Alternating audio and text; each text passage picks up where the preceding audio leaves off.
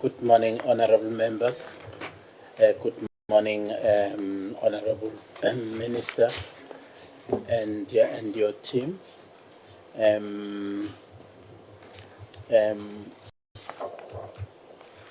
We are having a very bad weather outside, and it is understandable that some members might actually walk in late, but we have a quorum now. We can actually start our business. I will actually ask the secretary to read the apologies if any, and then present the agenda to the members for adoption. Thank you. Thank you, Chair. Good morning, members. Good morning to the Minister, and good morning to everyone. We have an apology from the Deputy Minister, Deputy Minister Matabata, and Honorable Madlala is running late. Thank you. Oh, and an apology from Honorable Ndalani. She's still sick. Thank you.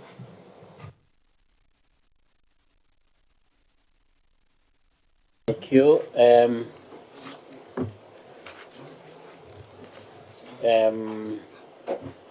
We have actually one very substantial, item on our agenda.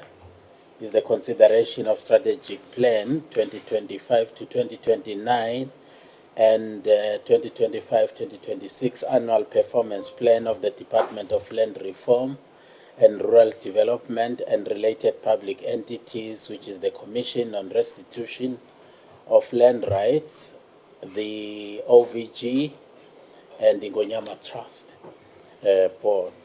So we are, it's a whole day meeting. I would like to actually give this kind of how we are going to structure this meeting. One, we are going to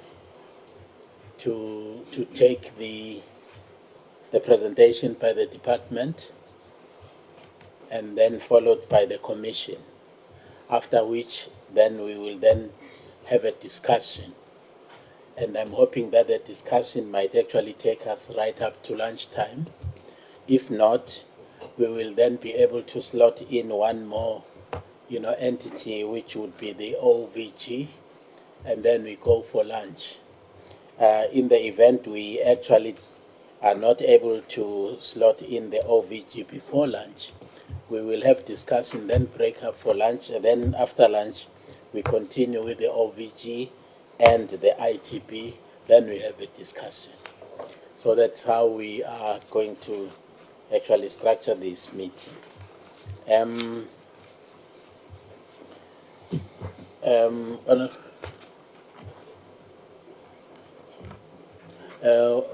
May I recognize the hand of Honorable Mtetamo? Chair, unless I have my dates wrong, I see that today we are asking questions to the minister. Or these are economic cluster. Cluster 4. Yes. Okay, so some of us will be there. Thank you. Honorable members, may I present this agenda to you and for adoption before we proceed. Honorable Adams.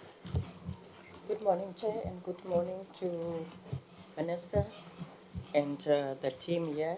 I move for the adoption of the agenda. Thank you. Thank you, Honorable Adams. There is a proposal for the adoption of the agenda. Honorable Matigizela. The proposal has been seconded. May I, without any further ado, actually hand over to the Minister and his team. Thank you. Good morning. Good morning, Chairperson. Greetings to you and to the members of the Portfolio Committee. Greetings also to all officials here present. Chairperson, I must say that today I'm addressing this esteemed committee with a great sense of happiness, because I'm sure that as you and the members will see, the challenging issues that we faced when we appeared before you last week on 17th June are now behind us.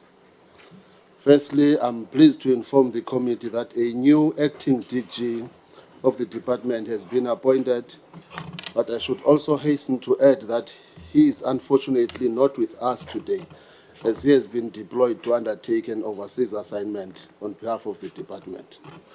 Nevertheless, Chair, the necessary adjustments have been made to ensure that a senior official is appointed to lead today's delegation from the department and to provide the overall presentation. Secondly, I'm certain that the problem that arose around the lack of timeliness and proper submission of the necessary documentation to the committee has also been overcome. Thirdly, the presentation that are to be made today have been subjected to a thorough process of preparation, which was underscored by my personal intervention. In this regard, I'm referring specifically to the matter concerning the quality of the documents to be presented to you today. As you will recall, when I made my opening remarks to the meeting of the 17th, I'm aware that the committee has not been happy with the quality of reporting by the department, and more particularly that the committee has not been thrilled with our management of the process around submission of documents. In addition to making it clear to the senior officials of the department that I will no longer tolerate any laxity when it comes to managing these straightforward procedural matters, I took it upon myself to personally supervise the inclusion of the APP of the key aspect of support for our land reform beneficiaries. I know that you will agree with me that what I have just described is not the ideal way in which a government department should conduct its work, especially with regard to the very important function of accounting to Parliament. I therefore wish to assure the committee that this is an issue that I will continue to monitor closely and to ensure that management systems of the department are tightened and that the department operates in a flawless manner. Chairperson, let me take this opportunity to reiterate the point that I made to this committee a week ago, which is that our strategy talks to the distribution of land in a manner that is aimed at growing our nation's economy. It is in this context that I'm laying emphasis on the fact that the delivery of land and provision of support to the beneficiaries are two sides of the same coin. I'm also happy that, having listened intently to members of Portfolio Committee before the meeting on the 17th, unfortunately to be adjourned prematurely, and as they have stressed on numerous previous occasions, land is a primary asset for production.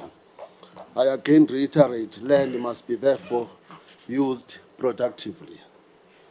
As the members of the committee will see when the various presentations are made, our strategic plans and annual performance plans have centralized the problem of poverty and inequality as the main targets of our performance.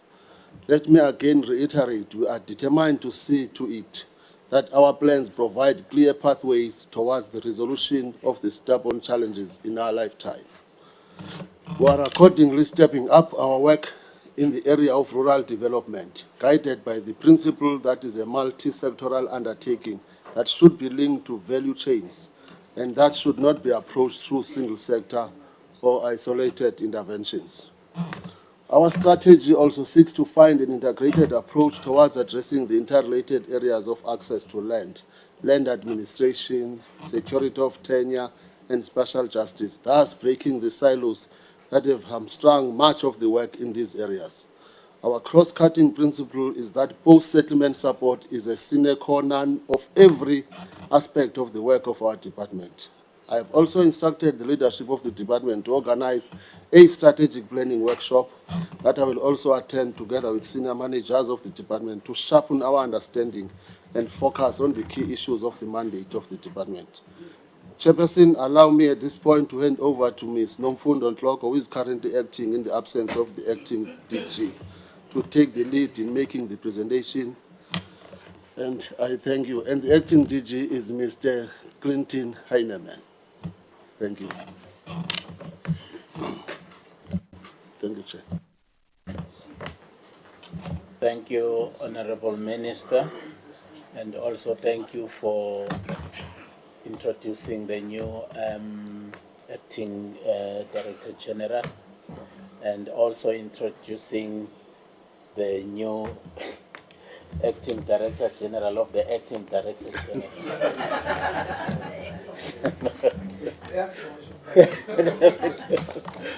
Thank you. Over to you, Madam.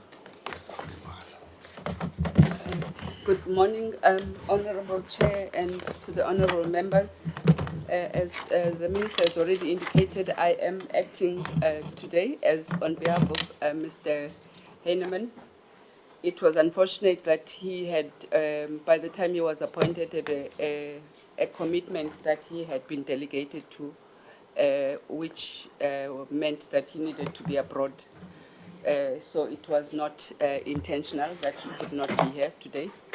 But I had worked closely with him as the acting DG to make sure that today we are ready and we're able to make the presentations that need to be made today.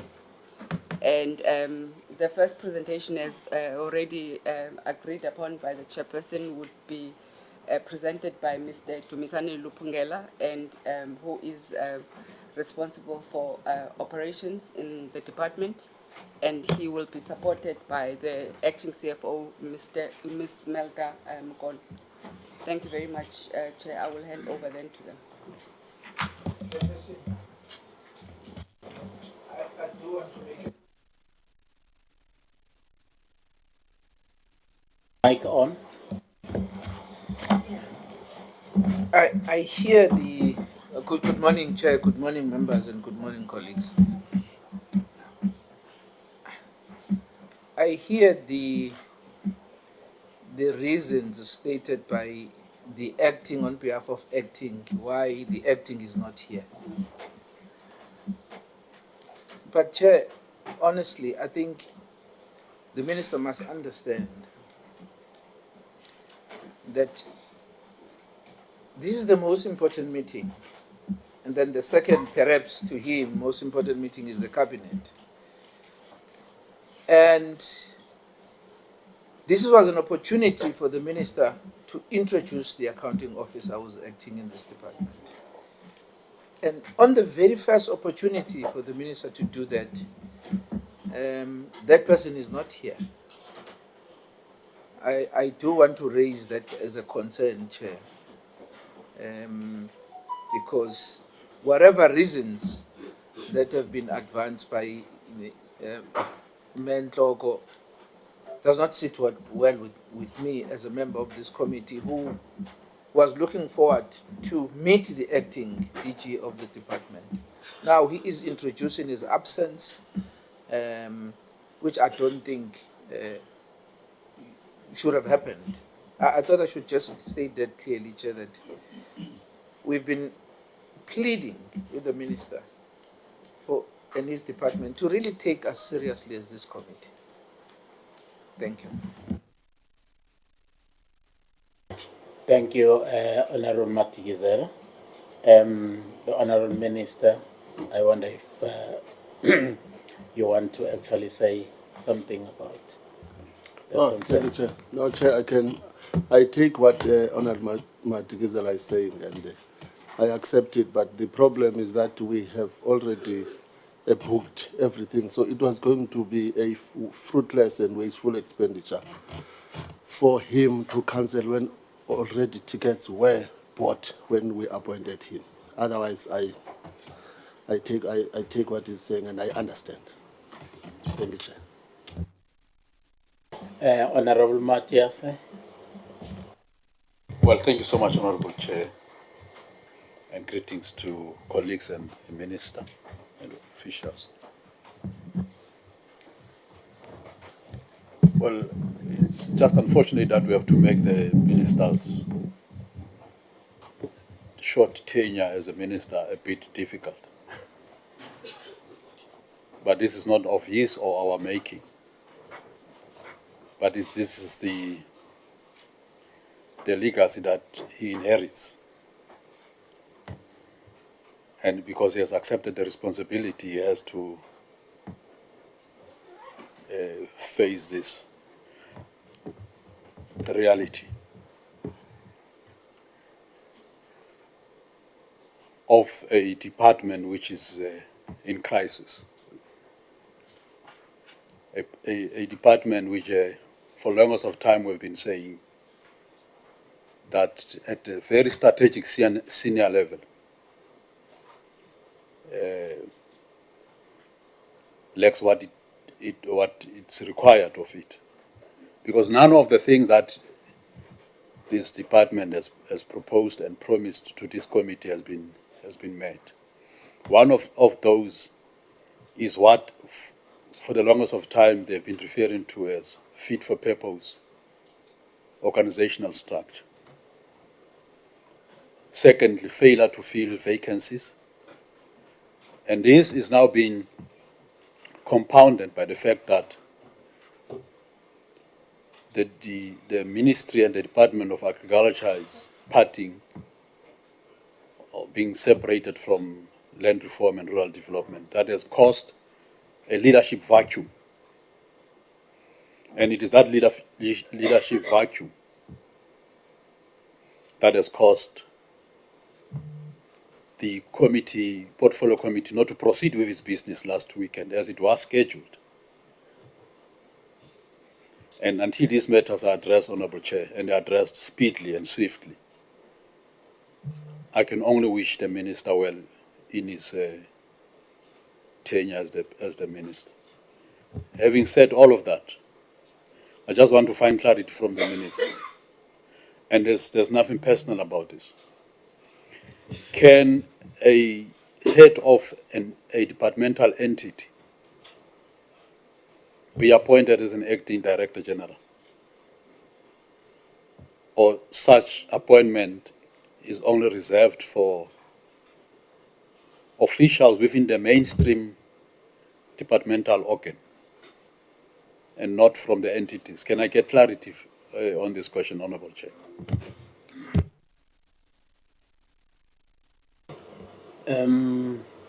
Honorable Adams and Honorable Dr. Matlatse, if I'm not mistaken.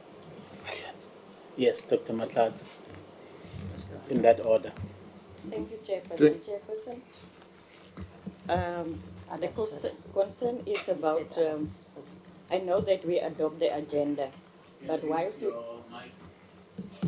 Yes, my mic is on. It's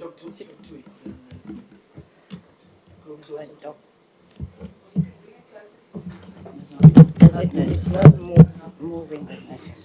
The concern, Chairperson, is about, yes, let me start by the agenda. We adopt the agenda, and the apologies was also conveyed to us. But my concern is that we received the apology of the new appointed DG, and also from the Deputy Minister. It's a very important meeting this morning, and we only received that the Deputy Minister is not here. There's an apology from his side, but it didn't indicate where or about what is his apology for. So for me, it's Minister, that your Deputy Minister is not next to you in this meeting. It raised concerns because he knows that we have this important meeting today. So if one of his officials knows about his apology and the reasons for his apology, we might think of accept that apology. But for now, the important of the issue is that he's not here in this important meeting of us. Thank you, Chair. Thank you, Honorable Dr. Matlatse. Thank you, Chairperson. My concern is that we are now talking about the new acting Director General who happened to be absent today. It's shocking that we've moved on so fast without even hearing exactly why the acting director general left. Because last week we were told that the acting director general has resigned from the post. But we don't know why. Maybe if we knew why, it will also help us to understand exactly what is the state of this department. So my request then be, can the PC have access to the resignation letter of the former acting director general? Thank you, Chairperson. Thank you, honorable members. The honorable members have raised a number of issues and a number of concerns, which I think are very valid and very important. And perhaps in order for us to move forward in unison, it would be very important to clear the air, as it were, around those issues. There is a concern about, the fit for the purpose kind of a structure in the department, and the lack of seriousness at a very strategic level about the work of the department and the work of this committee, and also a clarity-seeking question as to why the acting DG resigned in the first instance, which actually landed us into a quandary last week, in that we actually could not proceed with our business. I wonder if the minister would like to clear the air as far as that is concerned.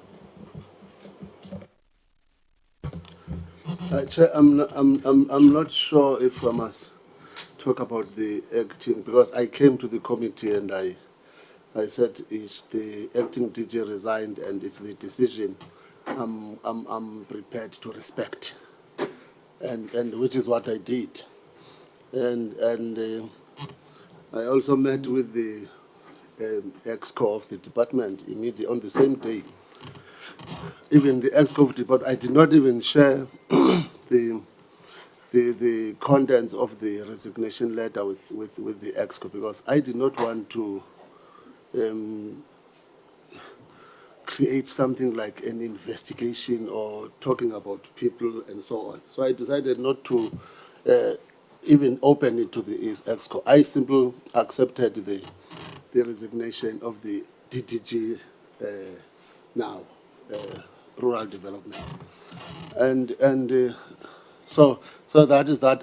If the committee feels that this, but I believed that this letter was directed, I mean, to me, who has the power to appoint the acting DG, and I really accepted that resignation because I wanted us to move forward, Chair.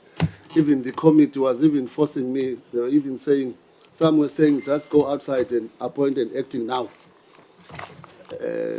Something that, of course, we could not do it. You were not here, Comrade Matthias. So I'm not sure if it's up to the committee. If the committee feels that we must discuss the contents of her resignation, which I did not deliberately, because I did not want to find out myself discussing those issues. So I just accepted the resignation. Secondly, Honorable Matthias, the commissioner is not only the head of commission, he's also the head of restitution, which is also part of department. That's why she can also act. Until I know they want autonomy, and maybe until the commission becomes autonomous, then then then she will become, a head of commission only. So she's part of the department. She's even reporting to of course, administratively to the DG.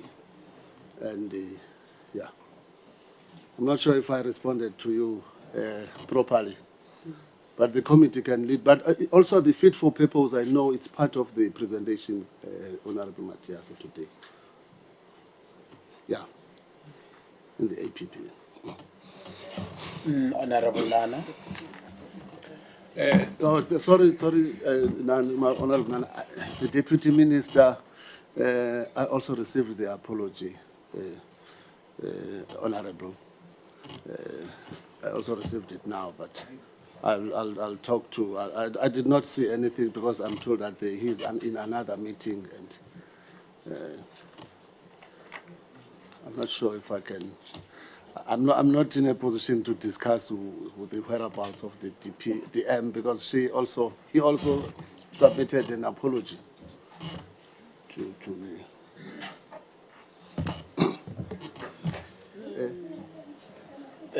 Thank you.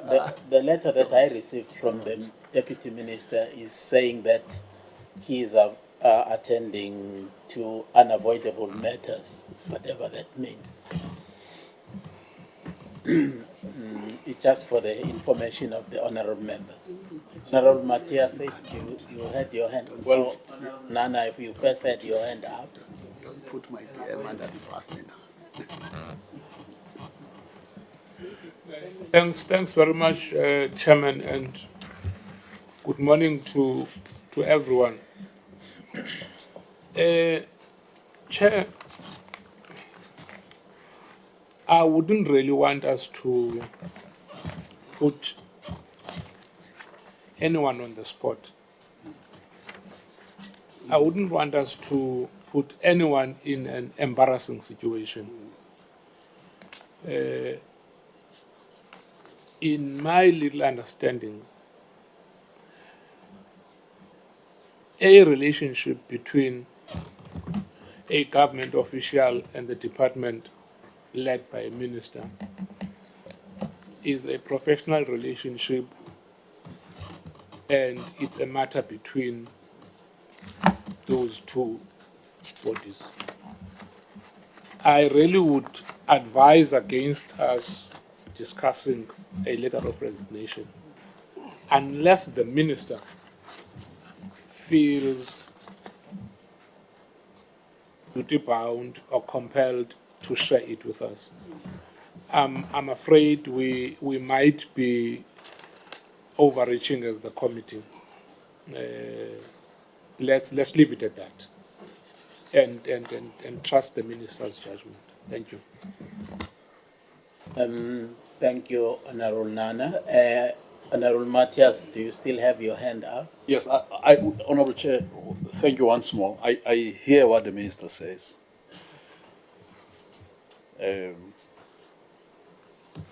But can the Minister, perhaps with the acting DDG, confirm in the affirmative or in the negative that Section 4 of the Restitution Act established the Commission as a separate organ from the department or not? And if the response is in affirmative, the follow-up question is it appropriate to have the head of the Commission as acting Director General for a mainstream department? I don't know whether we must let the sleeping dog sleep and accept that we are in this situation, have to swim together, upstream and not downstream. Sure. Honorable Minister. Now the Commission will respond, but let me, because I don't want I don't want to leave my deputy under the bus here. I'm just informed that the deputy was even here in Cape Town already, and was recalled to be in Johannesburg. Otherwise, he had landed already for this important meeting. I'm just saying this to you, Honorable Adams, that apparently he was here and he had to be called back to Johannesburg. So I really want to also put this apology for him. You understand it better than I do, the situation. But the Commissioner will respond to Honorable Matthias about that. Oh, it is open. It is opened, Chair. It's not friendly user, yes. Maybe one must just come closer to it. But Honorable Chair, Honorable Matthias, the Commission will respond, but I think I like your last part, that maybe we must swim together. Thank you very much, Chair. Well, thank you, Honorable Minister. Well, to summarize the last discussion, Honorable Dr. Posov. Thank you, Honourable Chair. I will nearly sit on Honourable Mtetwa's lap to be able to be audible. I would suggest that maybe we should think of going in committee or in camera at a certain stage, because I believe the Minister came into a department which he didn't know personally about a year ago. There are some problems of establishing oneself within such a department. It was a department not without problems before that. And this kind of meeting is very much recorded. And everything that is said here is very much public. And maybe it's not the appropriate place to discuss one's frustrations and what's happening. One can't really speak in confidence in an open meeting like a committee meeting. And therefore, we are beating around the bush a lot. It feels to me like a rugby match that I'm sitting on the pavilion, but somebody pulled over a curtain and they just have such a small section of the field. And every time the ball gets across that section, I know what's going on, but for the rest, I don't. And that's where we are now. Now, we are busy for more than half an hour already. And we didn't start with the business of the day. And all our colleagues from the department and from the OVG and so on, they had already come here for nothing, for a nice visit to Cape Town. I hope they had a nice lunch afterwards. But we can't do that again. So if we leave the appointment and the acting and so on, and maybe give ourselves another time, maybe even not within working hours, to say, okay, let's just, the committee members and the minister sit around the round table and forget about being recorded, forget about party agendas, and just hear what's the problems that he is dealing with. We could maybe have more understanding, but we can't proceed with it here. We are wasting time which was allocated for something else. Thank you. Thank you, Honorable Posov. I wouldn't say we are wasting time. Because members have a right to raise issues in the meeting if they have concerns about them. However, it's a different matter whether this forum actually, as it's presently constituted, is the right platform to discuss those matters. Because, meetings of the committee, of the portfolio committees are public meetings by law. So if we were to apply, we wanted an in-committee meeting, then we would need to apply so that we are actually granted permission to have a meeting that is not open to the public, to be able to discuss issues. But having said that, I think that the honourable members have expressed their concerns and their views, and the minister is present here. He actually has taken note of the concerns and to some extent frustrations of members about the developments and the goings on in his department. And he has taken note that because this is not the first time such concerns are actually expressed in a meeting like this. So I hope that the Honourable Minister has taken note of that. Having said that, I would like us to go back to the business of the day and assure members, Honourable Boshoff in particular, that we are indeed going to dispose of the agenda today. We are going to discuss the matters today on the agenda. But it was important that the honourable members actually, express their concerns in order to clear the air for us to be able to deal with the issues correctly and also, in a manner that would actually, benefit all of us. Thank you.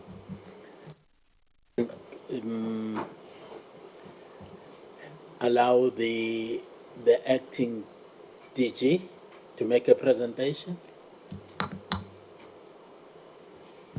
Thank you very much, Honorable Chair. Mr. Lupungela will give us the presentation on behalf of the department. Good morning, Honorable Chairperson. Good morning, honorable members of the committee.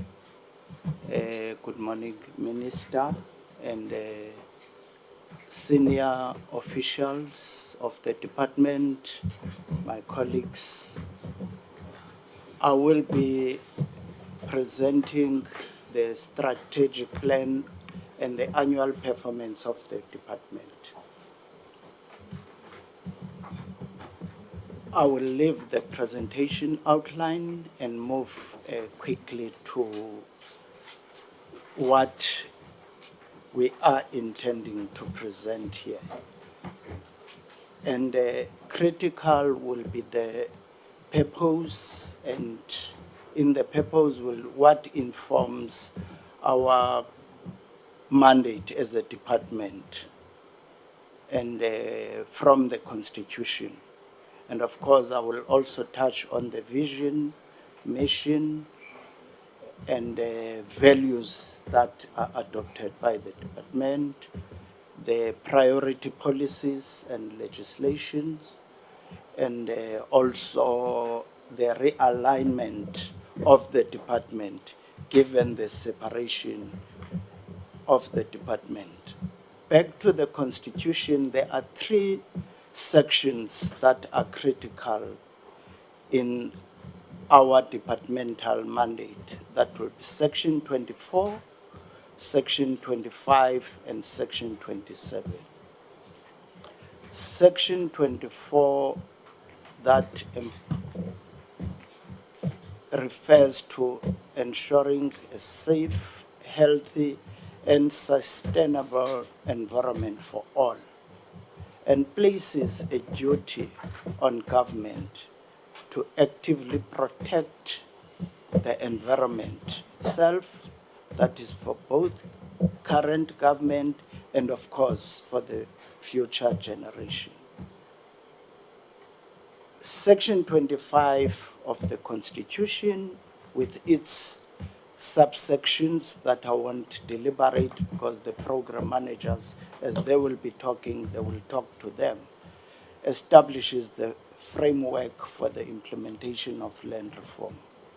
And lastly, Section 27, what then is central there is the comprehensive rural development program, which then ensures that healthcare, food, water, security clauses are dealt with, including the infrastructure, in particular when it comes to the areas of rural as a development. Now, as a department, we have adopted thus far the vision, the mission, and the values that informs us as a department. Central to that is to ensure equitable land access. To secure, that is also the security of tenure, the sustainable development to drive economic growth and thriving rural economy or rural communities in this regard. Our mission, therefore, is to facilitate economic growth, focusing on integrated land administration,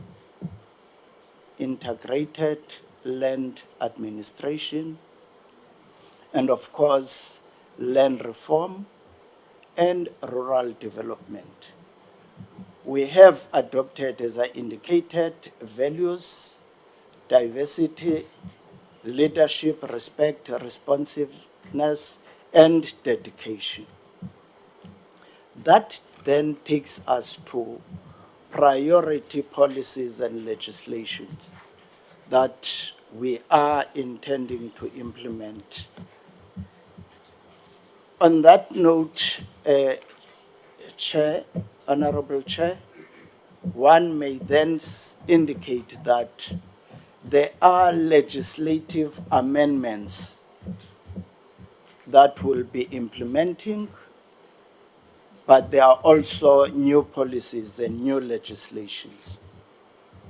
In that regard, equitable access to land is one of the legislations that is intended to be realized this year in the Communal Land Bill, including the Communal Land Tenure Bill. That also goes with the policies that one has mentioned. The legislations, the amendments that will be pursuing in this financial year is a special planning and land use management, and then also we'll be looking at the planning professions amendment, and we'll also be dealing with deeds transformation and land surveyor amendment. Those will be the key legislations that will be amending in this financial year. And of course, that leads us to what Honorable Member raised earlier, the realignment of the department. The department, due to the split that was pronounced by the Honorable President, completed the process of that separation. And a report in that regard was submitted to the Department of Public Service and Administration. We are now, as this department, operating using the structure known as startup structure that has short term as per DPSA directive. It is therefore expected that come 6 months, we should be having a new structure in place as per directive by the DPSA. Now, having said so, Chair, we have therefore embarked on a review and realignment project to realign the structure of this new department. Realign that with the constitutional and policy mandate. There are certain areas that becomes the core in terms of our services. There are 3 areas that we are lifting. One is land administration portfolio. The second one is the land reform portfolio. And of course, the third one is the rural development. Having said so, land administration, that's where the spatial planning and land use management comes in, deeds trading entity, National Geomatics Management Services. The land reform as a second core portfolio deals with land redistribution and tenure reform, and of course the Commission on the Restitution of Land Rights. And lastly, as I indicated, is the rural development. That for it to be backed or rather implemented operationally with the support, there's what is regarded as Program 1 Administrative Support Portfolio, which is made up of the Office of the Chief Financial Officer, that is finance, and of course corporate support services. And I must then indicate, Honorable Chair, that the project to align the departmental structure will align its structure to ensure service delivery model, or rather achieve the service delivery model based on the mandate of the department. As per our APP, this is intended to be achieved in Q3. That is what is known as fit for purpose. We consciously said, let's call it a realignment of the department in line with the constitutional mandate and the policy direction to move away from this fit for purpose. And of course, we were asked also, as per letter from the committee, to touch on National Development Plan Vision 2030, and they were also asked to touch on the President State of the Nation. What then is more relevant and critical for our department is to, in line with the NDP, is eliminating poverty, reducing inequality, and of course targeting the Gini coefficients of 0.6% and reducing unemployment to 6%. And of course, when it comes to the relevance in particular of our department, which chapter in the NDP is chapter 6 of the NDP. This chapter highlights the importance of unlocking the full potential of rural areas through targeted intervention,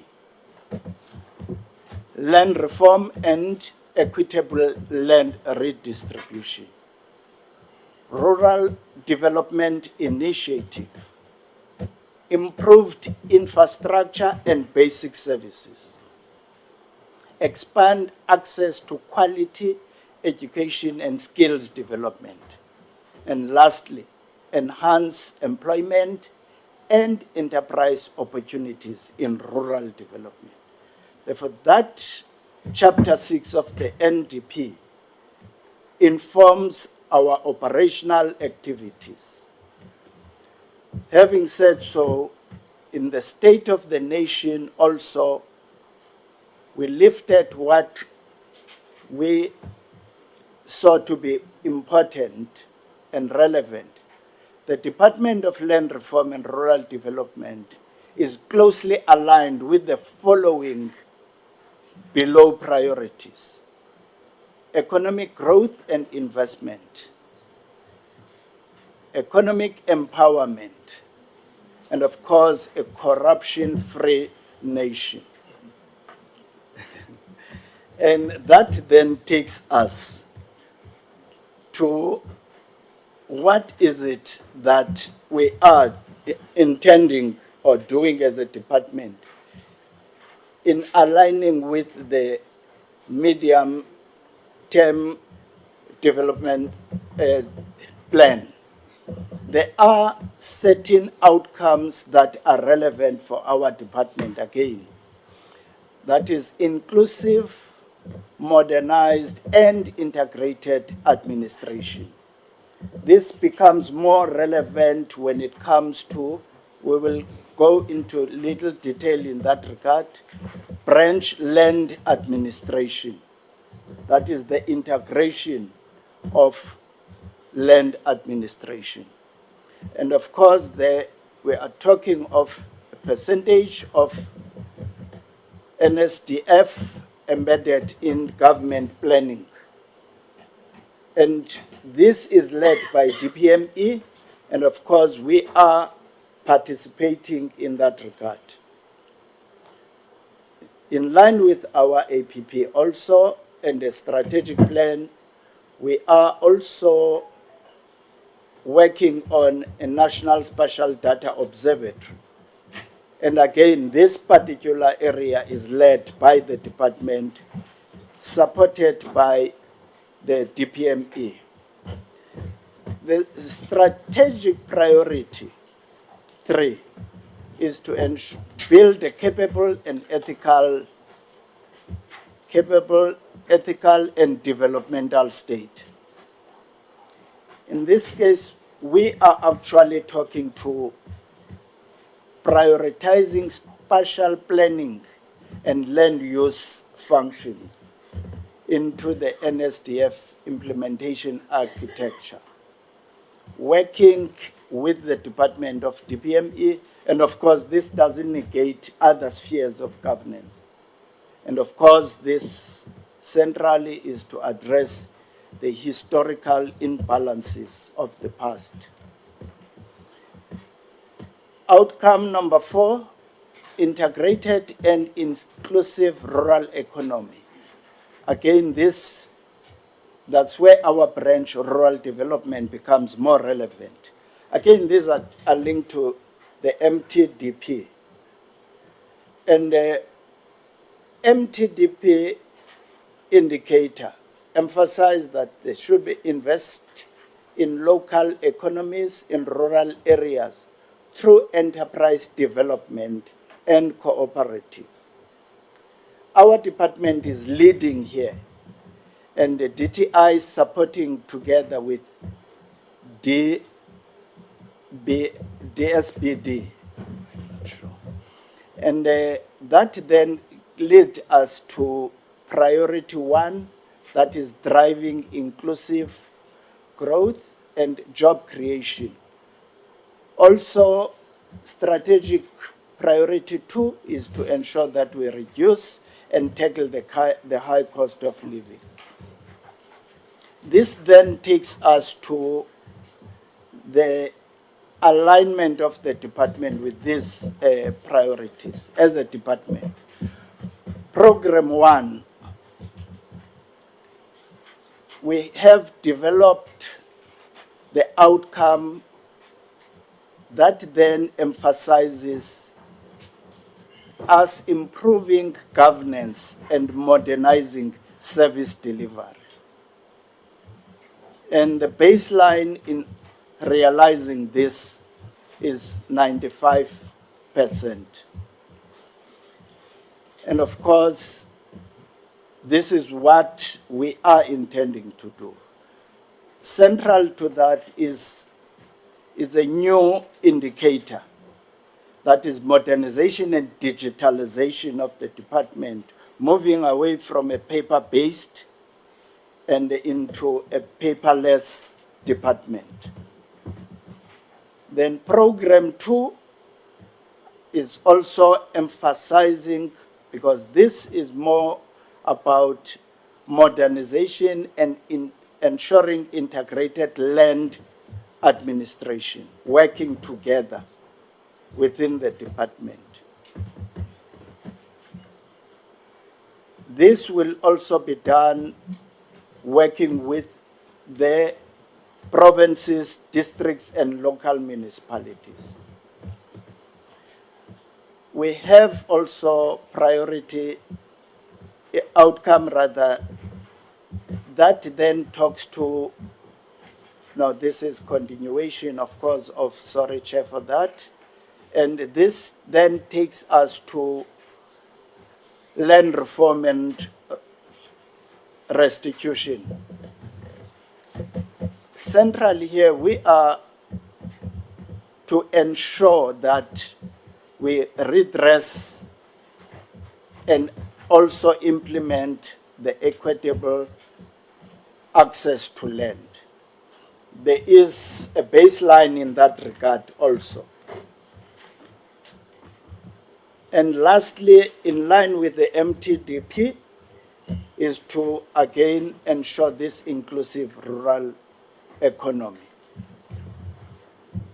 There are critical areas, in particular in line with improvement of good or ensuring good governance and modernization of our services. In pursuance of that, our outcome indicator, amongst others, is to ensure unqualified audit opinion. Then the second output indicator is to ensure that all valid invoices are paid within 30 days.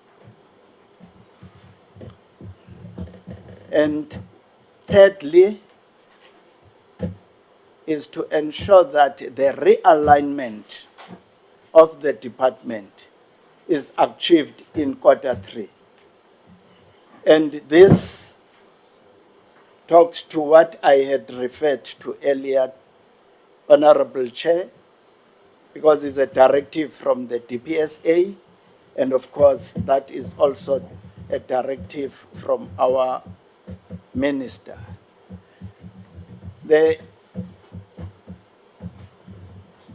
And lastly, as I was saying, these are priority output indicators, is to ensure the digitalization of the department. Then under land administration, that's where our deeds Surveyor General and Sploma are sitting. Output indicator of deeds saying the percentage of deeds made available within 7 days from lodgement of execution. The importance, we are saying in Q1, the amount of work that is lodged in Q1, it should be 95%. And then the next one, deeds delivered within 30 days. Again, I was just obstructed. Registered deeds delivered within 30 days from the date of registration. And the outcome indicator is number of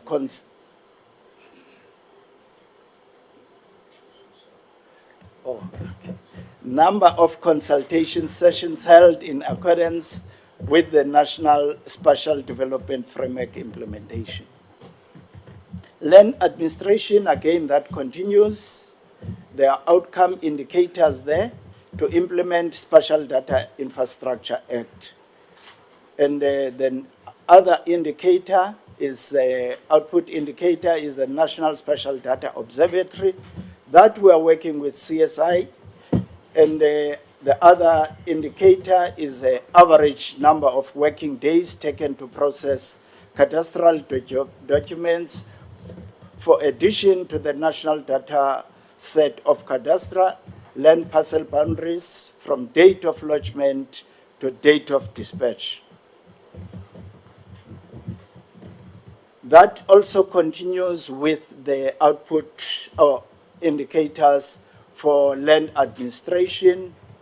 And again, this talks to the NGMS and the number of map produced, the date, the the quarter 1, there's 18, quarter 2, etc.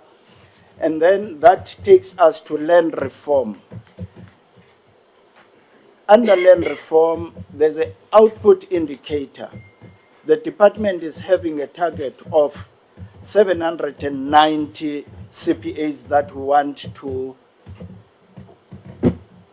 train the executive members so as to ensure good governance and compliance and of course, good performance. We also have output indicator and number of hectares allocated, and perhaps this is one area, number of farms supported through the land development support. We're targeting this 36 farms, and a number of land claims settled, it's 281. And of course, we have a breakdown as per quarter. A number of land claims finalized, 277. We have a breakdown per quarter. And program 4 reports on implementation of the strategy that we've adopted. There are intended reports that will be produced as a product of the process. Then we have NARISEC, that is our priority. And again, perhaps not that I'm playing in the space of our minister. There's 681 NARISECs, the 589 in quarter 1. They will be passing out this Friday in Port Shepstone. I think that's a good delivery. And of course, there's also a number of jobs created through rural development initiatives. There's an annual target of 450. The number of infrastructure projects completed, having annual target of 33. The number of districts supported with investment in rural industrial development through enterprise development. There was a matter that was raised also in the letter from the committee, Honorable Chair, the rationale for post-settlement support function. Land reform program and related post-settlement is for all land use, inclusive of agriculture, mining, forestry, and of course the list is long. And that requires working together in government.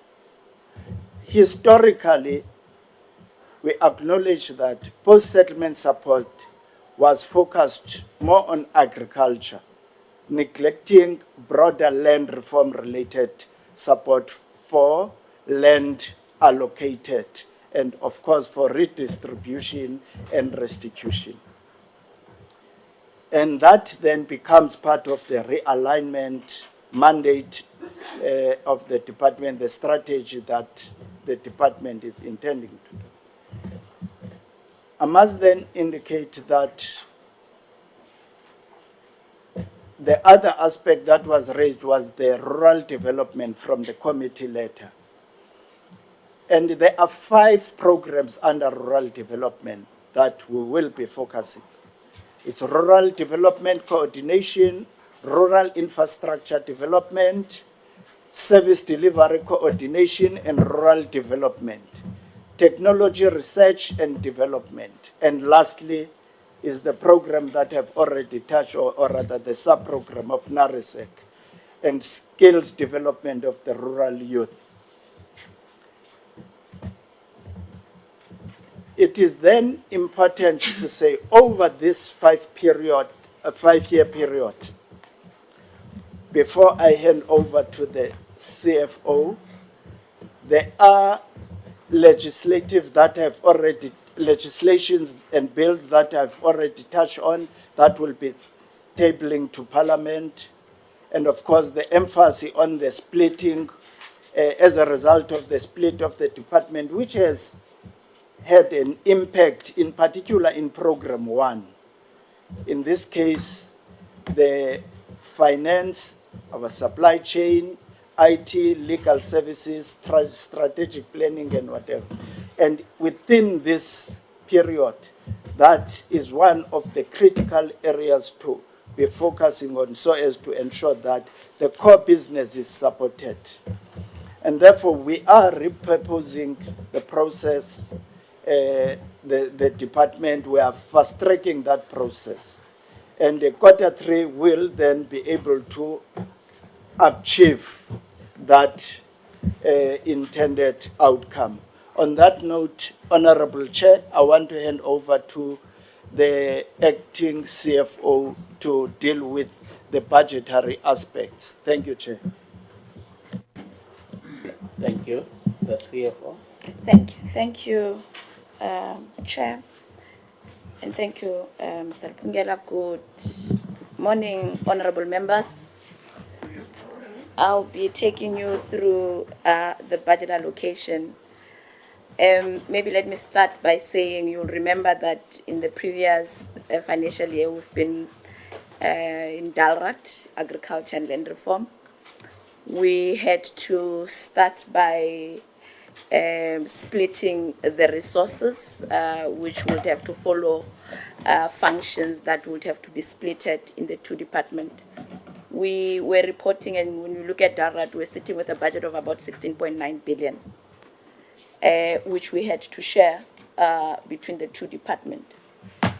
So for the Department of Land Reform and Rural Development, the department took a bigger share of the budget. We're currently sitting at 9.8 billion of the budget. I must say that the budget is not necessarily enough if you look at our priorities and our challenges, especially if you look at restitution, old order claims that we need to deal with. We're currently in engagement with National Treasury with regard to especially restitution program. We had a bilateral meeting with them, and we agreed that we would have to have a focus session between the two of us, just to hash out the restitution budget, because that is where we really were requesting a bit of more from the baseline.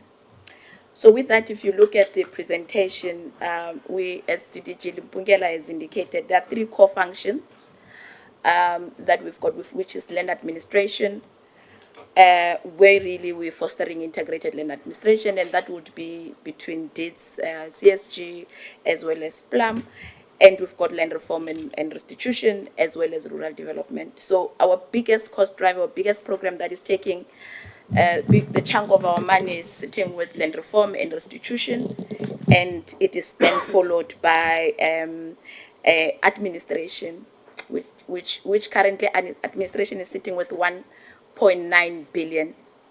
We might see why administration is high. Administration has got provincial operation. If you look at our service delivery model, because land reform is it's a national competence, we've got provincial service shared centers in provinces where we implement our projects there.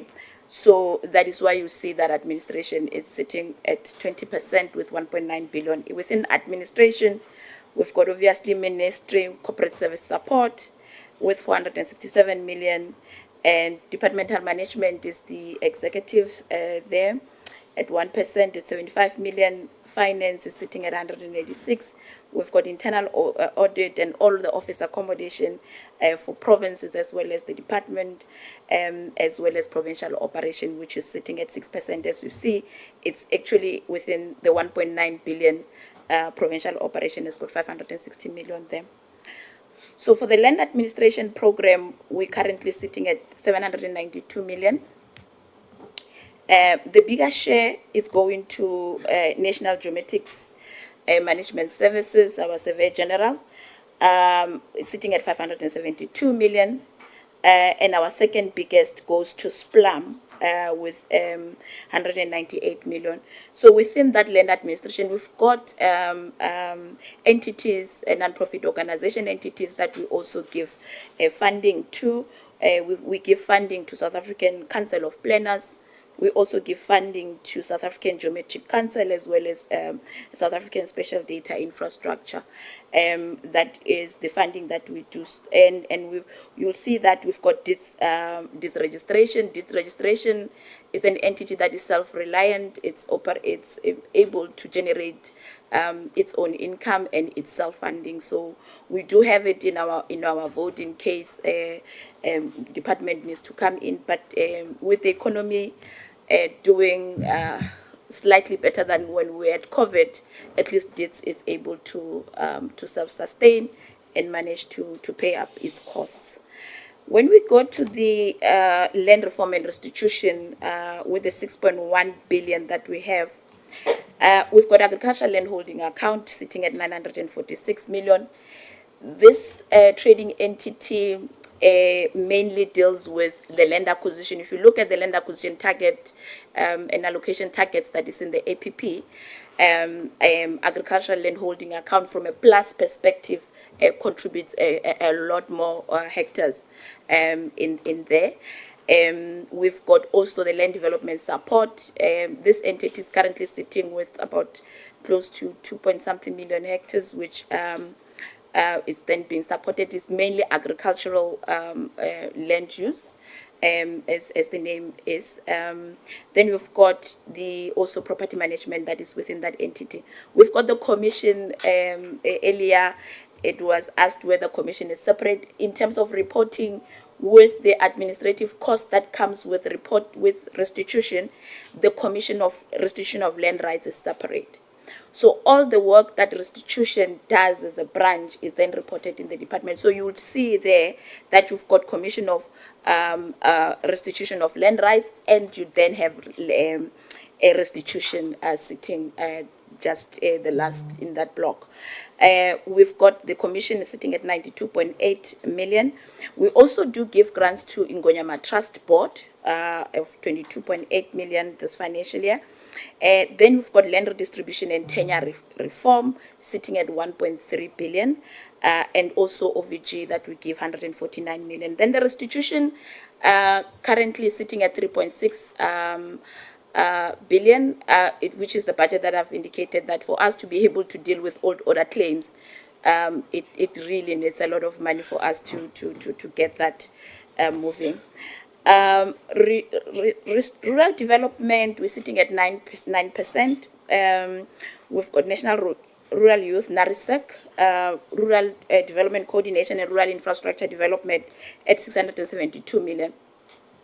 ADDG Lipungela, when was reporting that one of the areas that we had to deal with especially with regard to issues around post-settlement, issues of functions and mandate and separating what agriculture is doing. You'll remember that previously within this rural infrastructure development, we're also reporting on FPSUs and agri-parks, which is a function that has gone to Department of Agriculture. From a budget perspective, the department will be concluding the commitments of infrastructure that is already on the ground, and then moving forth in the next financial years, so forth, you would see that the budget for that had FPSUs would then be eliminated from that. Then we've got the technology research and development sitting at 32.9, which makes the 9.8 billion. And the next slide, we're looking at what in terms of economic classification, where does a lot of money go to? You look at compensation. Compensation is taking 28% of our budget with 2.7 billion. This is the money that would use to realign the department to ensure that it is fit for the purpose. That is one area that we've got ceilings that National Treasury do give us. And it's currently sitting at 2.7 billion. We've got goods and services at 2.5 billion at 26%. And we've got 4 billion, which is transfers and subsidies. This is where a lot of work is happening. We've got departmental agencies and accounts at 1.1 billion. As I said, the bigger chunk of departmental agencies is on ALA, because land redistribution happens mainly in the agricultural land holding account. We've got also foreign government international organizations at 4.3 million. This is where we affiliate to international bodies, especially our land administration program within SPLAM, as well as the Survey General. We've got international bodies that we are affiliating to in terms of around regional mapping, as well as special data work. Household sitting at 2.7 billion. This is mainly going to restitution, and its biggest driver is financial compensation to land reform farmers, which is 2.7 billion, which is when you look at the budget and the commitments and the challenges that we have, it's not necessarily enough. I've spoken about non-profit organizations and also provincial and municipalities. We've got a whole lot of properties that we do pay for rates and taxes. If you look at for capital assets, we've appropriated building and other infrastructure. And you look at land and subsoil at 407 million. And the land and subsoil, as well as the household, is one of the is restitution also led. If you've known that, seen that with regard to our trend analysis, a lot of claimants are choosing to take financial compensation, but we do budget for the land acquisition, where beneficiaries do select to get land. Our ideal is that we'd want to see at a point where you see that household land and subsoil is higher than household, meaning that our communities will be choosing more of the land, not necessarily than the compensation, financial compensation. But that is the current trend analysis that we're currently working on. We do within the year are allowed to shift between the two economic classification, where where communities do elect for land. And we're hoping with the restitution work that they're doing and the workshops, mandate workshops, then selection workshops, that there would be an increase in that space. And then the rest would be your machinery and software and other intangibles. So that is the 9.8 billion, Chair and honorable members, we submit. Thank you.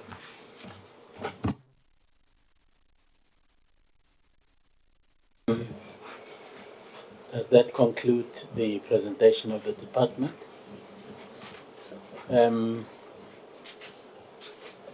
Okay, I actually did outline the structure of our presentations today, and can we then take the Commission's presentation before we then open the discussion to ensue arising from the presentations that would have been made?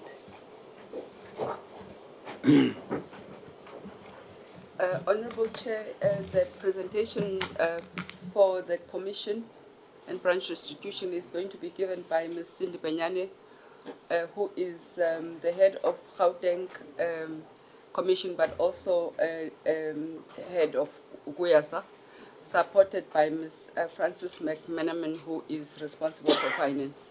Thank you very much.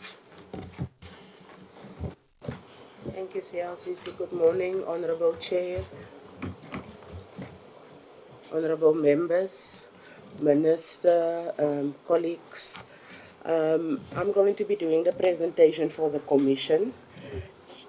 Just to outline the presentation today, I will just explain our strategic purpose and objectives, our performance measures, talk to our APP, our annual performance plan, the transaction we are following towards autonomy, and our organizational structure as it currently is. Chairperson, then just to explain our constitutional mandate, we do derive our mandate from Section 25 of the Constitution, and it basically states that a person or community dispossessed of property after 19 June 1913 as a result of part, racial, discriminatory laws or practices is entitled to restitution. Our mandate as the Commission specifically is to solicit, to investigate, and then to resolve claims through negotiation and mediation. To explain our vision and mission, we are an equitable and transparent commission which are committed to restoring dignity through responsive and sustainable redress for those impacted by racially based land dispossession, ensuring justice and integrity in every action and fostering satisfaction through fair, efficient, and viable solutions. Our mission is to restore dignity and justice through the restitution of land rights, thereby ensuring equitable redress for those affected by historical injustices. We do aim to finalize settlements efficiently and restoring rightful ownership in a responsible and accountable manner. Then to move over to our purpose and objective, which is part B. The restitution program basically exists to facilitate the settlement of claims by providing restitution through equitable redress. And we also do contribute to the department's strategic goal, which is equitable access to land, equitable access to sustainable use of land for development promoted. This may basically also mean we do have a strategic plan for the Commission, and we also contribute towards the strategic plan for the department. Our current operational policies are listed here. It's quite an extensive list, and I will just summarize them. Obviously, we've got our financial compensation policy, and this is to guide us to implement financial compensation settlements. Claimant verification policies, this is basically to standardize the manner of verification the Commission conducts before we pay out a reward. Valuations and negotiations, it aims to provide, to standardize efficiently and effectively and streamline the valuations and negotiations. We have quite a backlog of, as you are aware. Then there's a policy on the monitoring of payments. This also standardizes how we pay and monitor the payments, so we have a holistic approach towards payments being effected. We've got a policy on options workshop. This is where we seek communities electing their options, and this is also to standardize how it's conducted between financial compensation and land restoration. We've got a policy on the payment of minors. This policy basically seeks to ensure that the interests of minor children are protected. And we've got a policy on quality assurance. This will basically enable the Commission to maintain consistent and transparent levels of services across all provinces. We have the recreation of missing files, as we've reported many times to this esteemed House on the administrative systems and processes in the past that created this specific policy. And then we've got a policy on the settlement of land claims to deal with effective settlements, to give directive and guidance how provinces should deal with it. Then our strategic objectives, we've got one overarching strategic focus area, that is land rights restored, both settled and finalized. And the Commission on Restitution of Land Rights also focuses on three main priorities areas for the GNU. Strategic priority 1, which is inclusive growth and job creation. Strategic priority 2, which is the reduction of poverty and tackling the high cost of living. A strategic priority 3, which is a capable, ethical, and developmental state. I will then move over to our next part, which is basically our performance measures. Now, as the Commission, we have got two strategic outcomes, which is land rights restored. We've got two indicators, an indicator for settled and an indicator for finalized. As mentioned previously during presentations we made, a settlement is when a reward is approved A finalized claim is when the reward is paid out or land is transferred. We've got a baseline. We've previously explained to this esteemed House that we had administrative challenges in the past, and we had to audit our statistics because we had a paper-based system in the past where people could lodge claims at a municipality, at a lawyer, and so forth. So as of end of March, our audited baseline is 5,402. And over the next 5 years, we've projected to do 1,587 claims, which is a 29% reduction of the current baseline. Then our second indicator is finalized. Our finalized and settlement, they are not, they don't run parallel. Overall, our finalized backlog outstanding is over 70,000.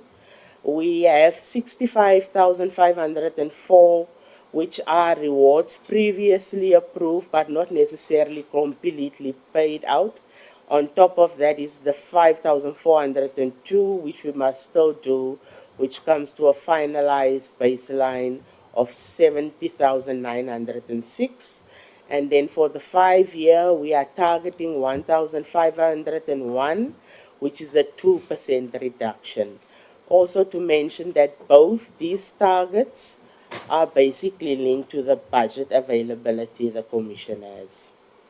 Then just to talk about the MTF budget allocation, we've got a total budget allocation specifically for this year of about 3.7 billion, and for households about 2.78 billion. And then for the outer years, it's more or less on par in that sort of region. To go to our APP, we contribute to outcome 3, which is equitable access to land and producer support. When it comes to land claims settled, for 2025 financial year, the Commission will be able to do 281. 2026, 27, 307, 27, 28, 332, 28, 29, 346.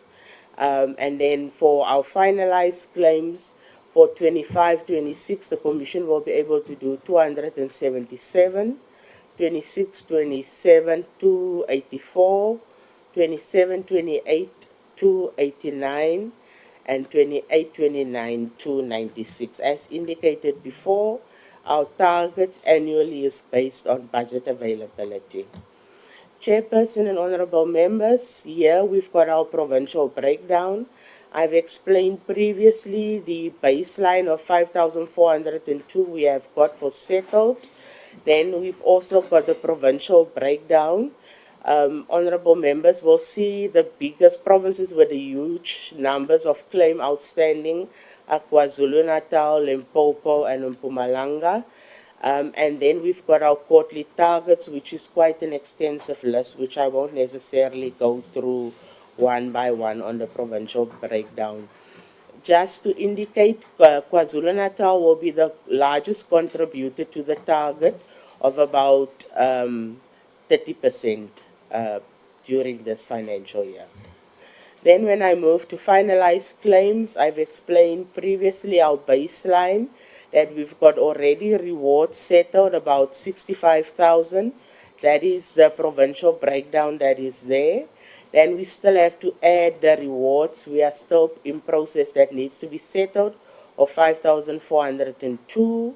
And then I've also indicated that we will have an annual target of 277, and that is our breakdown there per province, which is quite an extensive list that needs to be done.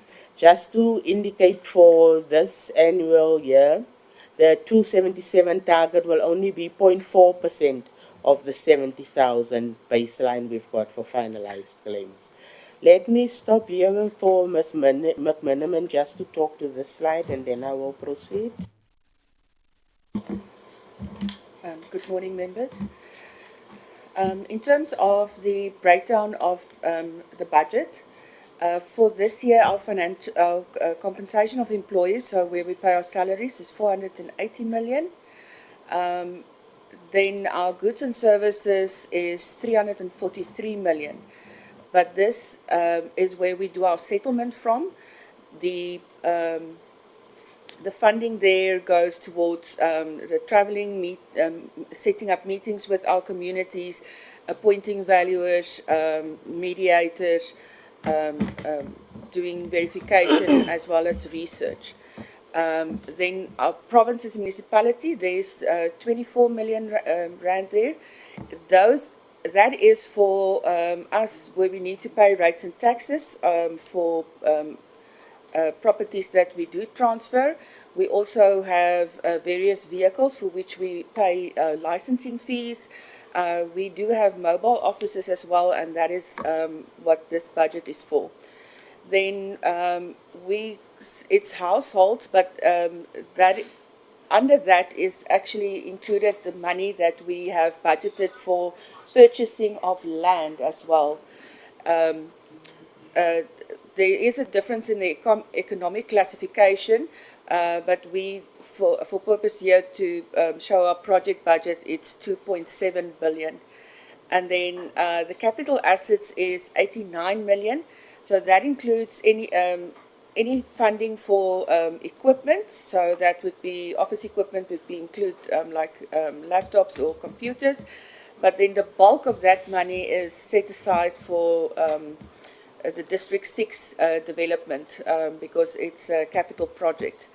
I just want to emphasize that in this total budget of 3.7 billion is included the 92 million for the commission because the research, the commissioners, their support staff and research staff is paid by the department on behalf of the commission. And then there's research that's done internally, which is also then put under the financials of the commissioner. But for us, because we look at restitution and the commission as a whole, we have included both budgets. So with our total budget is 3.6 billion for restitution plus the 92 for the commission. Gives you the 3.7.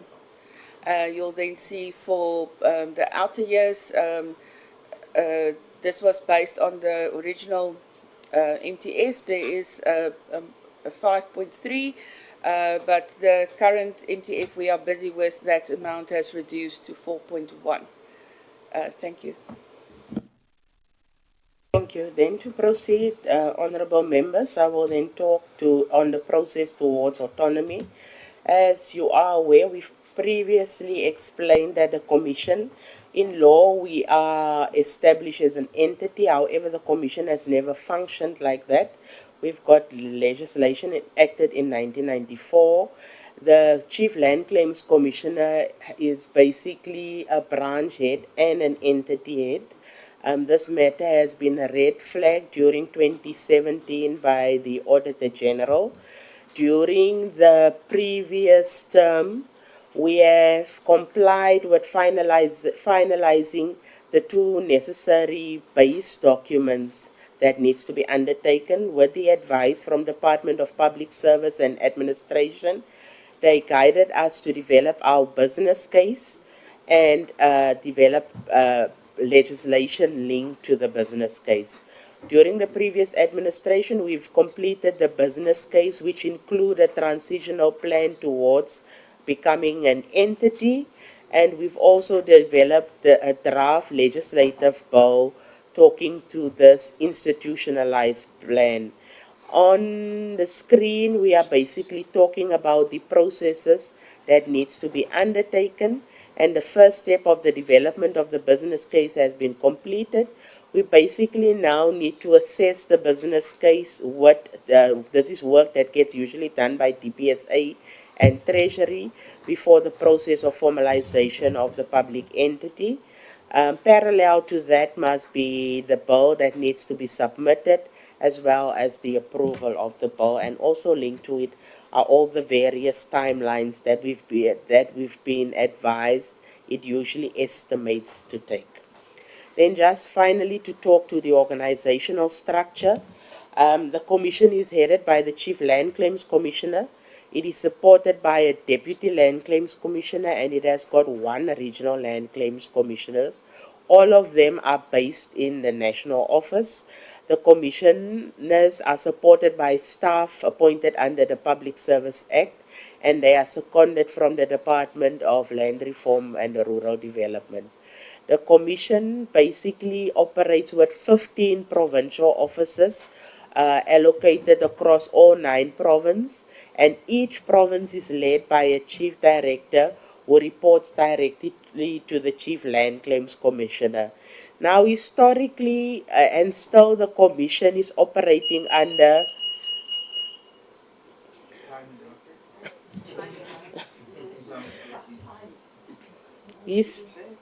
historically, the commission operates under version 2.9 structure, which provides for 1,442 approved posts. I think we've previously also reported that currently only 40% of those posts are funded and filled. So the commission is currently operating with a structure of 40% funded and filled posts. This is just a diagram explaining the structure that is on the screen.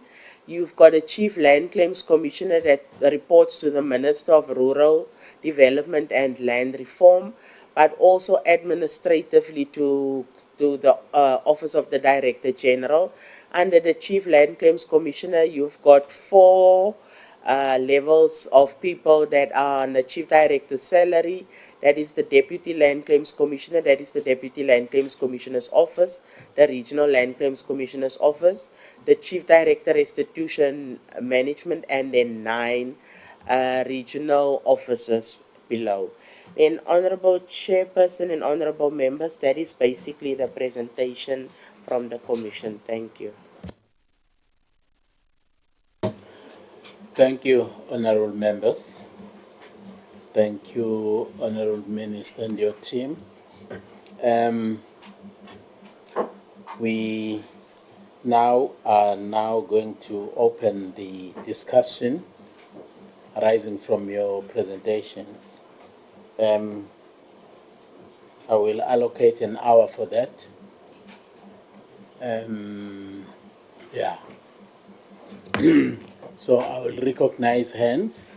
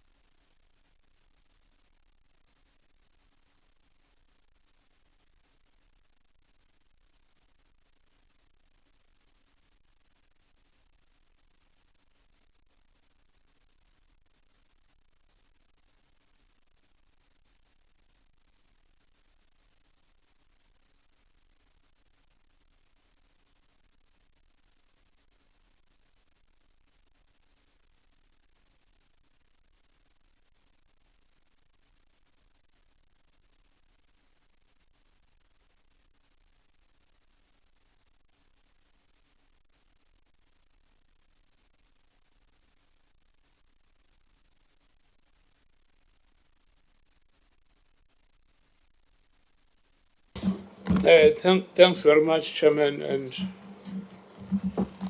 good morning, everyone, once again.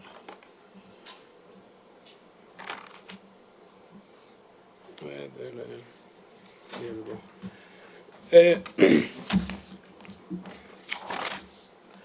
Chairman, I will start with the presentation by the department. From the onset,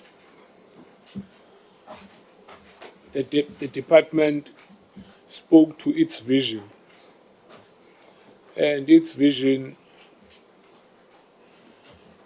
is missing a crucial component of what the GNU stands for, which is economic growth. Its vision only talks about inclusive growth and job creation, and nothing about economic growth. Can I check whether this is an oversight from the department, or is this what they really believe in? But most importantly, I would want to check what is the department doing to realize or bring life to that vision. That will be in slide number 5. Slide number 9. Shekas, you said you are operating on a startup structure. Can you please explain that a bit? Does it mean you've been basically given bones, and I don't mean in a rudest way that you are bones. You guys, you've been given bones, and your other partner, agriculture, has taken the flesh. Can you just explain that? Slide number 11. Your 3 primary objectives. Insofar as your 3 primary objectives, how do you rate yourselves out of 10, 1 being the lowest and 10 being the highest? Because I have my own reservations and views on the matter. Can you please rate yourselves, 1 being lowest and 10 being highest? Now, in slide number 12,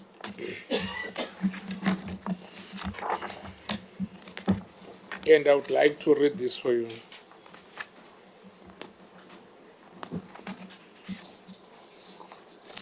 You say this chapter highlights the importance of unlocking the full potential of rural areas through targeted interventions in land reform and equitable land redistribution, rural development initiatives, improved infrastructure and basic services, expanded access to quality education and skills development, and enhanced employment and enterprise opportunities in rural communities. I must say, this looks very good on paper. But given a chance of you being required to self-assess, because, honorable members, it's easy to have these nice documents containing beautiful words and paragraphs, but it becomes a different kettle of fish when it comes to our communities. If we are, and I'm from the Eastern Cape, a rural province, as you know, and I do have a clearer picture of what's happening in my area. I'm deployed in Ora Tambo by my party. I am there almost every weekend. Given an opportunity to self-assess yourselves as a department, would you honestly say you have made an effort, you have made a dent, you have achieved what you have set yourselves to do? Slide 19, program 3, priority 2.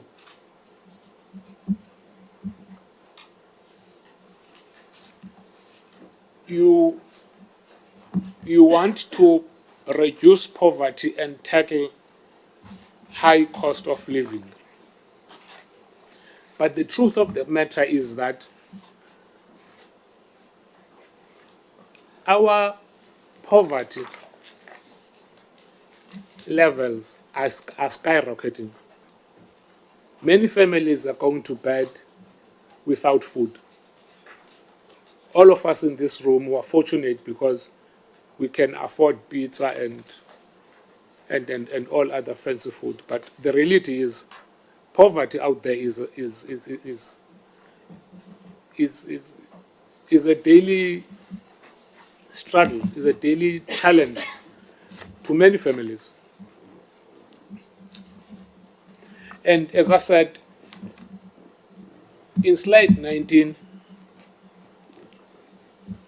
you talk of reducing poverty and unemployment. Poverty is real.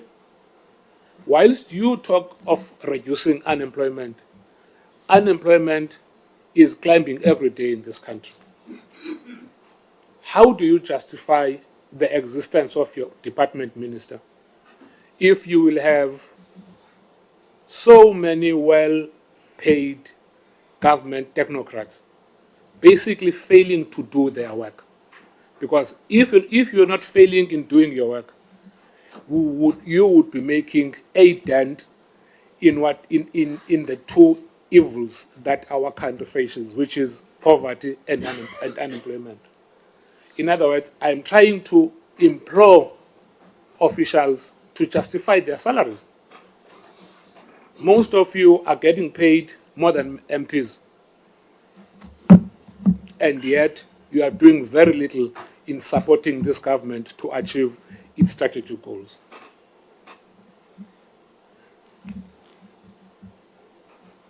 Program 4, Priority 1, it says drive inclusive growth and job creation. But what I find laughable, Minister, your department has set itself a target of creating 2,250 jobs in 5 years, unless my reading is, unless I can't read English. But if that is the truth, that is definitely laughable. And it's a matter that, Chairman, as a committee, we will have to find a way to debate. It can be. We have now about 42% of our young people out of work. And you guys are planning to only create 2,250 jobs in the next 5 years. It can be. If it's the case, I can tell you now, Minister, your officials are not worthy of being in this government. Because abancedis, it's business as usual. And colleagues, let me be clear. The days of chairpersons of committees protecting you are over. You must have seen in other portfolio committees, those days are over. Days of chairpersons of committees protecting departments are over.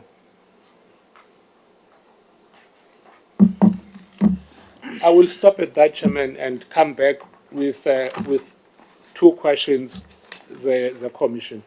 Thank you. Thank you, Honorable Nana.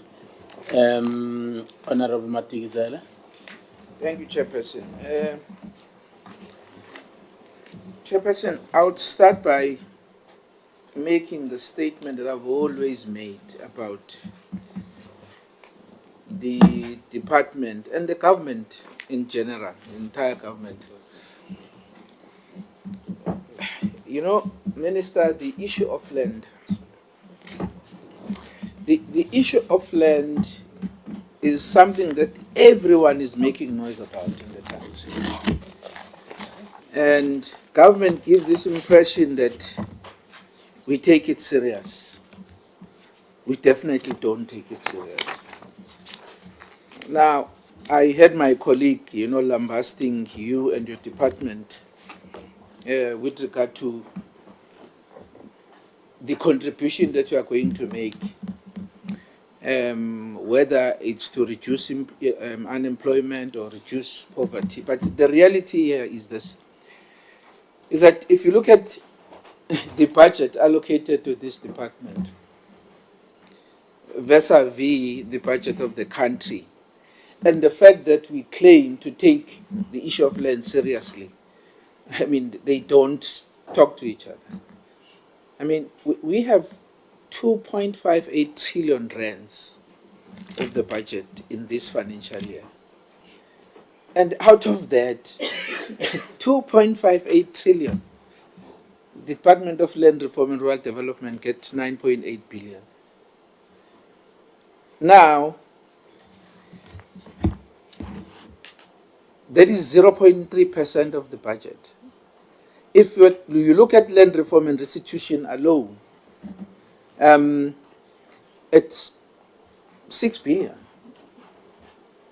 which is 0.2% of the entire budget of the country, and yet we are saying we are taking the issue of land and land reform seriously as government. I need to start there, because while I have serious issues with your department, but I also empathize with the position you find yourselves in, because it doesn't look like government is taking this department seriously.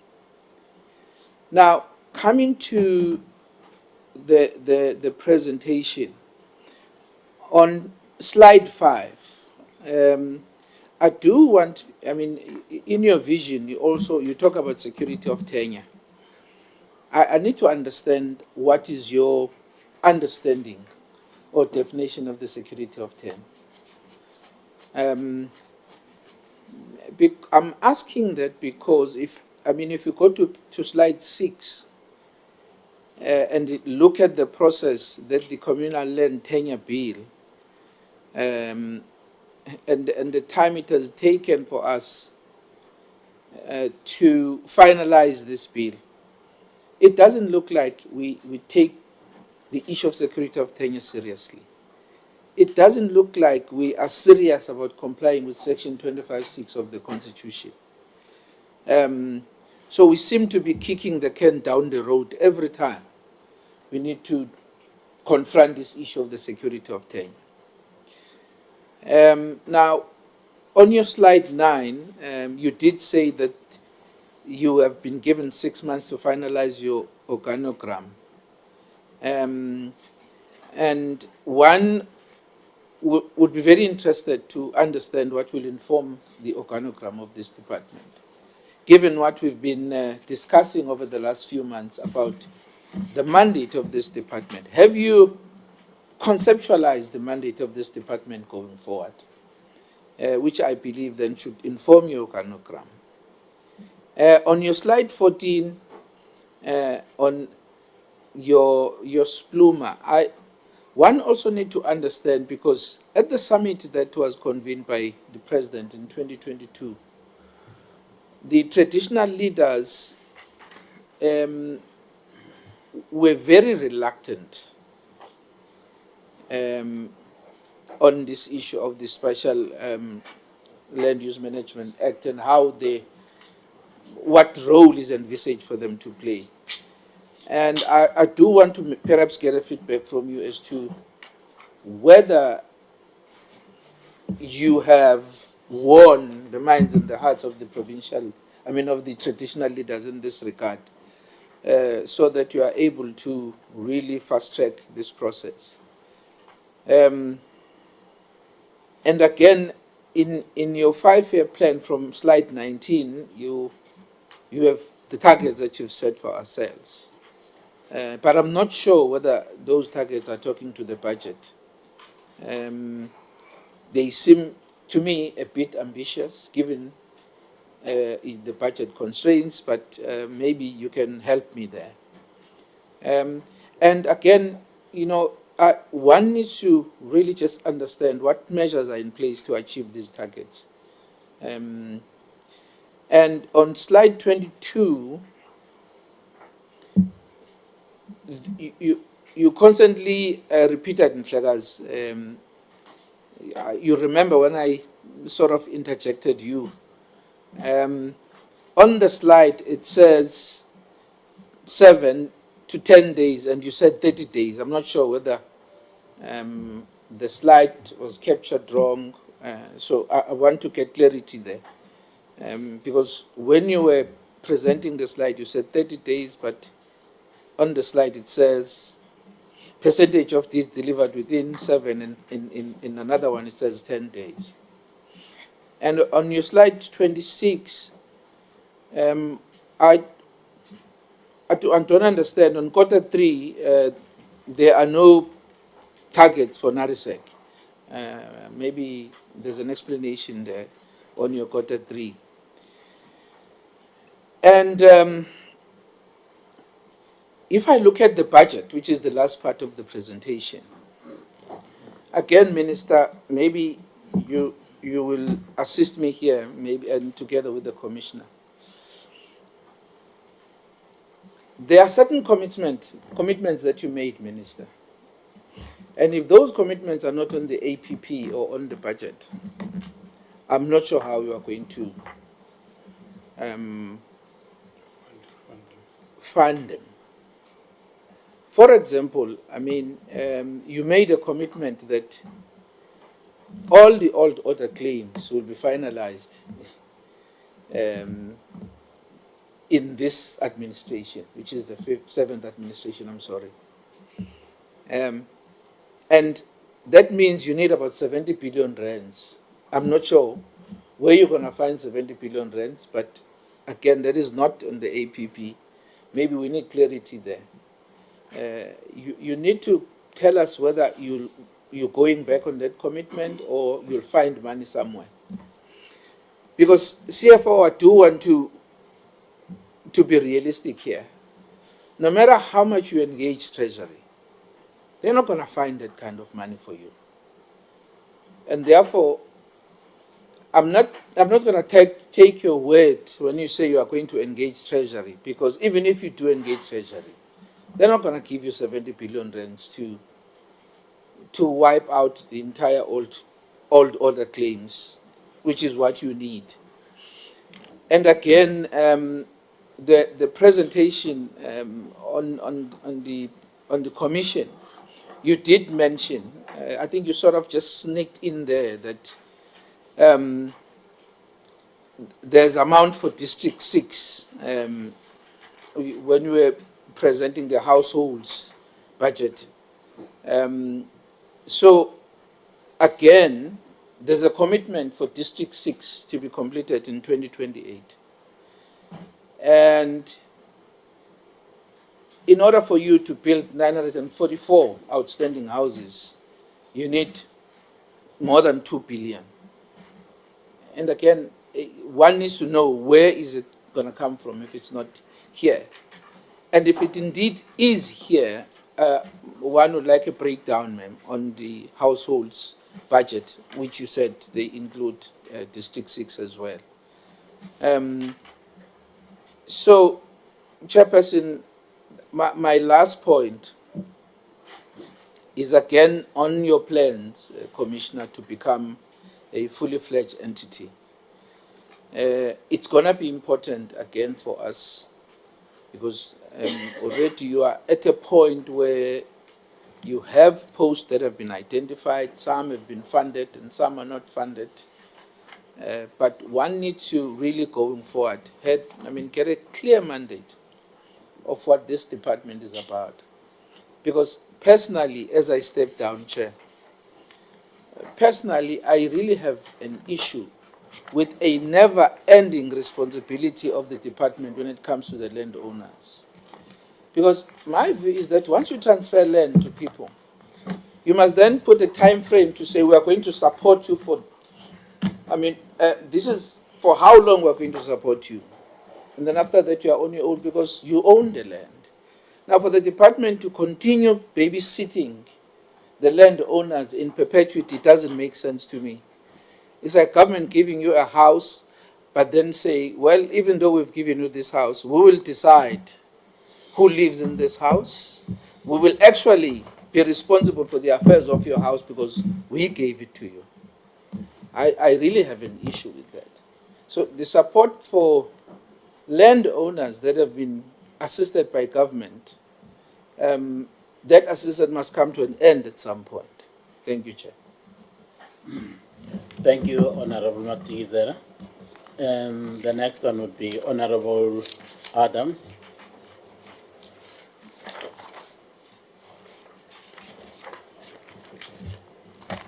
Thank you, Chairperson, and good morning again to the Minister and the officials of the department, and also to my colleagues. Let me also join my other colleagues by thank you for the and appreciation of the presentations. Chairperson, I will start with Land Reform and Rural Development, APP. Under redistribution, what policy and practical mechanism exists or and being proposed to scale up redistribution meaningfully? And then under tenure reform, I need clarity there, Chair. No performance indicators for settlement of labor tendered claims, despite the Constitutional Court adjustment in Wellas and the appointment of the Special Master. And also, Chair, no clear program of action for eviction monitoring, no support to victims under ESTRA or transfer under TransRA. And then there's a concern, Chairperson, that tenure reform has been relocated to operational planning with no strategy visibility, violation, the spirit or constitutional planning. And then, Chair, the quarterly and annual reports are based on the strategy plan and APP. If these issues are omitted, they fall outside the scope of oversight and accountability. And then, Chair, my next question will be, the strategy plan contains a situational analysis which indicates disbursement to individual beneficiaries, including women and people with disabilities. On page 34, if I'm correct, there is an amount of 2.3 million rand for individual beneficiaries is cited. However, it is unclear how much was allocated to each individual households. And then again on page 34, also reflected that 5.719 outstanding pre-98 claims would cost approximately 46 billion rand, excluding the running cost of the commission. Given the existing financial constraints, it is realistically impossible to obtain this budget, and if so, over how many financial years?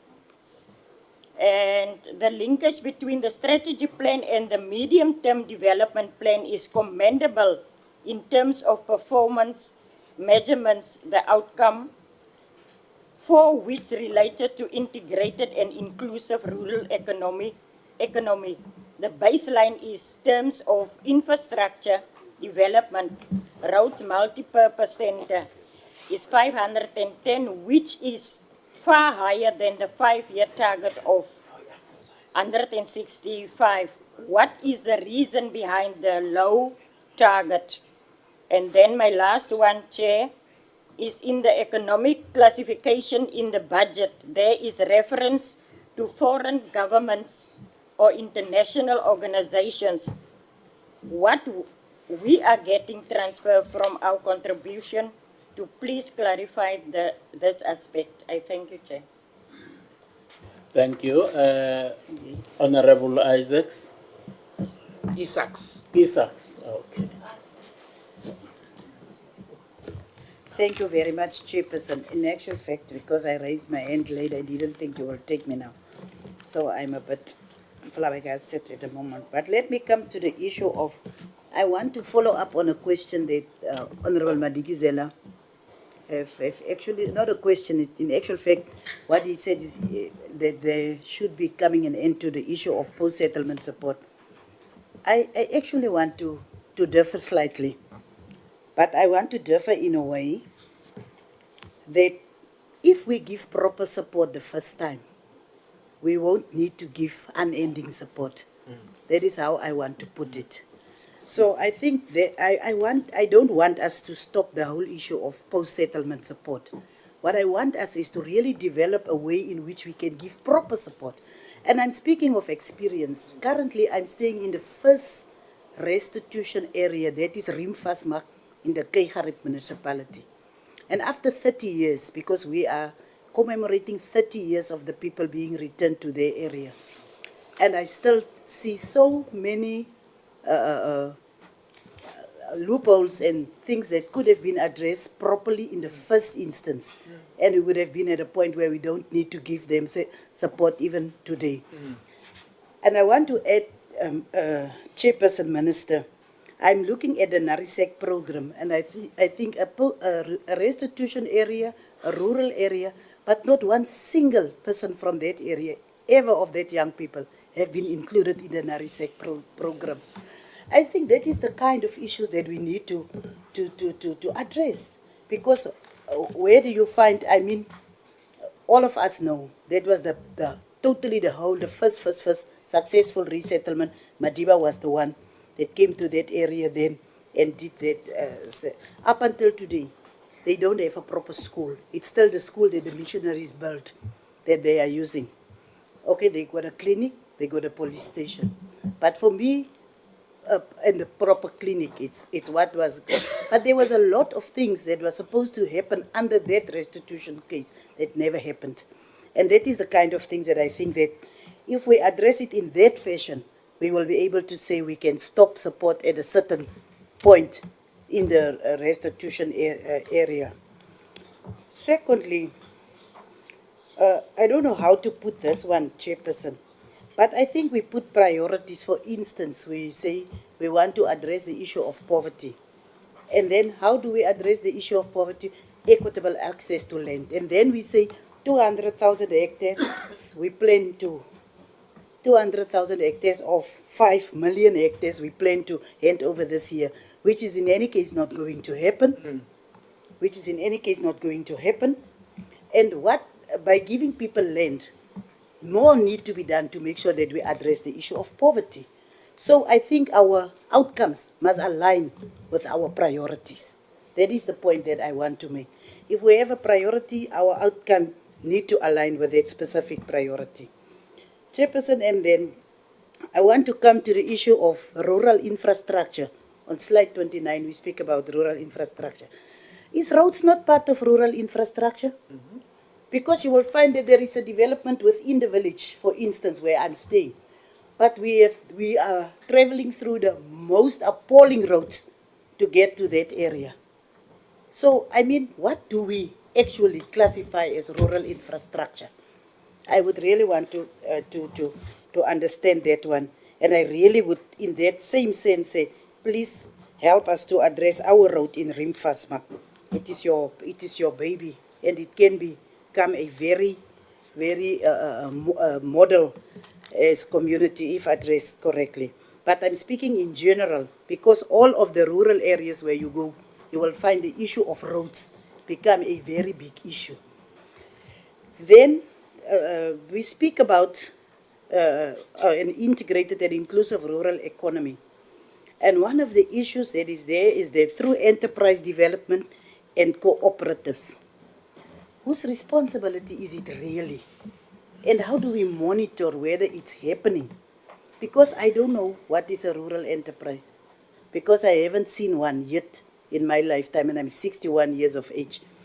I really want to see, particularly when we speak about a comprehensive rural development program, which area do you take as an area that you will say this will be a flagship of comprehensive rural development? So I really want to know, why don't we go to the issue of identifying of this 900 we say 600 we want to implement in this fashion so that it become a flagship of comprehensive rural of the comprehensive rural development program. And that is one of the issues that I'm making a recommendation, but I'm also asking the question to the department. What do you see as rural enterprises, and how do you envisage to get to develop this rural economy that we are speaking about? Chair, I had some other questions. Yeah, I think the issue of the vacancies remains an issue, a serious issue, particularly when we speak about the commission also, where only 40% of positions are filled. But if you look at the budget, I don't think there is any more resources that can be maybe allocated to this specific responsibility.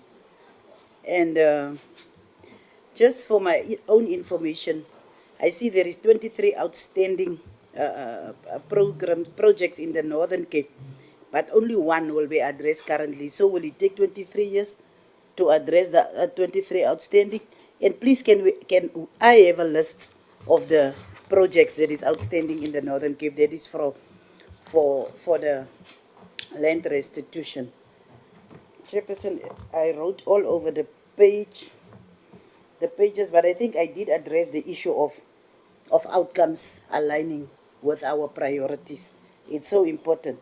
And then in terms of the issue of deeds finalization, I see that there is I think it's slide 22. I think there is an area where you say this office is self-sustaining. Let me just make sure before I speak, I don't say what I want to say. This office is self-sustaining, but we also know that there is a high outcry that there is still so much backlog in terms of issues of deeds, and then you speak about deeds made available within 7 days from lodgement of. Is it realistic? I just want to know, is it realistic? It doesn't seem to be, because we just last night I received some correspondence from people that said we can assist if we are contracted to address the issues of the lodging of deeds and so on. So, Chairperson, I think what I really generally want to say, we will doubt the reliability of the information in front of us if we are not realistic in what we are actually proposing. I submit. Thank you. Thank you, Honorable Member. Honorable Mahlatse. Thank you, Chairperson. Chairperson, because the Minister and the Department refuse to discuss the reason for the resignation of the DG, then we are left to speculate. And I'm having 5 points before I come to my question. The first one is, it means we are dealing with the department that is not stable. That is my first speculation. And the swift resignation can only mean that the incumbent fell unsupported. That's my second speculation. The third one, with the DG vacancy, officials are jostling for position, then there's backstepping and sabotage. It's still a speculation. You've just analyzed it. And then the fourth one, sometimes people resign because they refuse to be part of something unlawful. Speculation. And that the last one is working in an environment that is toxic. Do we have a Sangoma in this meeting?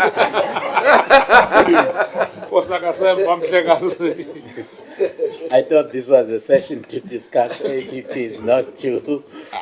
We can only speculate. Okay, here are my questions to the department. It's under the land distribution. Can the department brief us on land development support program for agriculture versus the post-settlement program for all land use? We can all agree that the land development support program has not performed in the last 5 years. So can the department provide an update on farmers who were supposed to be made commercial whether they were made commercial or not. The second one, how are you going to deal with the non-performance and irregularities? The last one, how will the department make sure it does not repeat the same challenges under the former Department of Land Reform and Rural Development? Chairperson, I submit. Thank you, Dr. Matlase. Honorable Poso. Thank you, Chair. I'm back on Honorable Mtetwa's lap. I just want to confirm one or two things. In the spatial framework, there was a reference to the three regions, the Eastern Seaboard, I think, and Vaal and Karoo. So is that the only three? It's, I just want to confirm, it's very wide.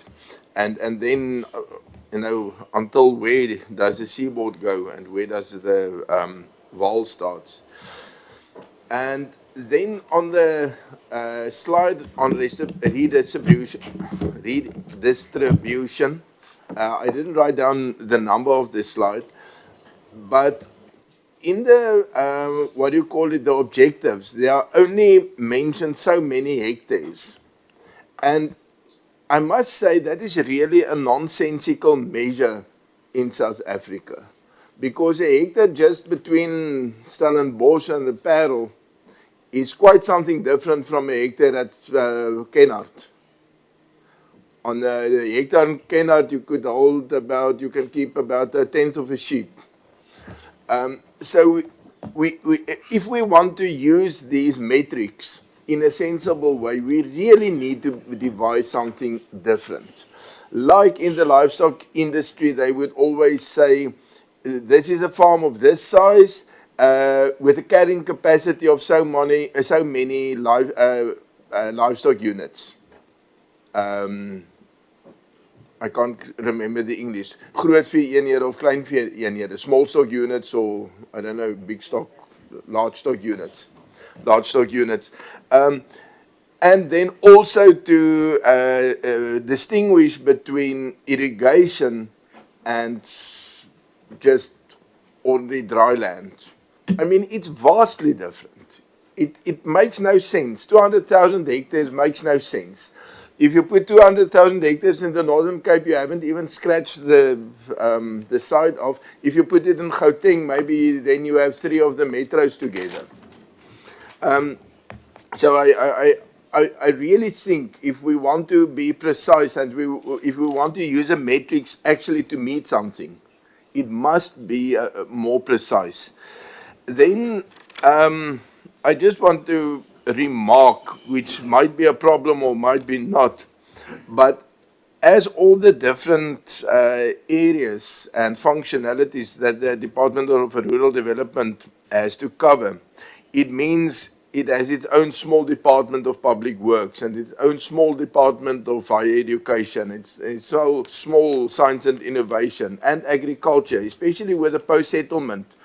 I believe the idea had always been that post-settlement support is now the job of agriculture because the land has been restituted and now it's the Department of Agriculture which needs to provide the post-settlement support. And maybe that didn't work so well and that's why there is pressure on this department to do so. But it seems to me that, well, there will be some staff just dedicated to coordinate with existing departments. It was mentioned with science and innovation, and I think it was also mentioned with small business development. But I'm a little bit concerned that with an insufficient and shrinking budget, it's just not going to happen. Forget about the arguments. It just won't happen.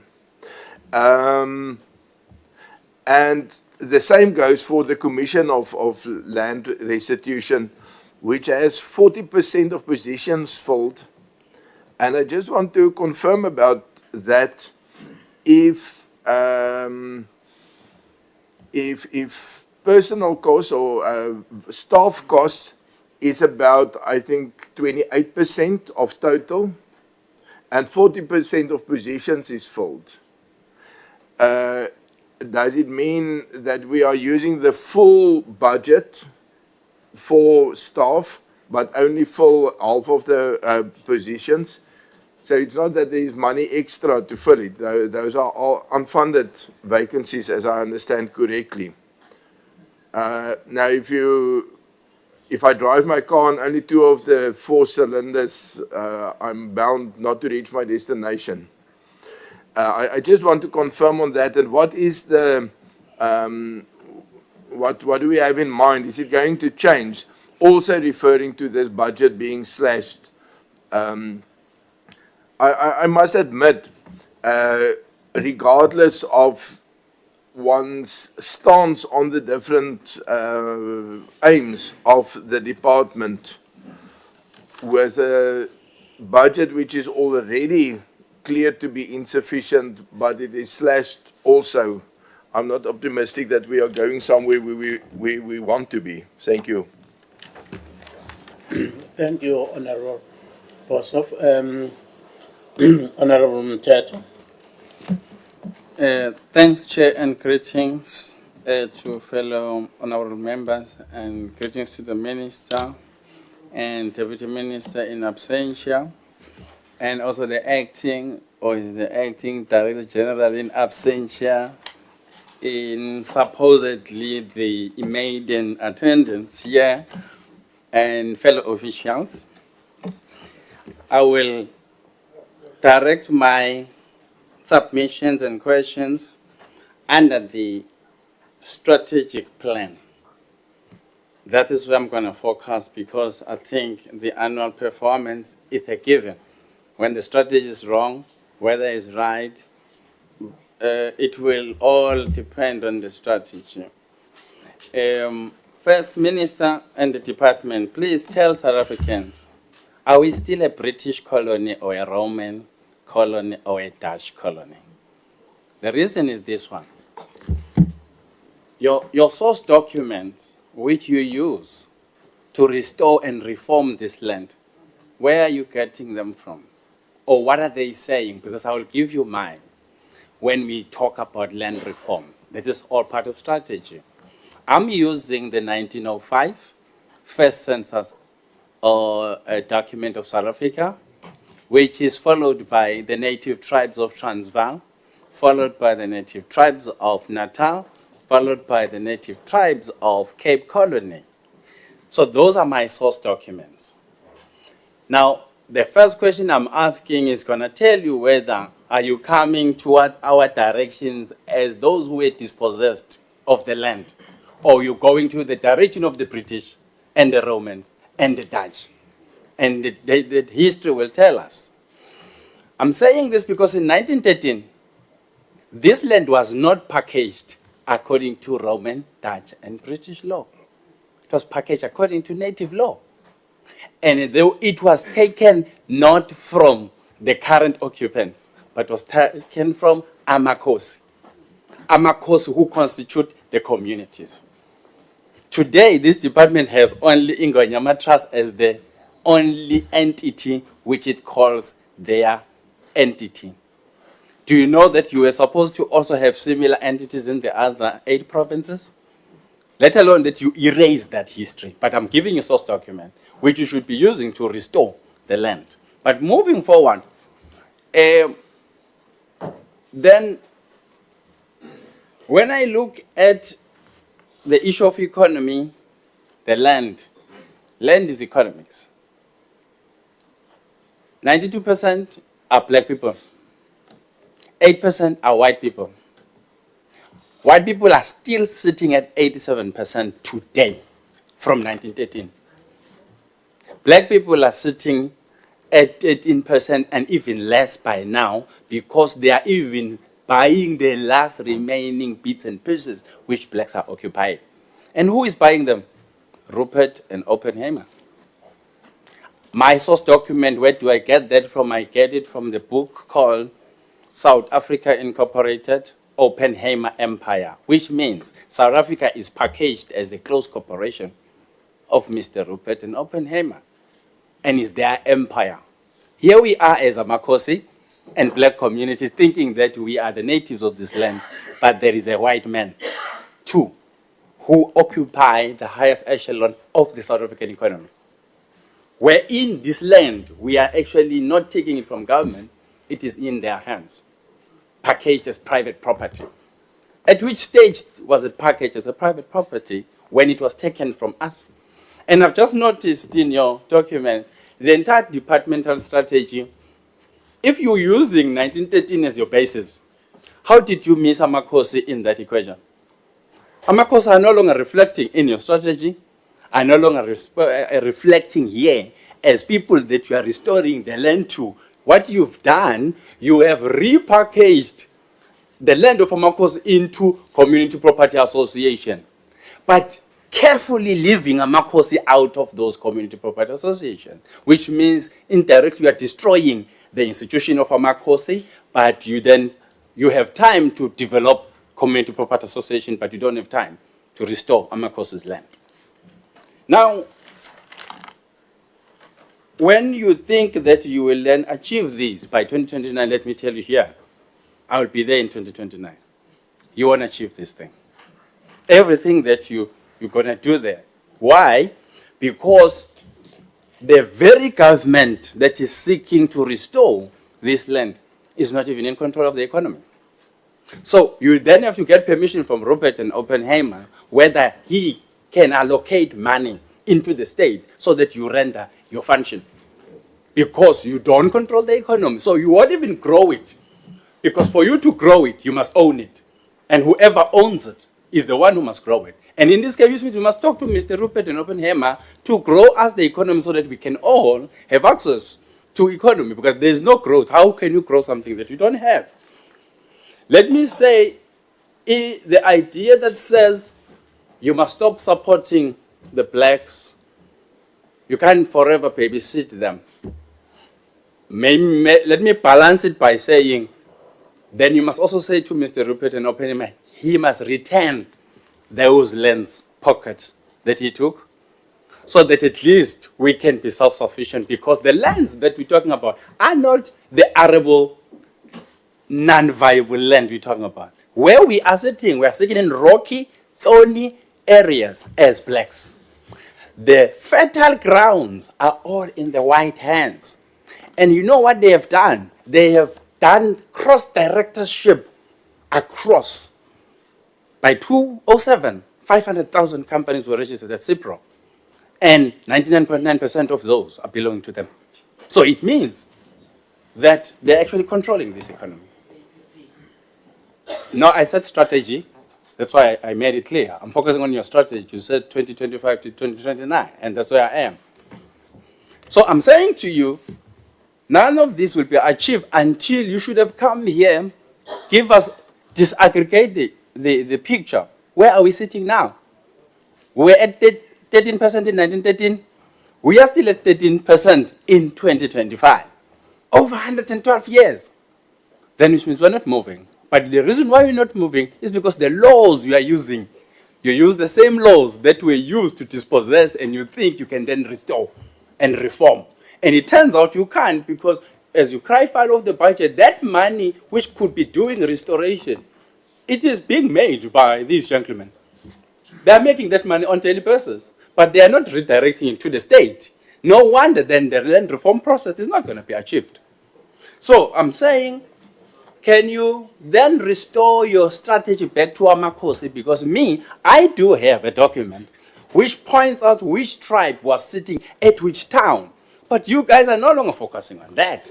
You are misdirected. Now you are now focused on maintaining excuse me, the status quo. Honorable Mteta. Yes. I see a hand from Dr. Matlase.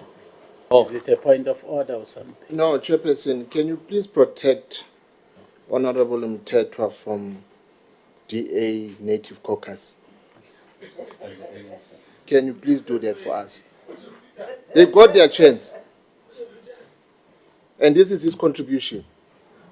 Can you protect him, sir? Honorable Mteta actually remains protected for as long as he is still on the floor. I'm not aware of any DA caucus in this.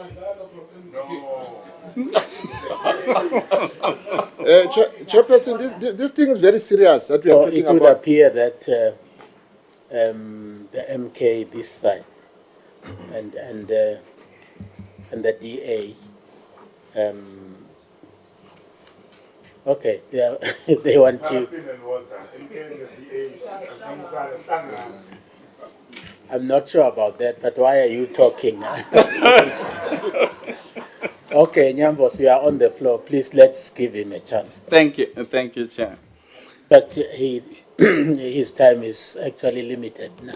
Okay, no problem. Now I'm almost done. I've made my point. This is it. I'm saying to you, I asked about the laws you are using deliberately because I saw when you do the settlement, you're using the term negotiation. In 1913, there was never a negotiation with the black people when they lost their land.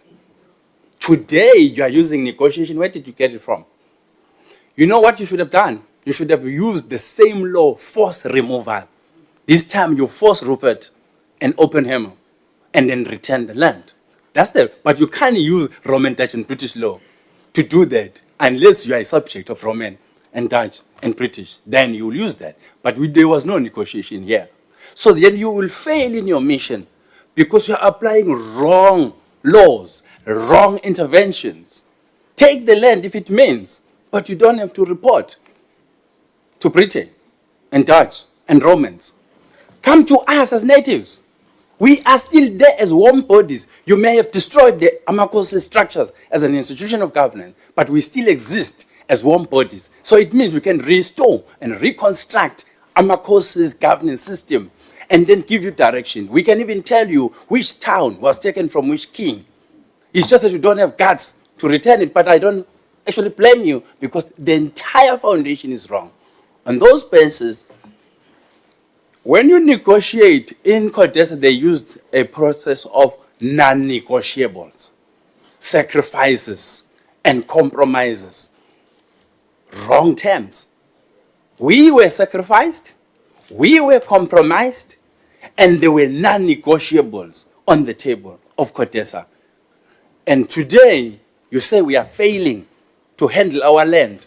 We didn't have to answer to Rome and Dutch and Britain when we are having this land. But today, we have to look at the markets, how are they performing on businesses that we don't even own, where we are only labor, cheap labor for that matter. And we cannot be able to rise from that. We are many, we call this majority rule, but the majority, we are a majority in poverty. And then the minority is still controlling the majority 30 years later of democracy. Thank you. Thank you, Honorable Nyambos.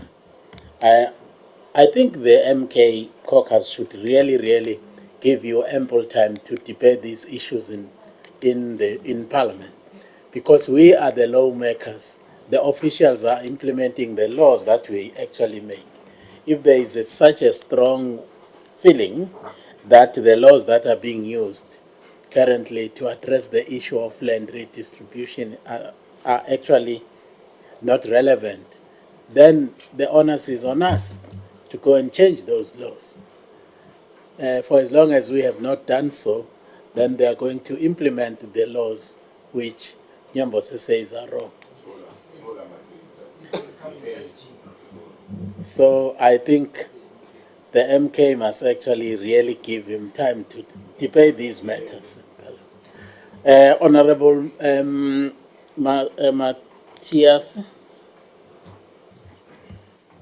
Well, thanks, Honorable Chair. Well, I agree with Honorable Dr. Mahlatsi that you should have reprimanded and prevailed over the irritating noise from the DA. Can you use your mic? My mic is on. They can be busy and busy themselves for nothing on details of the APP and the APP, because that's what they know. Other than that, they know nothing. And they had time to speak, and had the audacity to disrupt Honorable Mteto when he was making his presentation. I must say that that was annoying. But nonetheless, Honorable Chair, let me also take my time to make a contribution. Just like Honorable Muteta, I will really focus on the strategic aspect of the presentation and leave the details to the DA, because that's what they know best, and you want to distract us from the real issues of strategy. Okay. Can Member Matthias just focus on his input? Honorable members. He's got a tendency of doing this thing.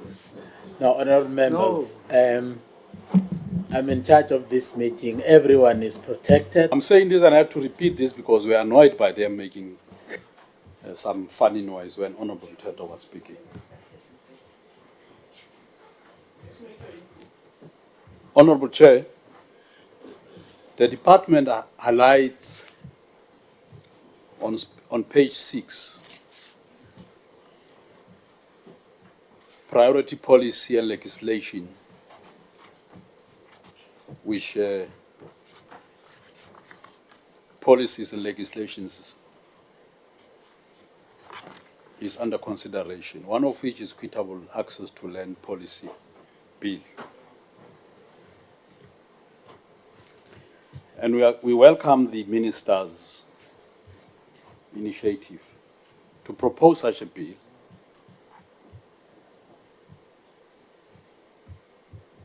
because this bill aims to bring into effect the provision of Section 25, subsection 6 of the Constitution. But that bill,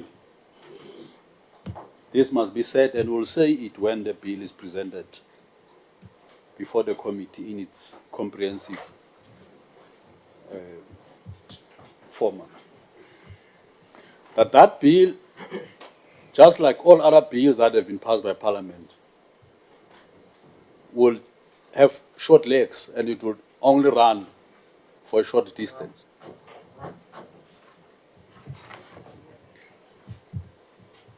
And it's regrettable to mention it now, but we'll also say it later. But because it will have short legs, it will not deliver fundamentally on what needs to be addressed, part of which is what Honorable Muteta has mentioned. In that regard, Honorable Chairman has mentioned that the only solution which we'll propose going forward, and that will bring to an end some conversations that we have in this portfolio committee, which are not taking us anywhere else, to propose a groundbreaking policy and legislation, which we shall title State Custodianship of Land Bill. Because it's only if we've got such a bill, Honourable Minister, that will deal with a whole range of issues that have been mentioned here. It will be groundbreaking. It will ensure that we introduce mechanisms through which all South Africans will have equitable access to land. But I doubt if the equitable access to land policy or land bill, as we propose it, will achieve that objective.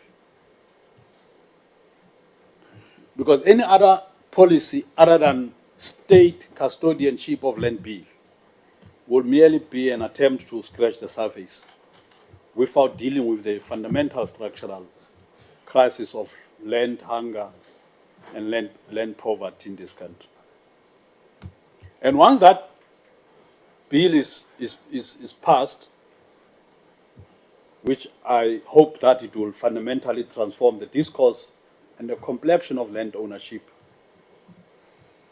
and land patterns in this country, we'll then be able to discuss all nitty-gritties of land management and land use management systems. will then be able to deal with all the crises and the problems that are identified in the annual performance plan. Will then be able to deal with the crisis of lack of budget allocation, which is now amounting to 9 billion.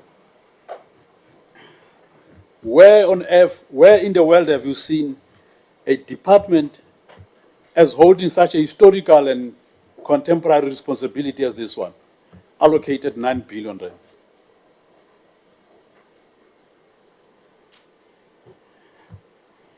Going forward, once that bill is introduced, we'll have to reconfigure the whole land discourse in this country. We'll have to look into the architecture of the whole land ownership in this country. Perhaps at that stage, we'll have to introduce a one ministry and one department of land and agrarian reform, in which land reform, land, rural development, agriculture, forestry, fishery, and environment are in one basket. I don't understand why all of these line functions of different functions which should be in one ministry are scattered all over. You know why they are scattered all over? Is to make us appear busy for nothing. But the policy proposal I'm going to propose at some stage will bring this confusion and this state of sense of not knowing whether we're going or we're coming to an end. I think it would rather be a waste of time even to engage the presentation on land restitution. What more do we expect from the land restitution? And what is that we expect from them to do different from what they've been doing for the last 30 years? Given all of these constraints, given all financial constraints that they're confronted with, given all challenges of corruption, of state elite capture, and a whole range of other issues, post-settlement support, and all of that. How can we expect the special master to deal decisively with land tenure claims, labor tenants claims, as it is, when a portion of land which is occupied by labor tenants falls under a different ministry, say for instance of forestry, and these labor tenants are found in foresties or in forestations that are owned by SAPI or Mondi and all of that. But forestry is not under land reform and rural development. All of that, fragmentation, unlike Honorable Mteto, in 2029, I will have reproduced myself through another fighter who shall be sitting in here. I might not be around in 2029, but the ideas that we fight for and the vision that we call for shall be pursued even beyond my mortal existence. And it shall be struggle continue. And these issues one day shall be resolved and will be resolved in our lifetime. Thanks, Honorable Chair. Oh, thank you, Honorable Matthias. Honorable Nkutama.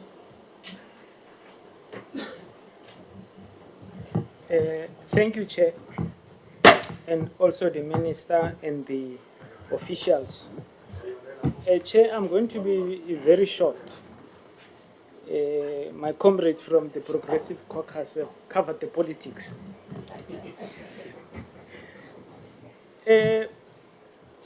Chair, looking at these plans and allocations, I think one can say with confidence, we don't have a program for land redistribution or land reform in South Africa. We don't have it. We have officials who are paid, we have a department with some staff, but when you look at the central purpose of the department to deliver land, I don't think we have a department. And then, of course, I'm now thinking maybe the department must be disaggregated from the responsibility of rural development. It must be judged only on one matter and one matter alone. How much land have you redistributed? Full stop. How much land? Because, Chair, in 1994, President Mandela came with the Reconstruction and Development Program. He promised 30% of the land will be redistributed in 5 years. That was 1999. That was the plan of government. Then there was no talk of any targets for a long time, 2015. Then we linked the same 30% revived, linked to the National Development Plan. So we are sitting here with a commitment to deliver 30% of the land by 2030. What is the reality? The reality is that we have delivered about 9% to date.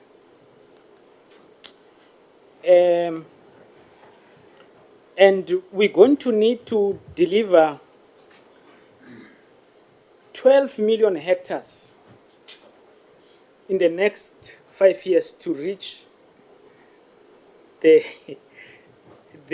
target. 12.7 million we need to deliver for the next 5 years.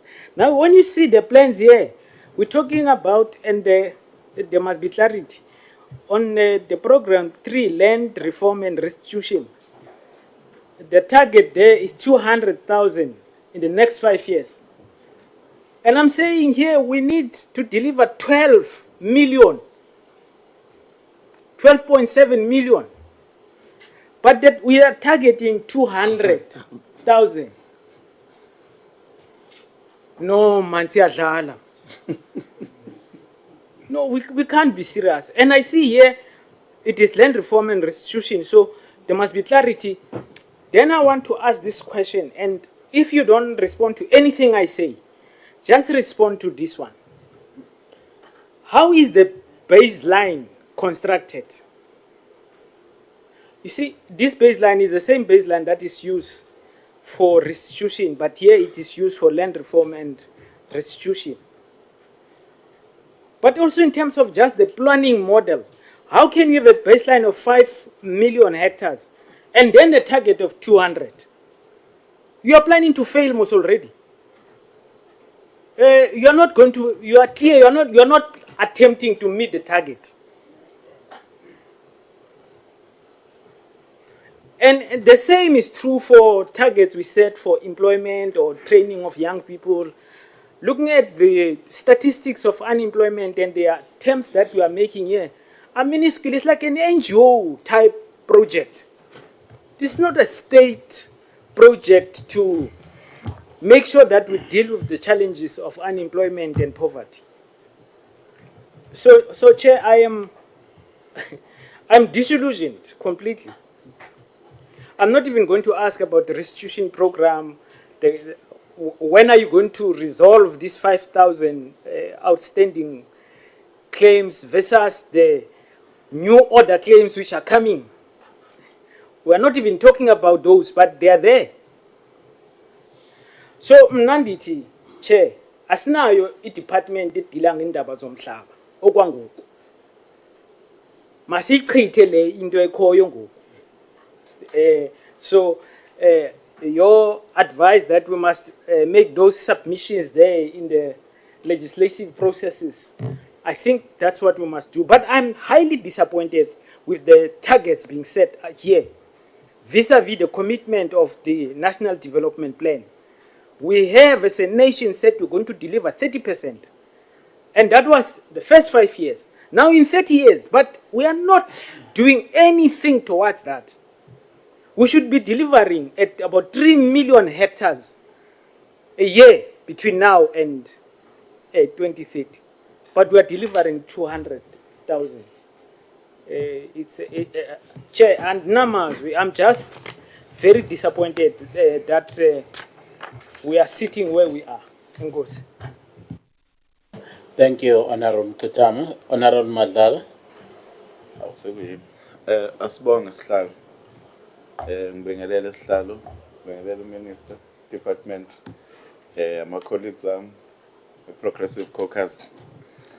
Cha, ngibonge sihlalo iProgressive sikhulume kakhulu ipolitiki, yakhuluma izinto ezibalekile.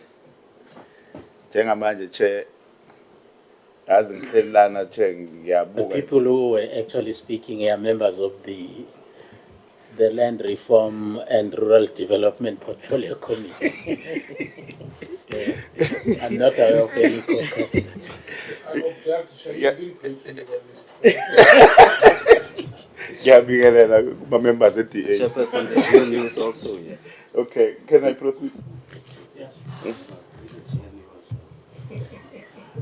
I can create a so-called GNU. Now, please, let us not disturb. We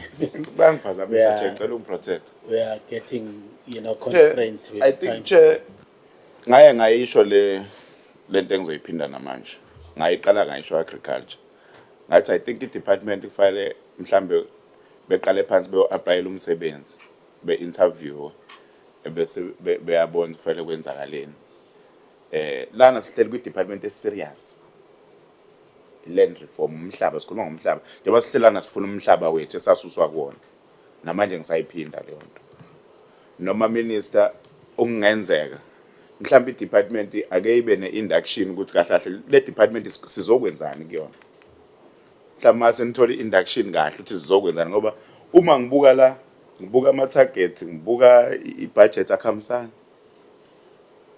Mhlawumbe mina ngike nahlala nayibuka le report nayifunda kahle nayiqonda ukuthi ngizoyipresentela obani. Akhambisana nje la. Ayikho into engathi akholwa ukuthi ngibuka la awuvule lapha i-office accommodation ngibuka page 34 aningibeke esithombeni office administration more than 588 million. It's national or provincial? Kuhlangene national ne province noma ase Dubai ama officer department. Mhlamba ase Dubai because mhlambe mangathola ukuthi i-report CFO i-report eshoyo ukuthi kurentwa kobani athina malizi because awukwazi waste more than half a billion kuma rental ama offices 588 million half a billion rand kwi office accommodation. Should phela i-department isebenzele Dubai. So besingacela ukuthi sithole i-report a proper one ukuthi office ethize sendaweni ethize because ngoba siyazi ukuthi office endaweni elise Cape Town alifani lise Durban alifani. Mhlambe sithole full report ngoba ungathola ukuthi kunemali ehambele eceleni nje esingayazi ukuthi yani. Kodwa thina ngapha sifuna kubuya umhlaba. Sifuna ukuthi sithenge lo mhlaba. Akhambisani lokho. Ingakho ngithi mina chair iproposal yami minister awube ne workshop noma ka 2 weeks ukuthi ke caca ukuthi inenzani kwi department niyazi nithi ngikuphi niyazi nithi abantu bakithi bafuna umhlaba awukwazi ukuthi yazi inhlamba leni ukuthi ungathi in 5 years target yakho is 2250 imisebenzi unemployment kubantu abasuswa kuwona lemhlaba lo uthi wena is 2012 inhlamba leyo mangasi lento ivela kwi-media inhlamba i-department enkulu kabi le department ephethe imhlaba uzwathi wena i-target 2250 ingakho ngithi ake niqale nina noyihlola nje i-department ke nithola i-training kahle ukuthi yini kahle kahle inhloso ye-Department of Land Reform and Rural Development before ke siqhubeke siye phambili. Ngiyabonga chair. Honorable Madlala, Honorable Van Wyk. Chairperson, thank you so much, and greetings to all, the department and all honorable members sitting here today. Chair, the thing is, I just want to make something very clear before I give my input. I'm an African. I am a descendant of the Khoisan. I'm not a colored. I am not a colored. So when I debate and I give my input here, I'm giving it as a descendant of the Khoi and San, but as an African first and foremost. Because sometimes I've detected here in these meetings, when we give inputs and when we speak about Amakos, it's not only traditional leaders. We are referring to Khoi and San leaders as well. And we must make that, I must make that very clear. We are speaking about indigenous people and also the First Nation in Southern Africa. So, yes, Chair. So, Chair, when we speak about CPAs, I'm sitting here and I'm asking myself that how many CPAs that is situated in places like Platfontein, you know, your Steenkop, Springbok, the Richtersveld, and in the Free State in Botany and so on. How many of that CPAs was also trained? How many of them was considered and included in being trained so they can know what is happening around them and in the department? Because most of them that we come into contact with, they don't know what is happening. They don't have dates. They want to develop the land that they are entrusted with, but they don't have dates. We can take, like in Platfontein, for example, Chairperson. It's the state who bought that farm for the people of Platfontein, just outside Kimberley. Houses was built there in 2002, and that farm was handed over to them in 2003. No development whatsoever until now. No development up until now. There's nothing happening there. When you speak about rural development, when you speak about roads, like my Honorable Isaac have mentioned here, normally you will find where our communities is in rural areas. Most of that communities have minerals, but there is no development there. And it is a responsibility of mines to come with rural with development there. But I believe it's this department's responsibility to make sure to keep DMR accountable for that mines, to bring rural development to that communities. And it doesn't happen. When we look, Chairperson, as well, we speak about land development support. Here's a farm here in Franschhoek, Soms Delta. That farm, in 2016, this department bought 22 hectares for 65 million. That money is gone. That farm is wasted now. Nothing is happening on that farm. But we don't hold them accountable. Where's that 65 million? Because that person, the owner of that farm who have sold 22 hectares to the state is still living on a small portion on that farm. But the 65 million was paid into his name. Who helped him here in this department to chow that money? Because he couldn't have chowed that money alone. It's a fact. I'm not pointing anybody, through you, Chairperson. Minister, I'm not pointing at anybody sitting here. They might be even gone out of this department, reshuffled to another department. But we need an investigation into that, just to bring it on the record, Minister, through the Chair. The other thing that I also want to bring across here, Minister, Chairperson, I'm sorry. This program of the youth, I think if I'm right, it started back in 2011, if I'm not right. It was under Minister Nkwinte. And by the way, I was part and parcel of that idea, that brainchild. I was part and parcel of it because that time we served on the Khoi and San Land Claims Committee.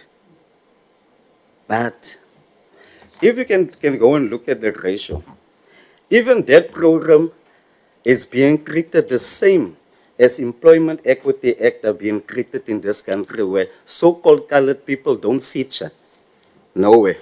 Not even on that program. But it's for youth. but they are never being featured in there. You talk about your target is 690. Chairperson, I'm definitely going to write letters repeatedly and bring it up repeatedly to come and see how many so-called colored youth and Khoisan youth, those who identify themselves as being Khoisan in this country, are being included in that 690. They must be included. Chair, my last point here. I also agree with Honorable Mtetwa. We must speak about the truth, about what happened in the past.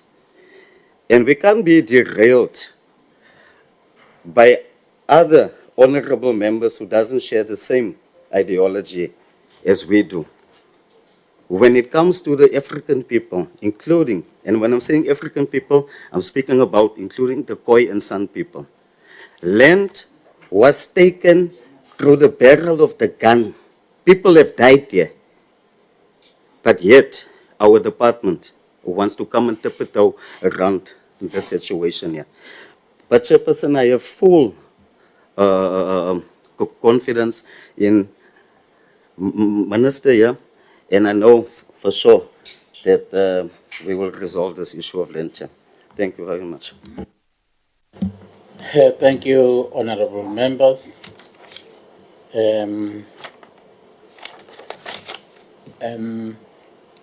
We will now take responses from the department on the issues that have been raised. Chairperson.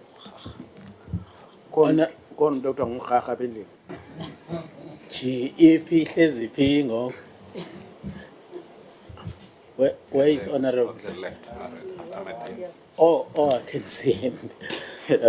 I was wondering why Honorable Mkhaga was not on the list when we're talking about such substantive matters. Thank you, Honorable Mkhaga. No, thanks, Chair. Fanele ungandiboni ngicela ungena kwama.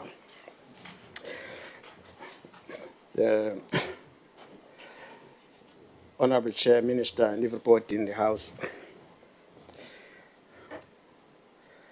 I think it's the Warren Department, Department of Land Reform and Rural Development. It's a department in stagnation. And when you go back to the historical evolution of this department when it started, it tells you that the whole framework was not necessarily meant for progress. And therefore, the strat plan that we proposed as this portfolio committee was going to add value to the strat plan of the department going forward. Because now it means they will be informed by what we have said in that joint strat plan. And unfortunately, because of some technicalities, we couldn't convene that strat plan. But the intention was to ensure that by the time we meet in this fashion, at least every member has got an opportunity to share ideas so that we begin to deal with these bottlenecks that are confronting this department. And maybe the theoretical aspect of it becomes important. It might be a waste of time because even the time we recommended this is because we could say that there are comrades here. My apology if it does not suit you. Hence you are offended. Because we could say that we differ in terms of theorizing this question of land, which is the original sin in this country. Nationalist Party handed over 4 provinces to us. 2 inland provinces two coastal provinces. Inland provinces, Transvaal and Vrystaat. Coastal provinces, Natal and Cape Province. Inland provinces controlled by Afrikaner, Arab, Beatrice wars that wage in that particular space. Coastal provinces controlled by British. And they never had a common strategy in dealing with the development of land in this country. They differed. And therefore you can't, therefore, use a uniform approach in dealing with that dimension, because the strategy was totally different. In fact, the strategy is in the secret. Their secret is contained good Treaty of Vereniging. If you fail to understand that, you won't understand to move this question of land and manage it correctly so. I'm raising this, Chair, because I do feel that if it was for me, this question of land would be a committee of the whole House, not necessarily a portfolio committee. Committee of the whole House, so that all members in a formal plenary discuss this question of land. I'm having that thinking. Chair, the budget aspect of it is what exactly demands attention from all of us as members of this parliament. And it's a problem, because looking at this 9.8 billion and the amount of work that this department is supposed to undertake, for me and all other members, in fact, we're not going to make a dent going forward. You failed in your last financial year to meet your targets. Your indicators were skewed. But because we knew, we couldn't focus to that, but we identified that as an area that is challenged, is highly challenged by this department, that we couldn't meet most of your targets. And again, there are targets here. And you could say that these targets, some are very high, some are very low. And for me, it tells you that it might be the targets that were set even before we adopt the framework, the fiscal framework of the country. The second thing, Chair, is about the question of land ownership and control. It's my song. Because all these tactics and strategies seek to resolve that question. Question of land ownership and control. And given the document, there's little that we're going to succeed on in terms of dealing with this question. Therefore, the question of land redistribution must be fast-tracked so that we're able to measure progress as far as this is concerned. Otherwise, for now, there's a big challenge with the question. The administrative costs, and I'm raising this question of administrative costs, Minister, because we did raise the question of land audit in the country. And we did agree that there's never been land audit in the country.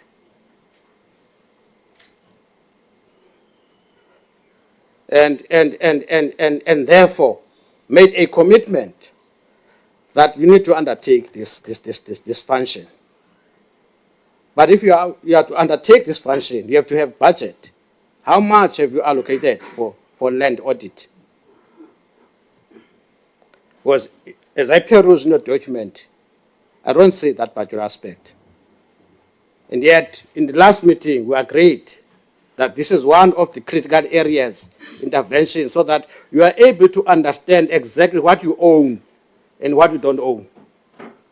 So the question of land audit has been excluded in your strat plan, in the strategy, in dealing with this question. So, Chair, I would wish that the department review its stance on this matter, so that the country is exposed to a land audit that is credible for all of us. It's not for us as portfolio committee or yourselves. It's for the country. Do land audit, province by province, municipality by municipality. Because our understanding is that commercial land is in the hands of private companies. But we don't know to what extent, that's what we know, generally. It's in the hands of private companies. That's why Baza move up and down, they know that their land is safe, it's in the hands of private companies. Now, and therefore, I would suggest that you consider a question of land audit as one of the priorities, not just a general matter, priorities that you must undertake.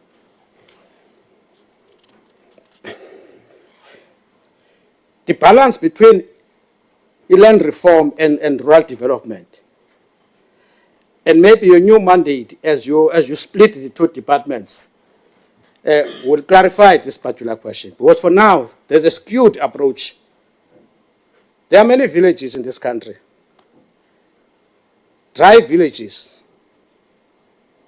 and yet there's nothing. It's only plus or minus 9% that goes to them. Where majority of our people, poor people, the working class, is trapped. And I'm not sure how are you splitting your budget.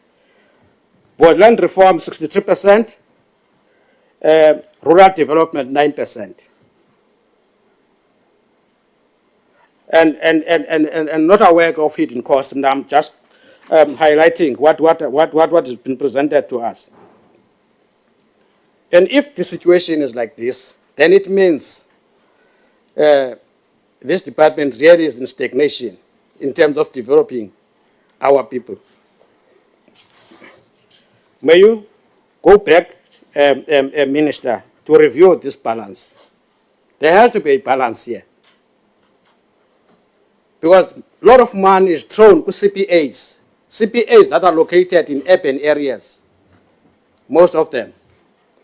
But in rural villages, there's none. And that's why this 9% were exposed to today. The machinery and equipment, which for me is supposed to be a priority, only allocated 1%, 50,438,000, which is 1%, to buy machinery. And we are talking about people who don't have even a bicycle. That department must buy machinery for plowing, etc., in these areas. And that machinery that I've identified as a serious weakness. Question. Also, a question of machinery must be part of the priorities in dealing with our people's challenges. The last one, Chair, is in relation to ndiyajamba ngoku because ndiyayiqonda uba xa unikwe mva kuyatsityatyitywa ngoku. Yabo. I'm trying to help the meeting.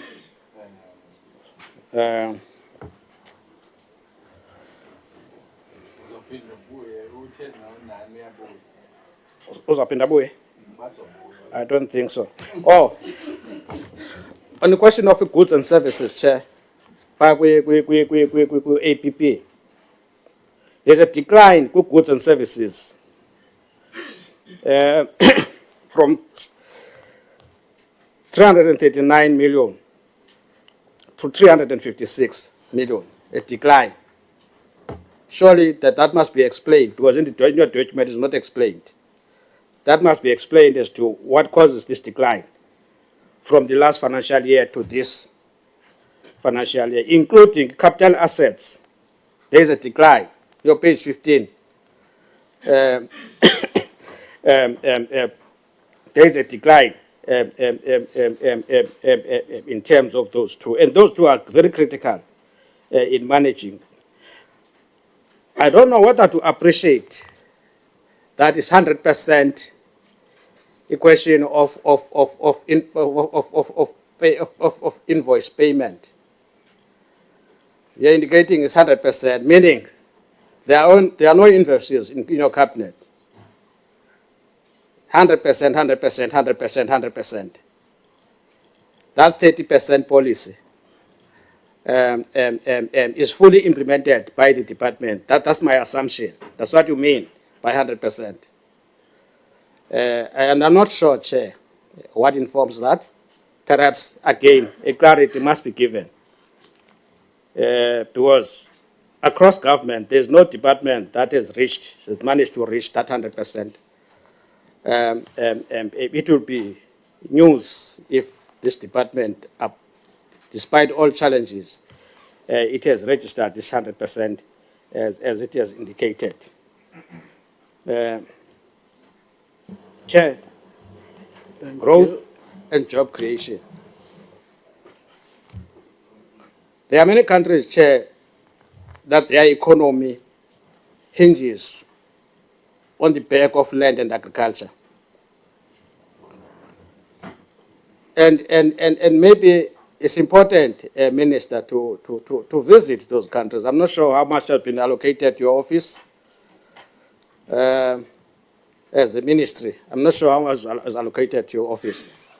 It must be here, because this is your strategic plan. But you need to visit progressive countries that are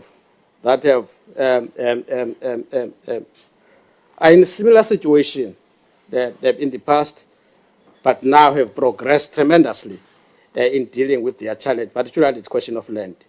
China is one such country. I think we need to visit those countries so that we identify progressive measures in dealing with some of the challenges. Forget about these Western countries, because they are the ones who put us in this situation. The imperialists, with their own sub-stewards, they put us in this situation. And therefore, it's important that we focus now to progressive countries.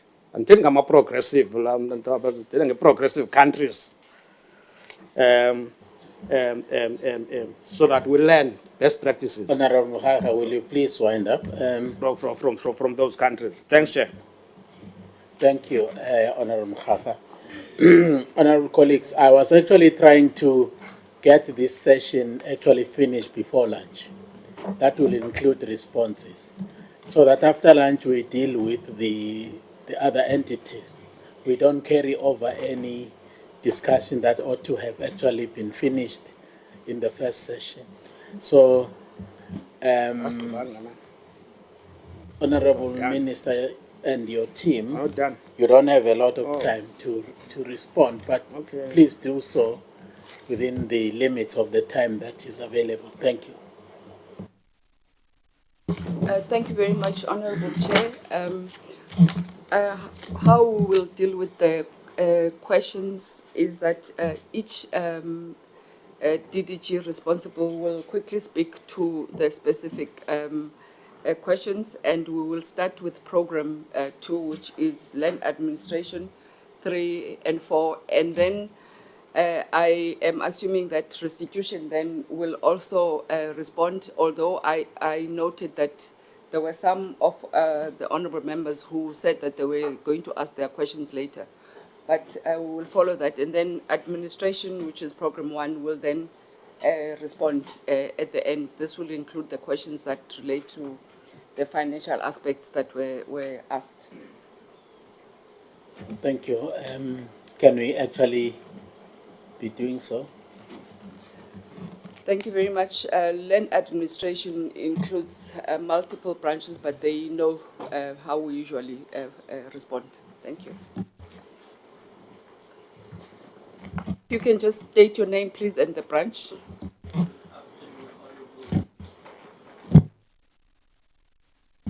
Okay, good afternoon, Honorable Chair, Honorable Members, Minister, Acting DG, DDGs. My name is Rajesh Makan. I am the Acting DDG for Spatial Planning and Land Use Management. So I'll deal with the issues that were raised around spatial planning and land use management. I'll try and do it in the order I think that they were presented.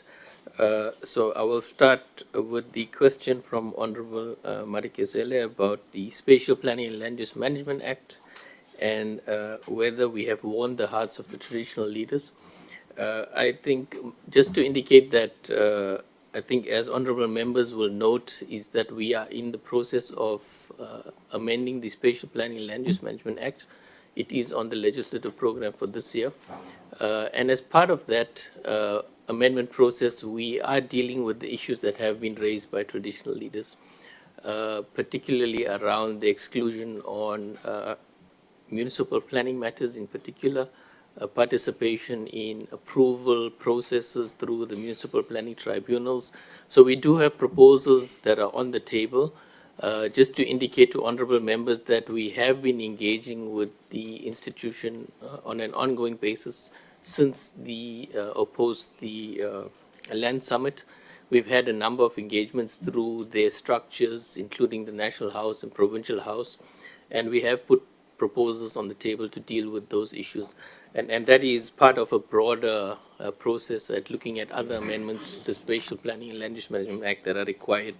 Whether we have won the hearts, I would say that we're getting closer. And I think we have come up with proposals that really considers and improving a role for the traditional institution in spatial planning and land use management issues, particularly around the governance. And I think as we get into the amendment process, we will be sharing, I think, some of those proposals. Just to indicate that we did have our last meeting with them in March 2025, and they have, and I'm cautious to use the word support, but they have indicated that we can proceed with the amendment process, and they will engage with it during our proposals further, I think, during those processes. I think then moving just quickly on to Honorable Adams, I think there was one question around international organizations, and as a branch, we do have an agreement with the Open Geospatial Consortium. So it's an annual membership of around 600 million that we 600,000, sorry, that we have as a country, and I think the benefits of that is that we are able to then leverage on the standards that they develop around geospatial instruments and tools, and we are able to then use those standards and customize it and get them approved, I think, through our own processes in the country. So I think that's one of the benefits that we have. Then I think the last one from my side was honorable member raised, I think, issues around the regional spatial development frameworks and the statuses around that. Just to give a bit of context, honorable members, regional spatial development frameworks are developed in terms of Section 18 of the Spatial Planning and Land Use Management Act, which gives the minister powers to declare specific spaces in the country. And why a regional approach is because those regions are then usually they cut across administrative boundaries, so provinces, municipalities, and the Act is quite particular and specific around why we should, or why those areas should be declared. So they must have some unique characteristic in those. So Minister has the power to declare those regions, and once those regions are declared, we then develop regional spatial development frameworks. Now, all of that is also done under the umbrella of the National Spatial Development Framework, so they're just not random. And I think as honorable members will know that as a country, we have developed our first National Spatial Development Framework in terms of legislation post-1994, and it was approved by Cabinet in March 2022. So we are busy then implementing as part of those regional spatial development frameworks as part of the NSDF. Just to give you a little more detail, I think you spoke about the different regions. We did mention the Vaal, the Karoo, and the Eastern Seaboard, but those are the ones that are in the. So the Vaal has been recently approved by Minister as a region, and there is a regional special development framework. The Karoo was actually the first region declared in the country in terms of the Spatial Planning and Land Use Management Act. And it covers an area, quite a wide area, 4 provinces, a number of municipalities. And I think honorable members will understand the characteristics in the Karoo region. So there is a regional special development framework that has been developed and is in the process of being implemented. I think similarly, the Eastern Seaboard is an area that covers parts of Eastern Cape, KZN, and it covers 4 districts: Alfred and Zo, Harigwala, Oa Tambo, and Ugu, and together with their 17 local municipalities. And that Eastern Seaboard Regional Spatial Development Framework is being led by our sister department, the Department of Cooperative Governance. The Vaal RSDF covers, again, 4 provinces. I think there's a primary area and there's a secondary area, but it covers Gauteng, Free State, Mpumalanga, Northwest. And in Gauteng, it's Sedibeng with 3 locals. In Free States, it's the Fezile Dabe district with 4 locals. Mpumalanga, it's Kersabande with 1 local, and in Northwest, it's Dr. Kenneth Kaunda with 1 local. So again, just to emphasize the point that these regional spatial development frameworks are identified through a particular process, and as part of its approval, you would then need to get buy-in and from the relative premiers, mayors, and all of those processes have been completed. There are a few also that are in the pipeline. So there is one in Musina Makado that's basically covering the SEZ in Makado there and its surrounding municipalities. And as part of the implementation of the National Spatial Development Framework, we're also working with the KZN government in developing one for the greater KZN area. So the area spanning from Durban up to Mooi River along the N3. I think honorable members will know that there's a lot happening in the logistics space in that area. And we're also working with the Western Cape government in supporting some work in the Cape Town and its area as part of the recommendations of the National Spatial Development Framework. Yeah, thank you, Honorable Chair. I think I've responded to those questions that are relevant to the branch. Thank you. Thank you. The next one. Good afternoon, Chairperson. I'm Carlies Knudsen. I'm the Chief Registrar of Deeds. And afternoon to all honourable members of the committee, Minister and the DG and other colleagues. I will be responding to the honourable members' reference to the turnaround times of deeds and in the backlog in the registration of title deeds. I do believe that the backlog referred to is that of the Department of Human Settlements, where we have thousands of registrations that have not happened, and challenges are in the processes before it is lodged for registration in the deeds registries, mostly with establishment of townships, procedures and compliance that must happen with many different role players affected. I can just indicate that myself and my registrar legal support is sitting in the Operation Vulindlela Steerkom of President and to unblock those challenges. But we do measure our performance, turnaround times on that 95% within 7 days from lodgement, and then delivery of the registered deeds 10 days after registration. Actually, with the electronic deeds registration system, from the third quarter of this year, we aim to register within 3 days if the deeds are electronically submitted.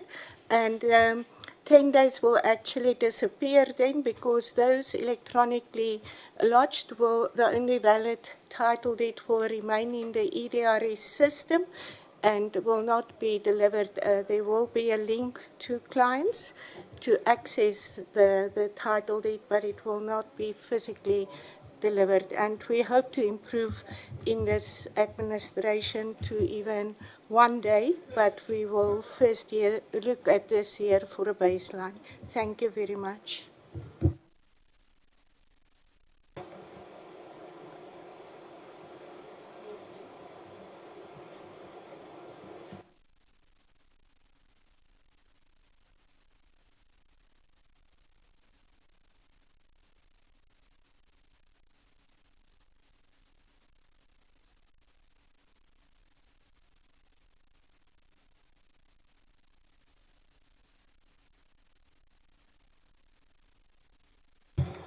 Can we then go to program 3, please? DDG Ndobe. Thank you so much, Acting DG. Greetings to the Honorable Chair, Honorable Members, Honorable Minister, and my fellow colleagues. All right. Is it better now? Thank you so much. I just passed my greetings to the Chair and to all the honorables in the meeting. I'm trying to move a little bit faster in terms of time. Some of the questions, I'll try to bring them together because they mean the same thing. I will not respond to all of them because they are similar. I think there's the issue of the budget. I know that the CFO will talk about budget, but I think budget to the extent of the limitation of how far we can go. Unfortunately, when the CODESA discussion took place, and what is reflected in the Constitution is that the state has to take measures and resources to fund land reform. So unfortunately, obviously, the funding will have limitation in terms of availability of resources. As you all know, that our country is going through difficulties, and obviously ourselves also as a department, we are affected. But in terms of reprioritization, but maybe that is the area that we can look at. Obviously, and as you know, in all the programs, whether restitution, whether land tenure, whether redistribution, in one way or another, you need to buy a land. And the price of land are not getting lower, they're getting higher.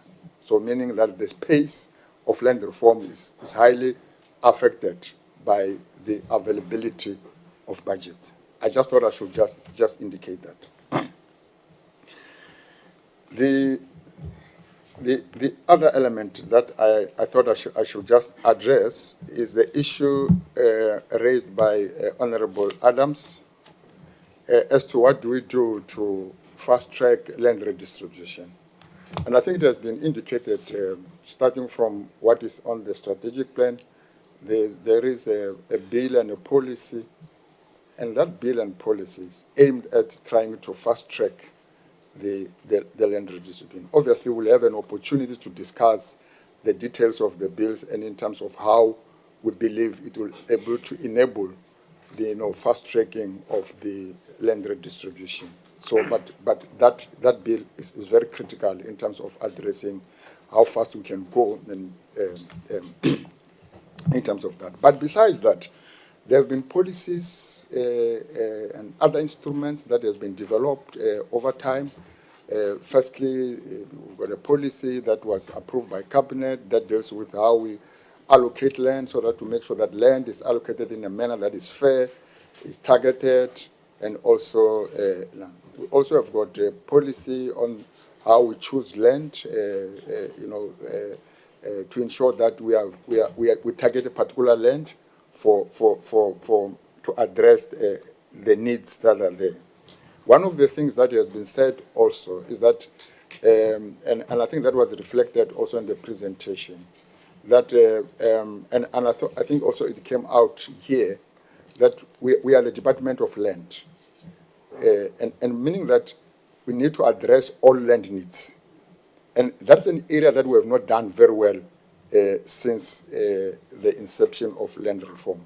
And that is one of the areas that we need to spend much of our energy trying to learn. And for us to do that, it means we have to work with other spheres of government, so that we don't work alone, human settlement, whatever, to understand their needs. I know Honorable Mohaka will always tell you about the mushrooming of the squatter camps and whatever around. That's a sign that there's a land need somewhere. And that land need may not necessarily be always agricultural land need. And I think that's a balance that we need to, and I believe that will add to impact directly. The issue related to labor tenants, again, Honorable Adams, that they are not in the APP. Let me indicate that when we talk about land allocation, our land allocation include both redistribution and tenure.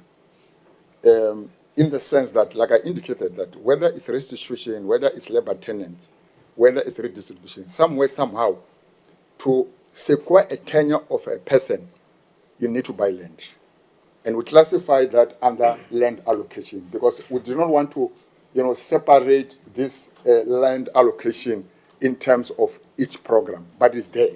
And if we go to our description in the APP, what does the land allocation mean? You realize that it also includes land bought for labor tenants as well to address the matters of security of tenure.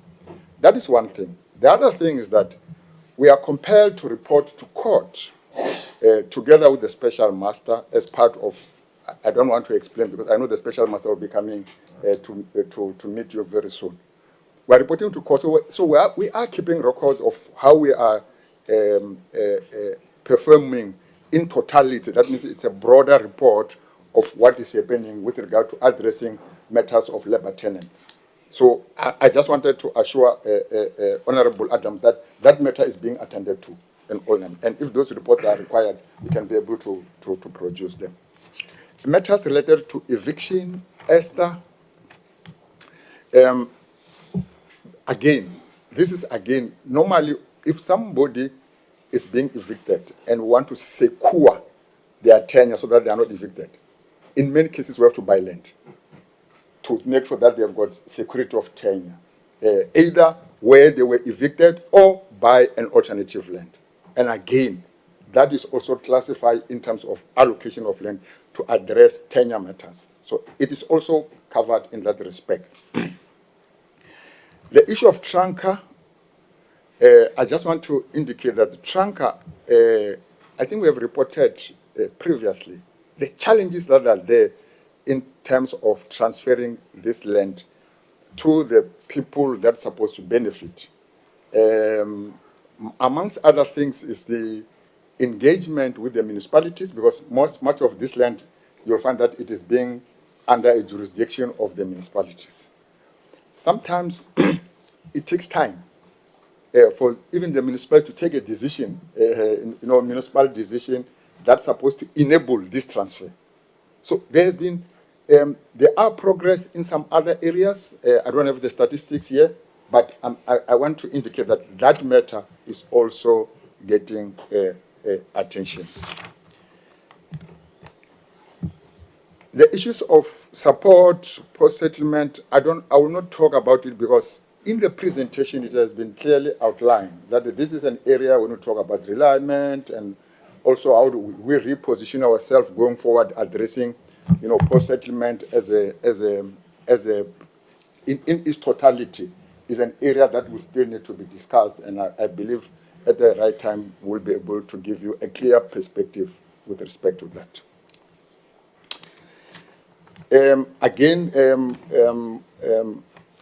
Honorable Isaacs, you indicated the issue of outcomes vis-a-vis priorities. What is there in that table? It actually talks about a baseline. That baseline is what has already happened. That is the land that has already been redistributed, the 5.2 million. The 200, and I know this addresses also Honorable Mdudama, that the target is too low. which is true. It's too low. I've already indicated that it's linked to a budget.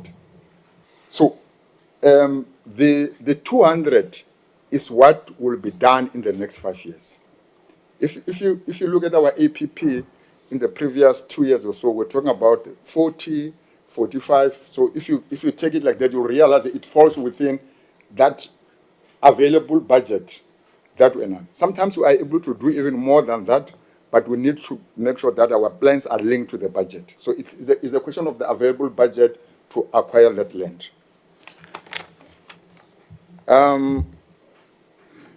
Sorry, are you referring to the 200,000 hectares? Yes, correct. That is your target? Yeah, it's a target for the 5 years. Okay. Yes, correct. Dr. Mahlatsi, you spoke about the issue of LDS vis-a-vis post-settlement support. Can I also say it will be part of the things that will need to be outlined properly, because it's an area that it has already been indicated in the presentation that we still need to do more to clean up, especially after the split with the Department of Agriculture. I know there are questions that have been raised, but in terms of the impact of the LDS, I think that we can be able to provide a report in terms of what we have done although it was under the Department of Agriculture, but just to give a report of what has been happening in terms of that area. We can be able to do that. Honorable Boshoff, you are very correct. Our measure is very limiting. But unfortunately, the public want to know how much land has gone somewhere. That is the challenge that we have. But that measure is very limiting. You spoke about issues of the land use, different enterprises, different enterprises in terms of your large scale or small scale, or even when you talk about when you deal with sheep and when you deal with cattle, the outcome is different. When you talk about Northern Cape and the Western Cape, obviously the land need is different. 1,000 hectares in Northern Cape, in the Western Cape means nothing in the Northern Cape. So that is very important. However, what we have planned to do is that we will still use the popular hectares, because that's what the public wants to know, how much land has gone from there to there. But in a narrative, we need to unpack what you are talking about, to indicate in this sector, this is how we have performed. In this subsector, this is how we have performed. That will indicate exactly, because in some other cases, it's not the amount of hectares. I'll give you an example. If you want to do poultry, under intensive poultry or piggery, you don't need thousands of hectares. But the capital investment there far is huge than the one that is on extensive farming in livestock. So I'm just saying that it does not give the true picture, but I think to address that, we just need to have narrative. You will not get it in the form of any APP, because it's going to be very difficult to separate all the subsectors and try to make targets in terms of all of them. We'll still use hectares, but we just need to unpack them. So I fully agree with you. Sometimes we are saying women have been given less hectares. I'll just give an example. You will find that that woman has actually get the highest value of land, but in terms of hectares, is very low. But the one that was given to a man is actually in the Northern Cape is 5,000 of what you know what the limitation of that 5,000. I'm just saying it's true. We need just to give more details and narrative so that we address what you have said. I think the issue of Honorable Mditama I've also addressed in terms of the targets as well. Honorable Matthias, if a decision whether the one that is coming, I'm talking about the proposed bill that is coming, whether what you are saying you want to as this bill comes to the Parliament, you want to add what we have indicated, or there must be another bill I think it's a discussion that we can enter into. Because the one that is referred to, you need it, is actually a little bit much broader than maybe what we're envisaging. But let's wait until we see what we have. Then we can start that discussion, as and when we bring the equitable access to land base. As to how far does it differ with what you are proposing. As I move closer,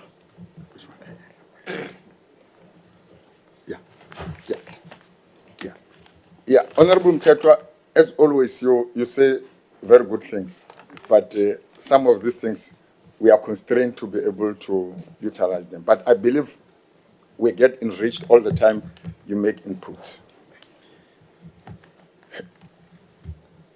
Honorable Van Wyk, it is very true, you spoke about SOMS Delta.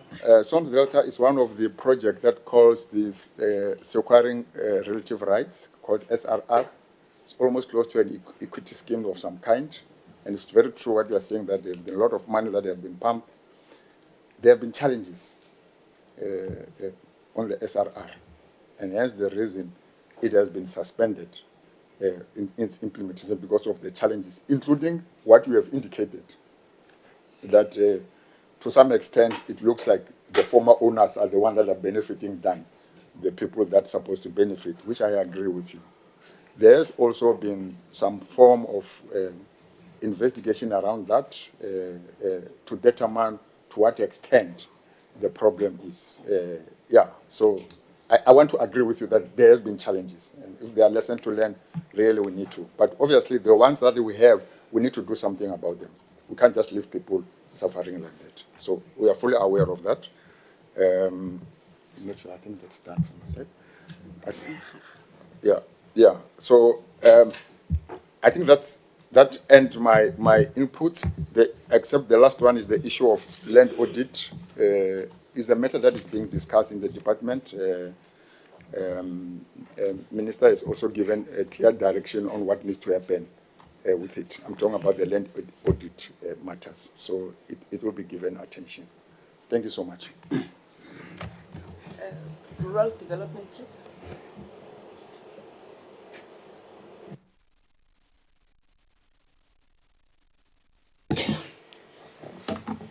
Thank you, Chairperson, Minister, and honorable members. On the question from Honorable Nana on the job creation target of 2,250 for 5 years and 415, 25, 26 financial year. Indeed, we agree that the target looks minute, and the issue of job creation is really related to the economic growth of the country. At this point, the estimation is that the country will grow at 1.7%, which then also impacts on the amount of growth, of jobs that can be created. In terms of the annual targets for the department, it was jobs that will be created through the service delivery project within the department that we have control over.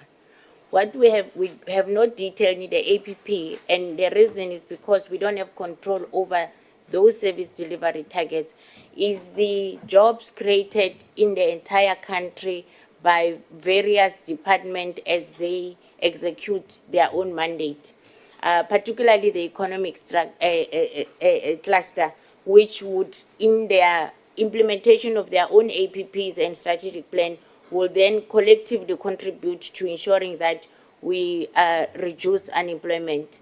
And how we get involved as rural development, which would not come under the target of growth, but it will come under the target that says the reports that we produce in terms of implementation of the integrated rural development strategy.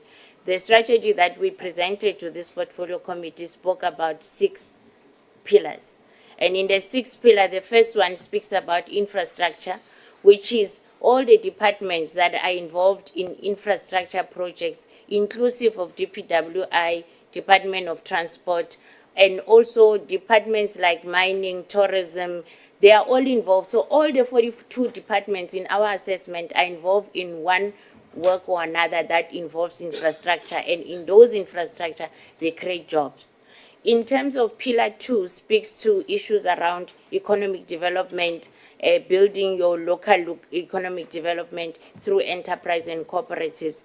And there are departments in the social and economic cluster that are involved in economic development. So jobs that are created there through other service delivery projects, we will then detail that. So what we do, Honorable Member, we engage with all the 42 and analyze their plan in terms of what are your projects, how many jobs do you intend to create, and then we can give you an overall in terms of jobs that are created in rural areas. So that's the detail of that report under the integrated rural development sector strategy. I think on the 16th we are coming to present on rural development, and we will go into detail in terms of what each department is doing in terms of work that they do in rural areas. Our responsibility is not to duplicate what mandated departments are doing. We are to work with them, but ensure that as they have their APP and their strat plan, as they allocate budget, they allocate budget in rural areas and plans as much as they do in urban areas. So the intervention you see on our APP is our own intervention, catalytic intervention, where we realize that the departments are not paying attention. I'll give an example. Honorable Lucas raised the issue around rural roads. We know that roads and transport are the mandate of the Department of Roads and Transport, which has got concurrent function in national and provincial government. They've got a budget dedicated to your infrastructure maintenance and investment, which is from Treasury through the Department of Transport goes to provincial government. We don't have access to that, but we've realized that their prioritization has left out rural roads. So at the introduction of rural roads from our point is to make sure, as Honorable Member mentioned earlier, is to make sure that they pay attention to rural areas. I think since 1994, we realized that very little was done in rural areas. So I just wanted to explain that our small intervention of what we have put on the APP is what is within our control, but it's also not duplicating what the mandated department. It will be legal for us to do exactly what the other departments who are mandated by the Constitution to do. But we have a responsibility to make sure that they include rural areas in their plans, they include it in their budget, and we do that by having those engagements with them. But we document that into the reports that we produce per year. We present that to Cabinet so that those departments that are not cooperating are able to answer to the Minister and to Cabinet. Then when it comes to the issue around why the scale is so small, whether it be jobs or be NARISEC or be rural infrastructure department, you would have realized from the budget that the branch only has 9% of the overall budget of the department. That 9% is not service delivery. It is inclusive of COE, which is salaries. It's inclusive of other issues like building and all other issues. When we do present, we can share information of how much goes to service delivery. So that is also why you would have seen NARISEC started with close to about 1,005 per year, and then in the last financial year we had 0 new intake because there was no budget. And in this current financial year, the budget can only allow us to do 570. So the declining budget impacts on the reach. There were questions on why we're not reaching Northern Cape, why we're not reaching other areas. It's largely because the amount is shrinking and therefore we are not able to register in NARISEC. And also the amount of infrastructure projects that we have to do, we cannot do as many as we were doing in previous years. I should also indicate that the NARISEC budget, current financial year, is 50% of what we should be receiving. So it's been scaled down. With the 50%, you cannot even do much of what we're supposed to do. When we speak about the MTDP target of investing in rural districts, and what it really means is in the 44 rural districts, we're supposed to work with DTIC, with the provincial governments and say, can we look at how we enhance the districts and the investment in the industries that drives rural economy. We don't have a budget. We have zero. So our role is going to be really playing that catalytic role, going to the department saying, how much do you have? It is your mandate, so you have it in your budget. DTIC, you are responsible for economic development. Let's go to the rural district. We have to go to small business development and say, your mandate is about developing and funding cooperatives as well as enterprises. Let us see your budget. Let's see your plan. How much is going to be implemented in these 44 districts? We then have to go to provincial government, say you have a whole department responsible for economic development investment in your province, including the Department of Agriculture and Rural Development. Let's come up with your own plan and augment it with the little that we have to make sure that we don't leave the rural district in the manner that they are. So there's no budget, but there are no people. In the Rural Development Coordination Chief Directorate, which is responsible for the strategy and for the comprehensive rural development program, we have a chief director who does not even have a PA or anybody else. So what we do and what we have done in 24-25 is me as the head of the branch picking individuals from other programs to form a task, a team that will drive this work. Secondly, the MTDP target that we now have to implement on this investment, I literally have 3 people who comes from the Department of Agriculture with no budget. But from how the department is working in project teams, we were able to commence with the work. Then there was a question around from Honorable Lucas that spoke to whether Can you please wind up? We are really pressed for time now. Can you please wind up? Thank you, Honorable Member. Maybe the last point I could make is the issue that was raised around including people of color, colors and Khoisan in Narisek. We can provide a report on how far, thus far, we've been able to train. Thank you very much. Thank you, because we will actually call you back to give us further input in relation to other aspects of the question, such as the post-settlement issue, because this is very, very fundamental. We will call you back to give us more on that. On special planning, for instance, we are going to be calling you back on that one. But there was there was a question or a request from Honorable Masala of a detailed report on office accommodation expenditure, for instance. We would actually require that to be actually made available to members, their locations, then the cost, their lease terms, and also the list of CPAs targeted for training and support in the 2025-2026, a request that came from Honorable Van Wyk. Well, the investigation on SOM's data would also need to be considered. I think there were questions directed to this. The finance part. To the finance part. Questions, yeah. Yeah. They have not been responded to as far as I'm concerned.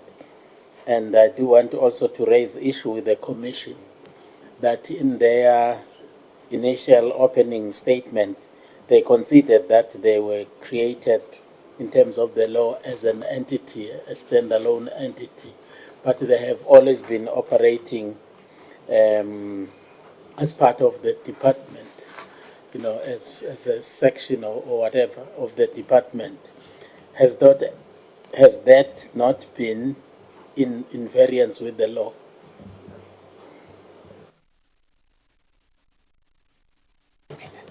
I honestly have 5 minutes for the finance section. Thank you, Honorable Chair. I think the issue around the budget has been the allocation as well as the balance. That is the broader discussions around the budget. and having indicated that we've had a bilateral with National Treasury.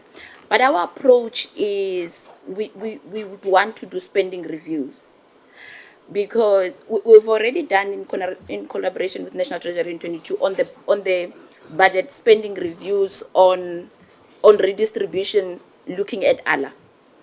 And from the spending reviews, you are able to leverage efficiencies that we'll be able to get within the system, and we'll then have commitments for us to deal with. For instance, in when we did the spending review on ALA, there's 2.4 million hectares of land, productive, very, very highly productive land, which Treasury says leverage on them, make sure that you ramp up your post-settlement or land development support to upscale and get economic activities and get more money, so that you reduce the reliance on grants, so that money for grants you can then use it to to subsidize somewhere else. So the spending reviews are done in such a way that we can leverage within the efficiencies. And one of the areas that we'd want to do is around rural development, as well as restitution, because I think that is where we really can look at also efficiencies. Currently, we've been operating from a baseline. The budget that we've done, we've looked at a baseline. For rural development, majority of funding that was there was on farmer support units. Farmer support unit and agri-parks. So the realignment and spending reviews will give the department opportunity to realign and focus on the mandate. As Minister has indicated that we're going to be having a mandate workshop. So supplemented with the spending reviews, that will also assist us to get the efficiencies and the balance correctly, because we worked on a baseline from what we've been doing and we want to use to move from a different trajectory. One of the bigger area, Chair, also that we want to look at is administration, and also came in very sharply. And I've noticed that there was a question asked, why so much money in administration? 20% of our budget goes to administration. Our service delivery model is PSSC and national office. So you've got provincial service centers that carry costs. You've got national office that carry costs. You've got staff that is under administration that is also a lot. How do we repurpose? How do we look at that stuff and ensure that you then get efficiencies? So there is a lot of work that we would want to do with the engagement with Treasury, that we want to really look at the space for us to leverage efficiencies. Obviously, we agree the budget from Treasury is not enough. But the answer we got from Treasury was that there is no money. We really begged for more. But from the growth potential of the country, there isn't much that is. So what is the strategy from Treasury is cross-subsidization within the department. So our spending reviews, we should be able to give us a better business case for them to be able to look at cross-subsidization within the government as a whole. I thank you for that. I think for land development support, just quickly, Chair, it was mainly focused on agricultural and holding account, which is agricultural support land. So the 2.4 million hectares, what came out also from the spending review and also from the reports, the assessments that we've done, is that we've not done much with regard to support in that space. A lot of land is not yielding the productive nature that it needs to. That's why LDS has been implemented. Approach of it is a comprehensive support over 5 years. Currently, we're sitting with about 404,000 hectares that we have done out of the 2.4 million hectares. We're still going to measure the impact of it, but just to give with one grain cluster, about 62 projects that we started where production was at about 4,000 hectares of arable land. We were able to ramp it up to about 12,000 hectares. So it's a strategy where you then train. You collaborate with the farmers, and then you ensure that you then build up that the arable land that is there can then become productive. So that is the focus that finance will be really working hard. But additional funding, Chair, it's one of those that the country is not doing well. Thanks. Thank you. Honorable Minister, I have a minute for you to wrap up your presentation, the presentation that the department has just Thank you, Chair. I'll take less than a minute. I'll Thank you take less than a minute. I'll just say to honorable members, we're taking land reform very seriously. There's no way we cannot take land issues seriously. In fact, I also understand that members here take land reform very seriously, including everyone in the country. The commitment on all other claims, Ingonyama, I still insist that we're committed to that. We must finish it, even if we go and look for money somewhere else. Honorable Mutama, one time, Vice Speaker, one time suggested that even if it means we go and have tea with JSE, but these land claims must be finalized, including all other claims, Chair. Sorry, the new order claims that were lodged in 2014. We were discussing this last week because I was saying to them now it's been 11 years since the Lamusa judgment was issued. And we were given an opportunity either to go to Parliament with a new legislation so that we start working on them. So we're saying if we don't do it, somebody's going to take us to court and say we've not been doing this since 2014 and since the judgment was issued. So that's what we are going to do, Honorable Chair. Otherwise, officials have responded and will respond to other questions as and when you want us to come and deal with that. Thank you, Chair. Thank you, Honorable Minister. On that note, I would like us to break for lunch for 30 minutes and then come back and continue with the presentation of other entities. So you should be back at around 2:15.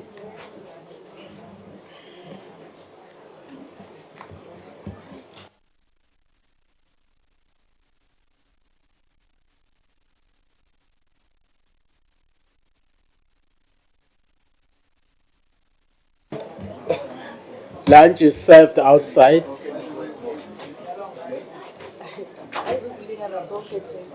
I don't say it.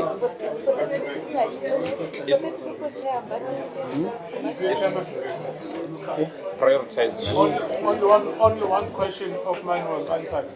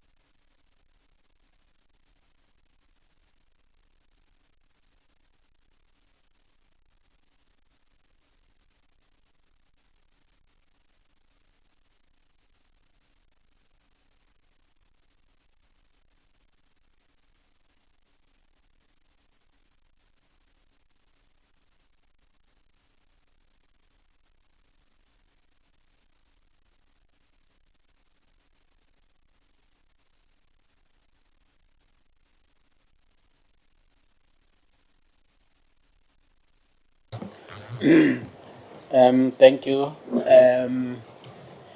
honorable members and honorable minister and his team. Can we then continue now to receive submissions from the OVG?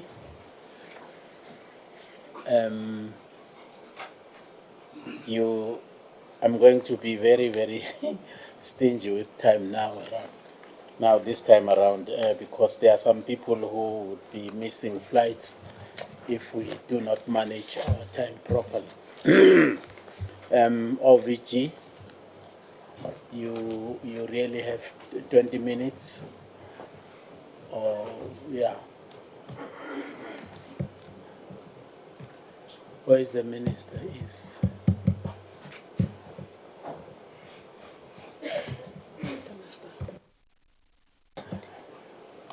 OVG, you have the floor. Thank you, Chair. Good day, Honorable Chair and members of the Portfolio Committee, and Honorable Minister and the Acting DG and Head of Departments. My name is Motlatso Maloka, Acting Valuer General. Today we are here to present to you the strategic plan and the APP of the Office of the Valuer General. With me, I'm with Kabelo Moatse and Tapelo Motswening, who will be taking you through this presentation. Then we'll take questions after. Thank you. Good afternoon. Thank you, Vijay, and thank you, Honorable Chairperson and the honorable members, as well as the colleagues. My name is Kabelo Moatse, as it's been stated. I am the acting executive responsible for corporate affairs. So I will be taking you through the strategic plan as well as the APP. And also to state that this strategic plan and the APP was prepared with consultation and active participation of our key stakeholders, in order to make sure that it's well represented. I will be taking you through some of the slides, and then Mr. Mutsuning will then, as the last part, do the last few slides. So please don't be surprised when I jump some of the slides. So in the interest of time, I'm going to go through the overview in respect of the mandate. The mandate of the OVG chairperson remains the same and aligned to what we've been presenting all along in respect of the Property Valuation Act. So our quest remains to provide valuations that are aligned to Section 12.1a, that is primarily aligned to land reform, as well as Section 12.1b, which is mostly for market-related valuations, which are serving activities for commercial purposes and so forth. The types of valuations that we continue to carry as well are aligned to Section 12.1a and Section 12.1b, mainly being the current use value as well as the market value. So Mr. Mutsuning will be getting into that in the other slides that I spoke about. So this slide speaks to the clientele that we are currently serving. Of course, from Section 12.1a, it's primarily the mother department in respect of the various branches, including the commission that were presenting earlier, and then as well as regarding Section 12.1b, which is mostly focused on market-related valuations, and at this point being the departments that you see, such as water and sanitation, and then DFFE. So I will jump this slide in the interest of time regarding vision and mission. However, just emphasizing that our quest once again remains to offer valuations that are impartial, that are fair, that are equitable, as well as making sure that as an organization we are efficient in terms of how we the systems and structures that we have in place support how we execute our operations.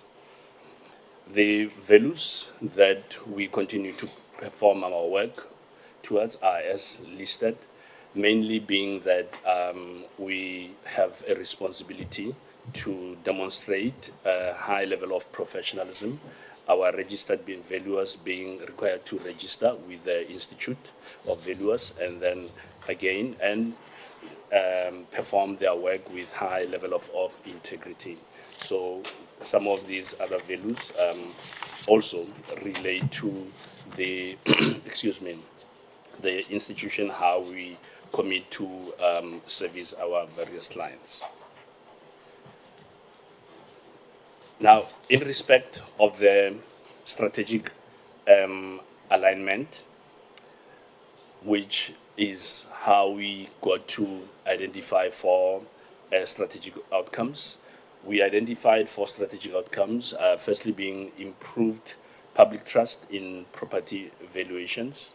So how we explaining that this one is that we understand that the values that the property values that we issue out, or the certificates, are not just values, but they go beyond excuse me, various sectors, particularly have an impact in the economy for also in respect of decision making. And then secondly is that this one, in terms of just and equitable valuations, this is an outcome that we've always had. By this one, we commit to perform valuations that are impartial as well as fair. And then the organizational excellence, I think it's something that I've been speaking to earlier, that we want to have an organization that is, if you look at the strategic priorities, how we are aligning ourselves, is that is aligned to capable, ethical, and developmental state. So for the OVG is so that we have systems in place for the various processes such as finance, human capital, and others that ensure that there is high efficiency and effectiveness. And lastly, it is digitally optimized business. So the business of the OVG is to collect data, how we're doing our work. The property valuers go out there, we collect data, we package the data, we do comparisons in terms of how we, until we come to a conclusive valuation outcome. So the commodity that is important to us as the OVG is data. So it is therefore incumbent upon us to ensure that we bring on board highly efficient systems. So in this regard, we have made a conscious decision to make sure that we acquire, design and build solutions, innovative and ICT solutions that will ensure that we continue to offer services that are efficient and effective. Alignment to SONA, without going deep into this one, you will see the various pointers from the State of the Nation address that we've aligned ourselves to. I will speak to the one of growth and job creation. So we as the OVG have introduced a program that we call valuation candidate valuer program. So this program is a 3-year program that we attracts or targets the graduates from the various universities. This is aligned to the need that we have in our profession as the property valuers, that we have a little supply in the country. I think the latest statistics that we have is that we're sitting at 2,300 in respect of property valuers in the country. and with most of those valuers being adults who are expected to go on retirement. So we do this to make sure that we train as many valuers as possible. And with this, we've started the program in the last financial year. So we are expecting to increase it by recruiting more candidates as the years continue to move. And then secondly, that we intend to also bring on board an internship program whereby we will be also targeting young graduates from the universities for the various areas, of course, that would mostly not be in property valuations, in where we have a need such as ICT, supply chain, and so forth. And then thirdly, that with the current program that we are busy with within the OVG, we are finalizing the operating model. There's macrostructure and microstructure, and with that we will be undergoing, and we are expecting to, if funds allow, to go on a high recruitive drive in order to make sure that we fully capacitate the OVG. The impact statement. So for this one, we are striving to make sure that we make an impact in terms of the work that we are performing. So we are currently working on strategies to make sure that we are not seen to be only presenting data that is related to the property valuations that we do. So in this regard, we are trying to align to what the minister have requested, that we demonstrate tangible impact on it in terms of our work as the OVG.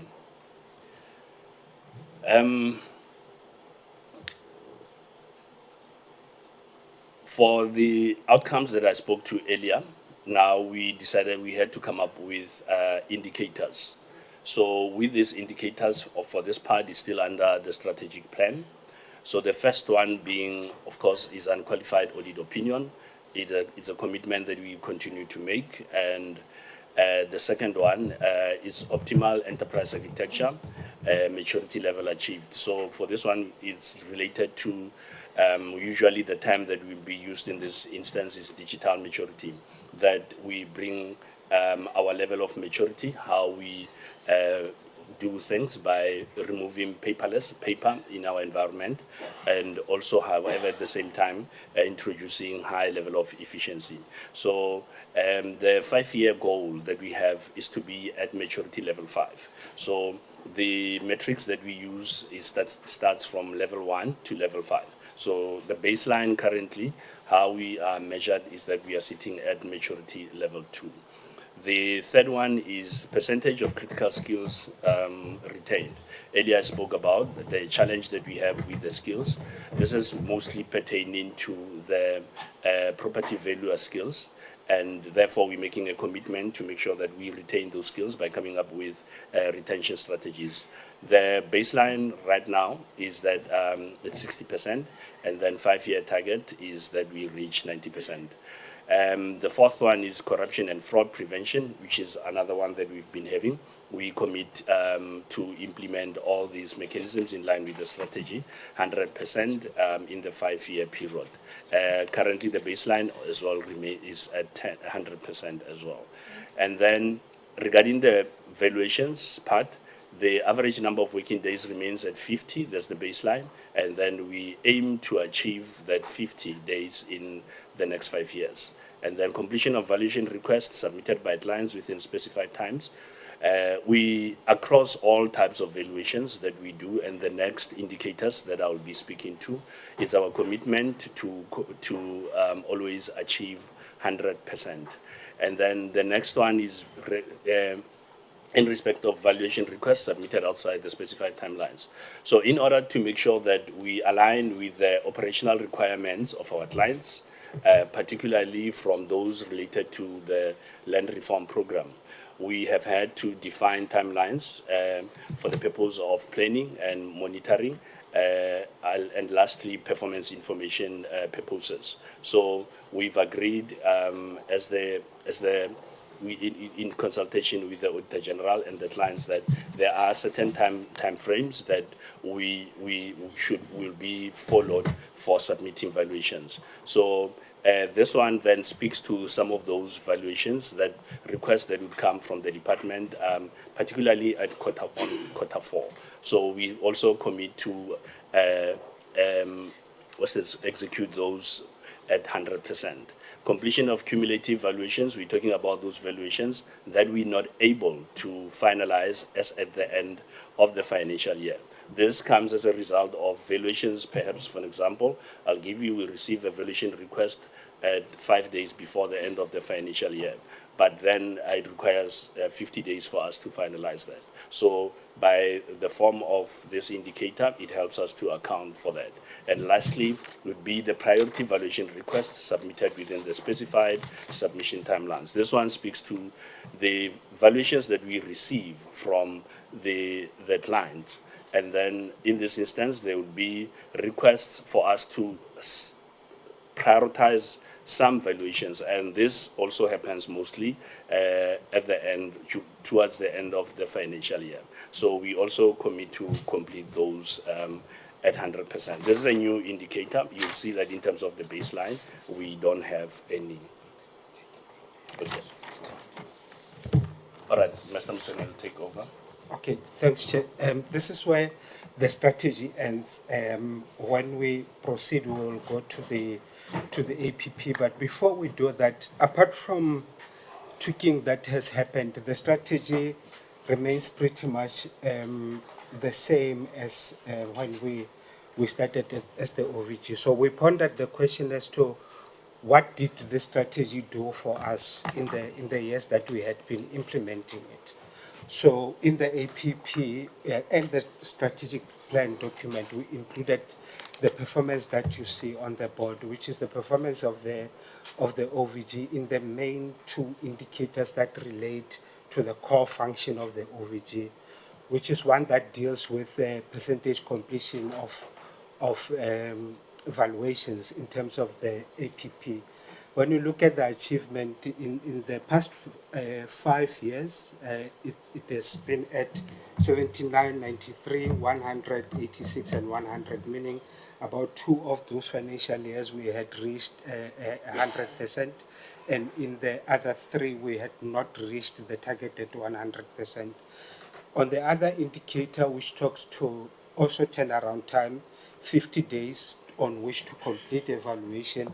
In the first financial year, we were way out, and then in the rest of the financial years, we were in 2020, 2021, we were closer to 50, and in the rest of the financial years, we were within the target, meaning we were doing better than the target. But what did it do for the land reform program? In the next slide, you will see that we are now showing what the clients, meaning the commission, the China program, as well as the LRTR or land acquisition, what has been the effect of the work that the OVG has been doing. You'll see that in the land redistribution environment, in the first 2 years, were below the colleagues in the department were below the 100% achievement of their targets, and then in the next 3 years, they were quite above the 100% achievement.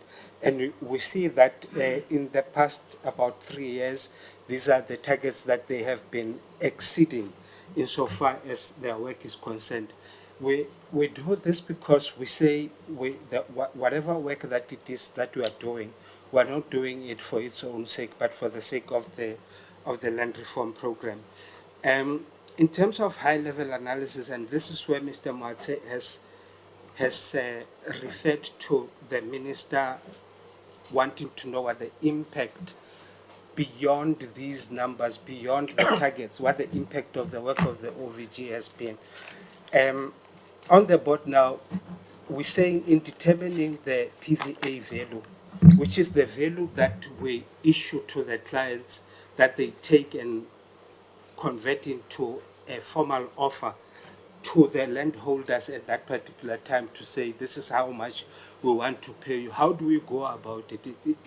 We are using these 5 factors: current use value of the property, market value, historical value pertaining to acquisition benefits on the property, direct state investment, and the purpose of the acquisition. I won't read it owing to time, but what is crucial is the next slide, where we show how we actually use it. We take the market value, we add it to the current use value that we have determined, and we divide those by 2, and then we look at the other factors and we come to a PVA value. So the idea is that what was envisaged in the Constitution 25.3, that you don't rely only on market value when you are dealing with land reform matters. We are giving effect to that through this formula that is sitting in our regulations of 2018 and has been a subject of quite some criticism. So how has it done? How have we done? How have we compared to the market value? So of all the 2020-2021 valuation certificates and reports that we have issued that are relevant to this study, remember, we've got those that have got only market value because they are historical. So the Chief Land Claims Commissioner, when she receives those valuations, she looks back at the time when the dispossession took place, and she determines whether there was sufficient redress by way of the money that was paid towards the community that was being removed. So those do not apply, because there we do not use the current use value and the market value.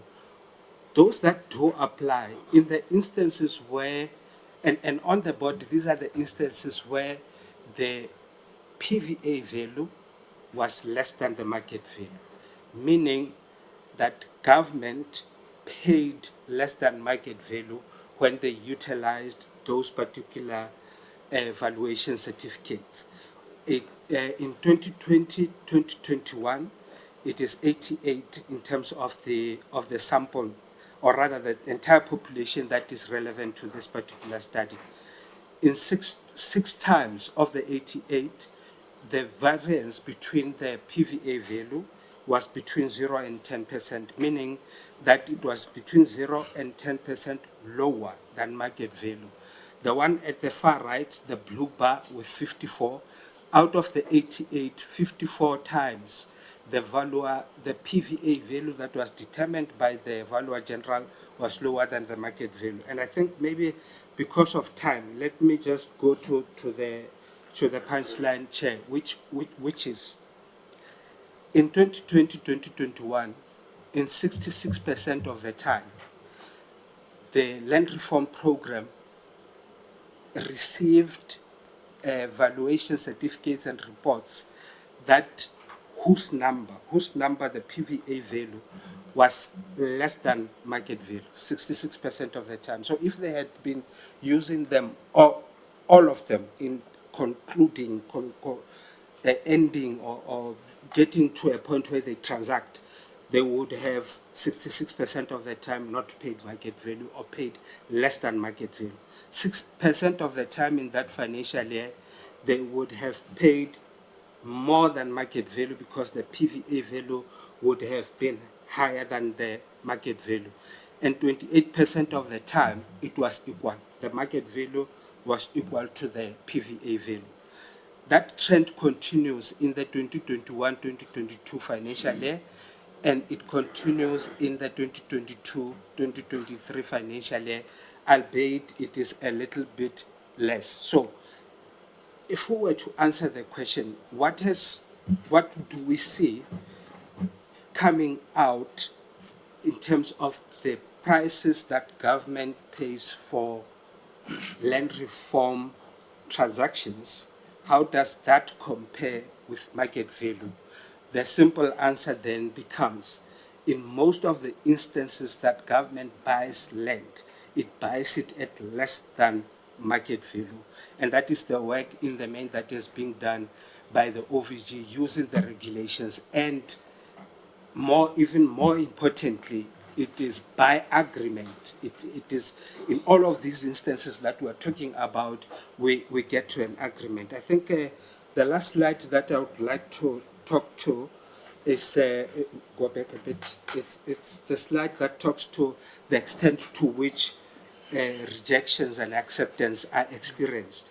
So you find that over the years, in 2020, 2021, 50% of the time, the offers that were made by the restitution program and the LRTR program, they were accepted by the other side.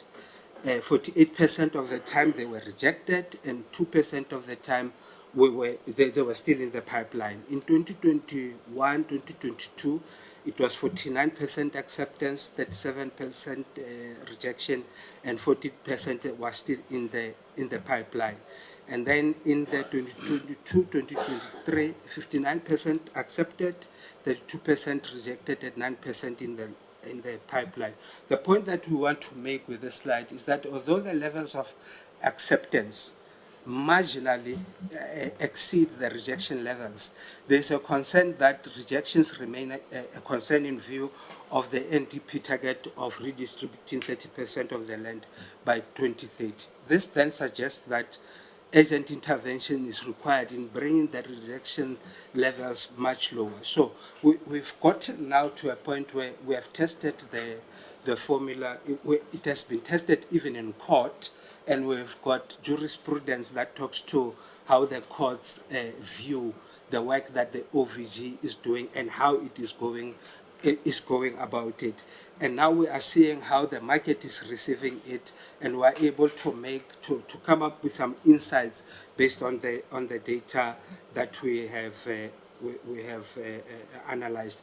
I won't go into the APP. It's pretty much what Mr. Mwate spoke to, Chair, except to talk to the budget, which is our last slide.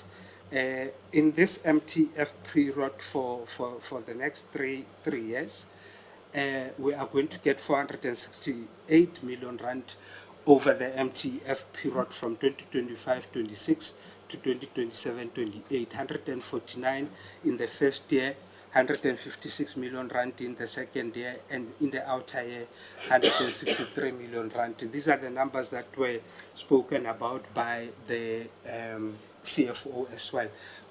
This is the line that comes directly from the fiscals, but we do have a line of revenue that we collect that we tend to report towards the end of the financial year based on the work that has come from outside the Department of Land Reform and Rural Development. I think we should stop there, Chair. Thank you very much.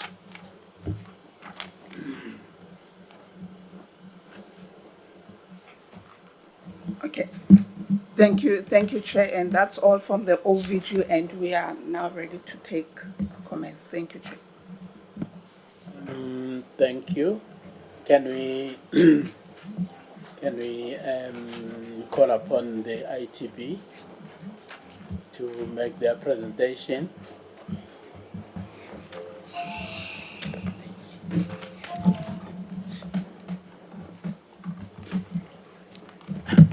Honorable Chairperson, while the CEO and the CFO are making their way down, greetings to you, greetings to the honorable members, and greetings to the Minister and the colleagues.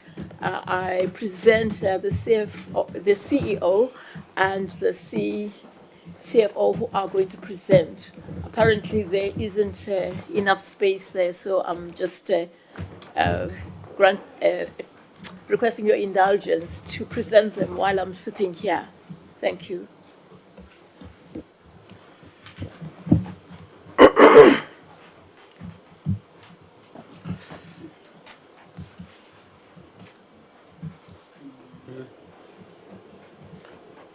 Well, it's over to you,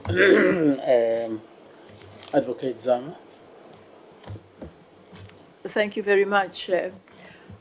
This afternoon we are presenting, actually we are quite pleased to present the budget for Ingonyama Trust Board, and the CFO is then going to go through the annual performance plan.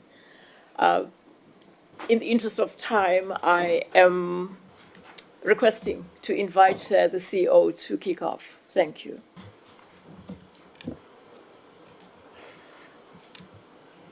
Thank you, Chairperson. I assume that we've got 20 minutes.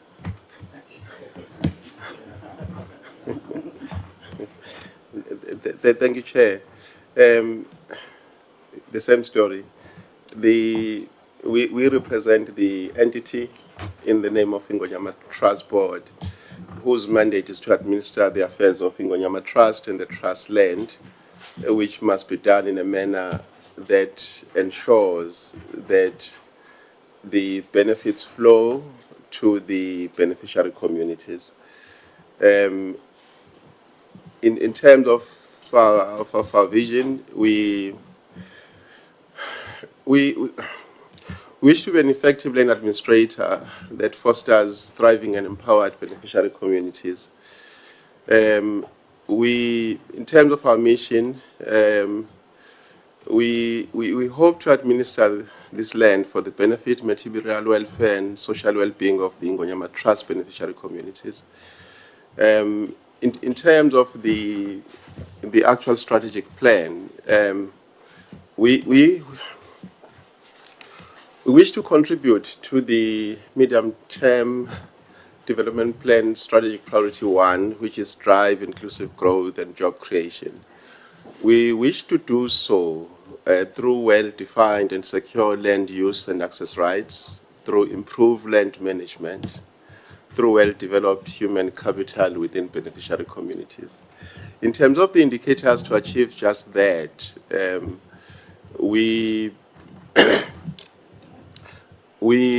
have service indicators in terms of which we wish to be able to approve development application. Okay, it's tenure rights application that come to us that leads to development within 90 days of confirmation of land information. And we wish to capacitate traditional councils. We wish to benefit about 500 students. We wish to give them financial assistance that comes directly from Ingonyama Trust. So in terms of our targets, as you can see, because the one is percentage is 50, is 100%. The second one, which is training of TCs, is 250. There's a total number of TCs on IT land. Though KZN has got about 300, on IT land there are 250. In terms of the numbers of students that we want to give financial assistance, that's the number. Those numbers, Chair, particularly the number of students, is highly influenced by the revenue of the trust at the present moment, because though the CFO did tell the committee earlier that we receive about 22 million, that's not the money that we use for this purpose. That largely funds the administration of the board and some capacity. So then we also seek to contribute to the strategic priority 3, which is build a capable, ethical, and developmental state through improved corporate governance and service excellence. To that extent, we want to capacitate the organization so that it is able to perform its function, and as a consequence of that, you have to have an organizational structure that talks to what this organization must do. So we've then broken that down, Chair, over a period of, in the form of the annual performance plan, which is what is now sits before you.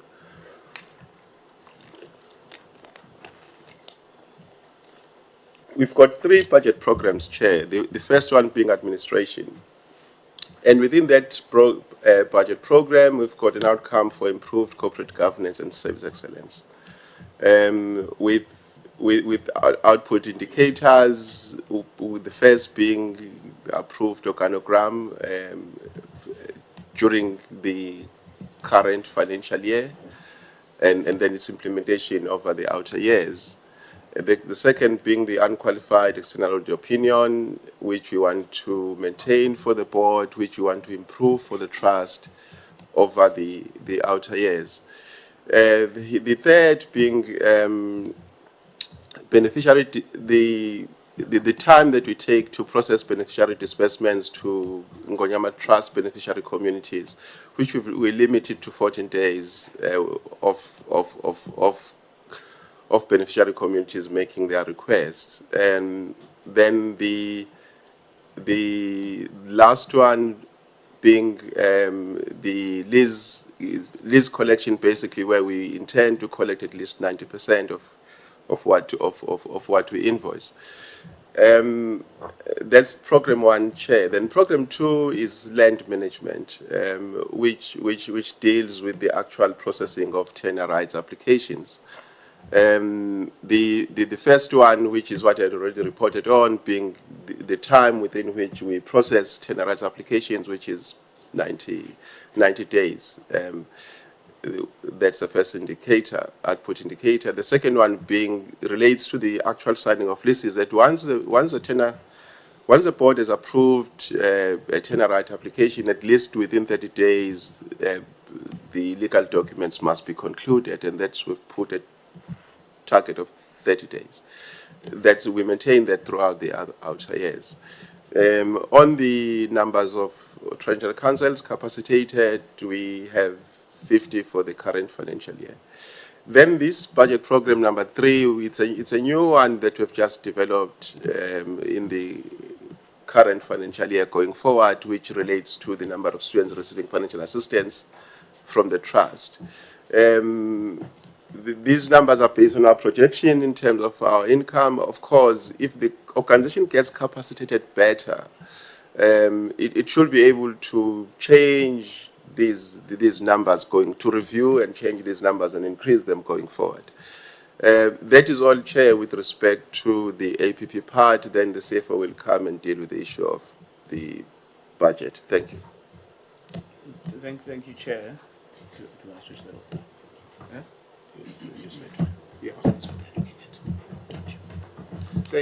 Thank you, Chair. The way Ingonyama Trust as an organization is structured is we deal with 2 sets of accounts. So the easiest way is to maybe create a relationship between those sets of accounts. Generally, Ingonyama Trust Board, which is what you see now, we attribute to program 1, which is mostly support functions. And for program 2, which is the actual trust work, we talk about the next set of accounts, which is Ingonyama Trust Board. In terms of program 1 or the board's work, we indeed do receive and intend to receive this grant of 22 million that the CFO was talking about. This financial year it's 22.8 million. It goes up with a fraction in 26, 27 to 23. Ganjalo.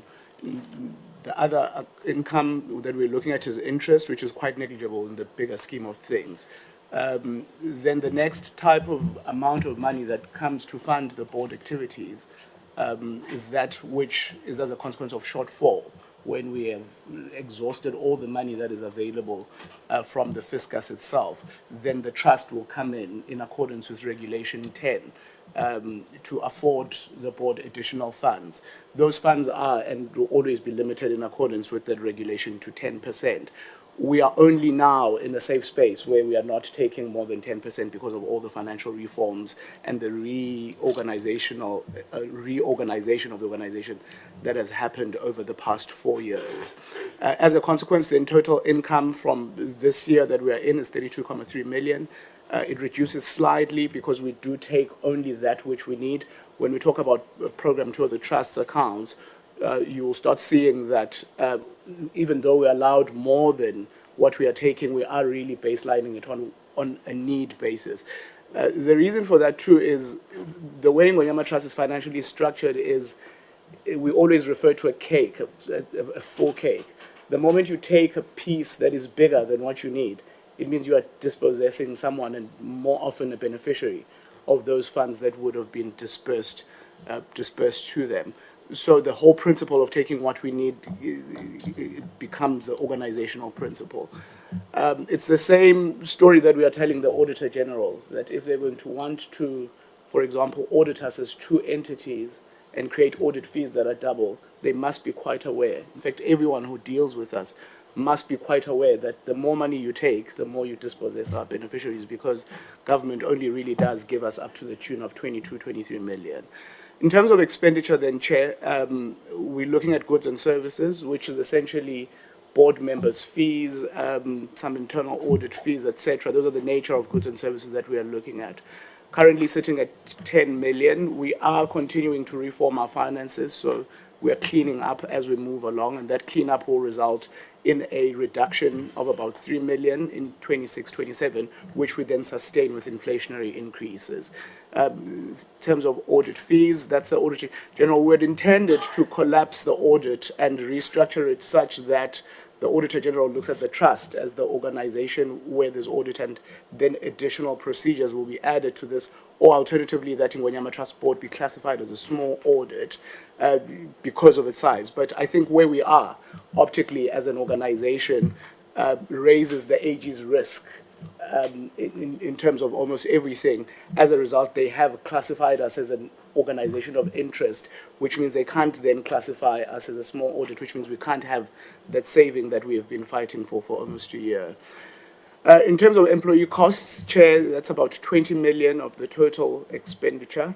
This year increases with what is anticipated to be salary increases for inflationary adjustments over the period. In terms of employee costs, the employees that remain, and we'll see it as we clean up and standardize costs and create the relationship between cost and function, you'll see that we have some employee costs that are also in Program 2, which are land management related service employees. In a nutshell, we are directed by Section 53 that we are not allowed to spend more than the income that we have. As a result, we break even throughout. The next slide. Then this, Chair, is Program 2, and a part of it is also going to cover Program 3. Program 3 is at an infant stage, inception stage. We are conceptualizing right now in terms of how we're going to model the whole issue of kids going to school for free in KZN. Once we have modeled that, that modeling would include the issue of funding.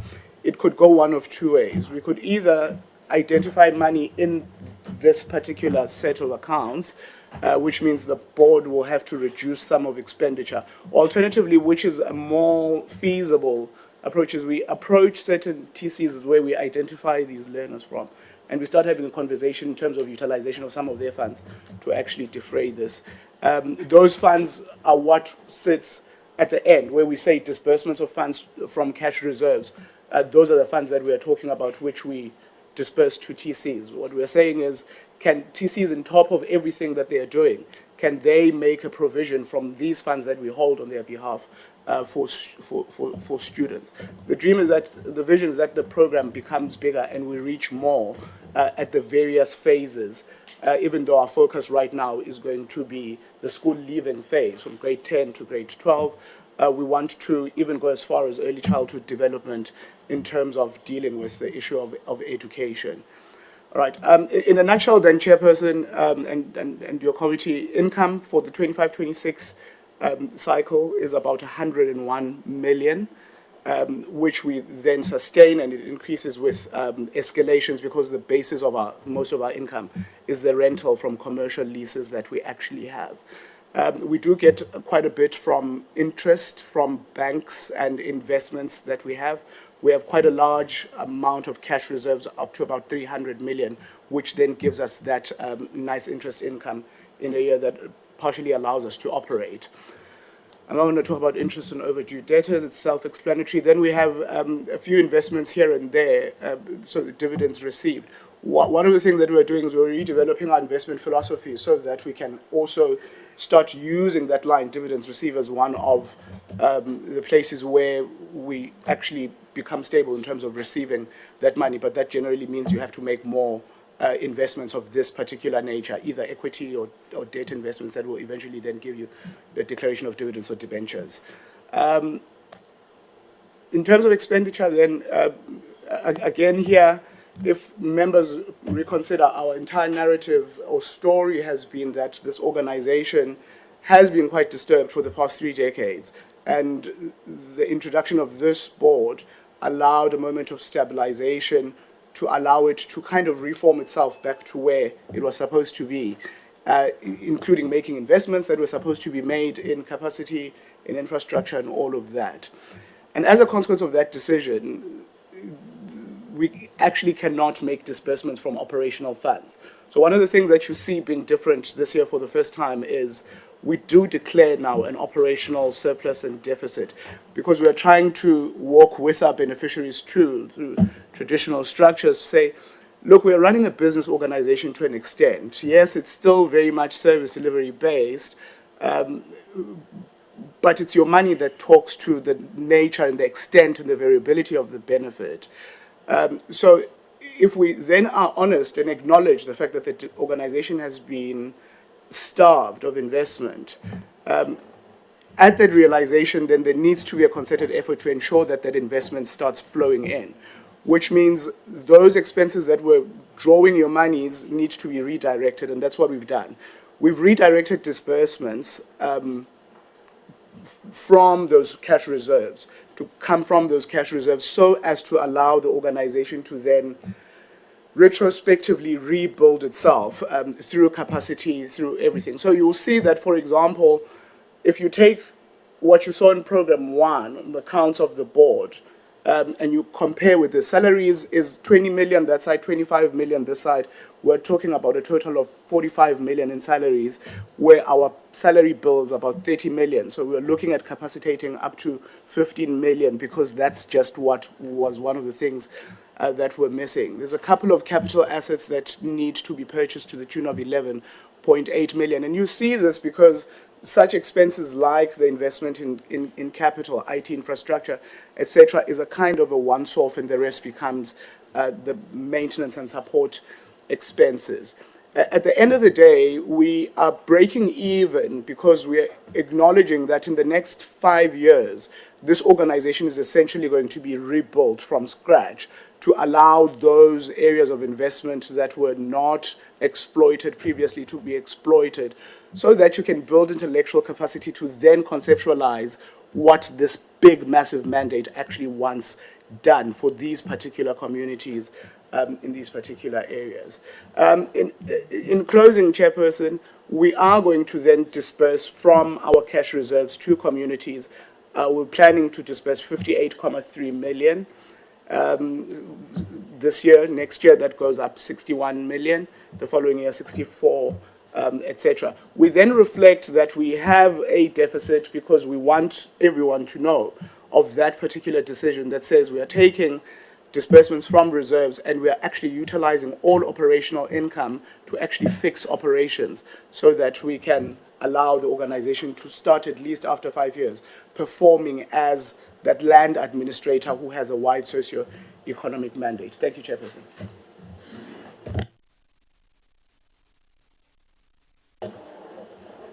Thank you. ITB, honorable members, I think now it's your turn to make comments, ask questions, and observations, if any. Okay, let me recognize hands. Okay.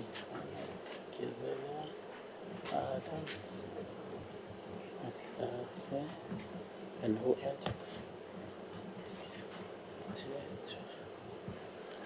Okay, Honorable Matikizela. Thank you very much, Chair, and thank you very much to the Office of the OVG and ITB. The first question from the OVG's presentation. On slide 6, you spoke about clients, which is your government departments, you said. But you didn't really tell us what is the revenue that you generate from there. I mean, I think on the last part of your presentation, you did mention that you do generate some revenue over and above your allocation, because one wants to get a sense of the overall picture of the office. Now, on slide 11, you spoke about one of the criteria that you use, which is just and equitable valuations. Just and equitable land when you do valuations. Just an equitable value of the land. So, in terms of the act that was signed recently by the president,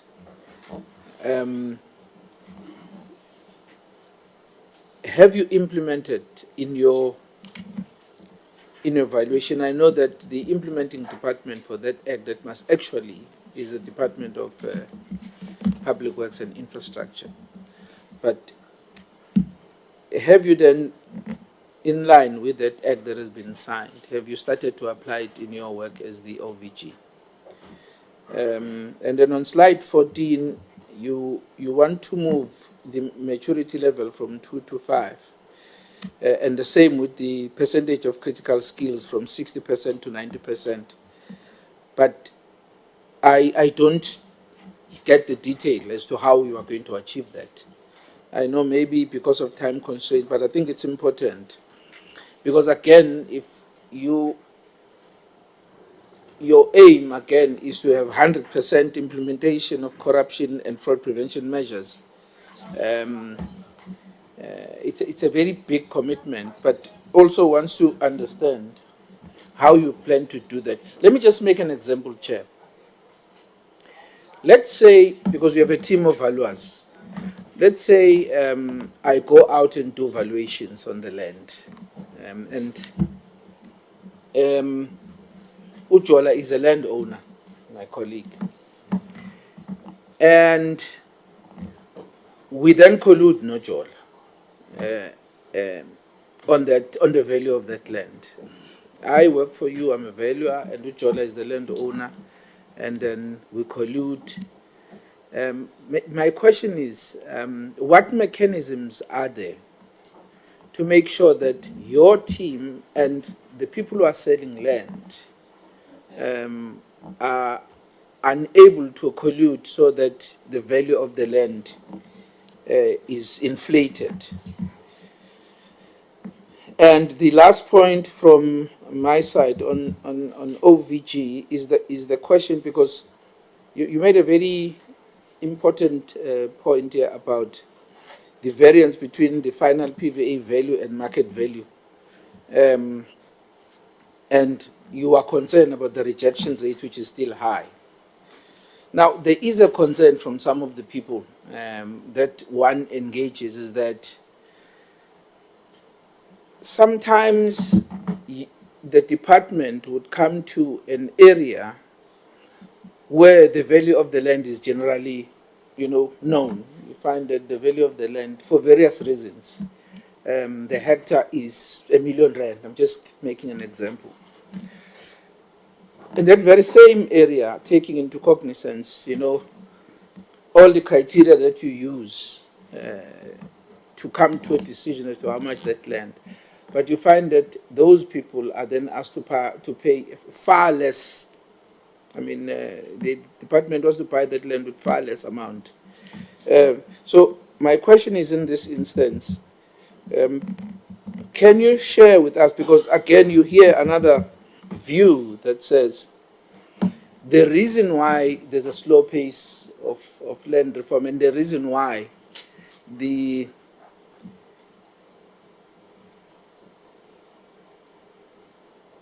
willing seller and willing buyer didn't succeed, it's because farmers often inflate the price of the land. So do you have the demographic instances where PVA value is lower than the market value?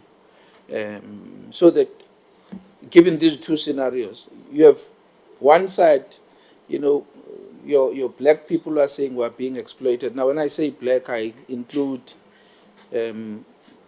colored people, black people, who are saying, when we sell the land in an area where the value of the land is generally known, we're expected to pay less. Yet we know that people who have sold land in this area have been paid far more.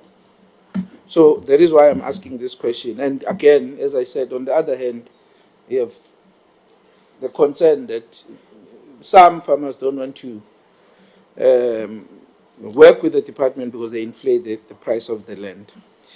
And on the ITB chair, I'm not sure if I can just take them all. Okay. On the ITB chair, on your slide 9, you talk about improved corporate governance and service excellence. And your aim is to be at 100%.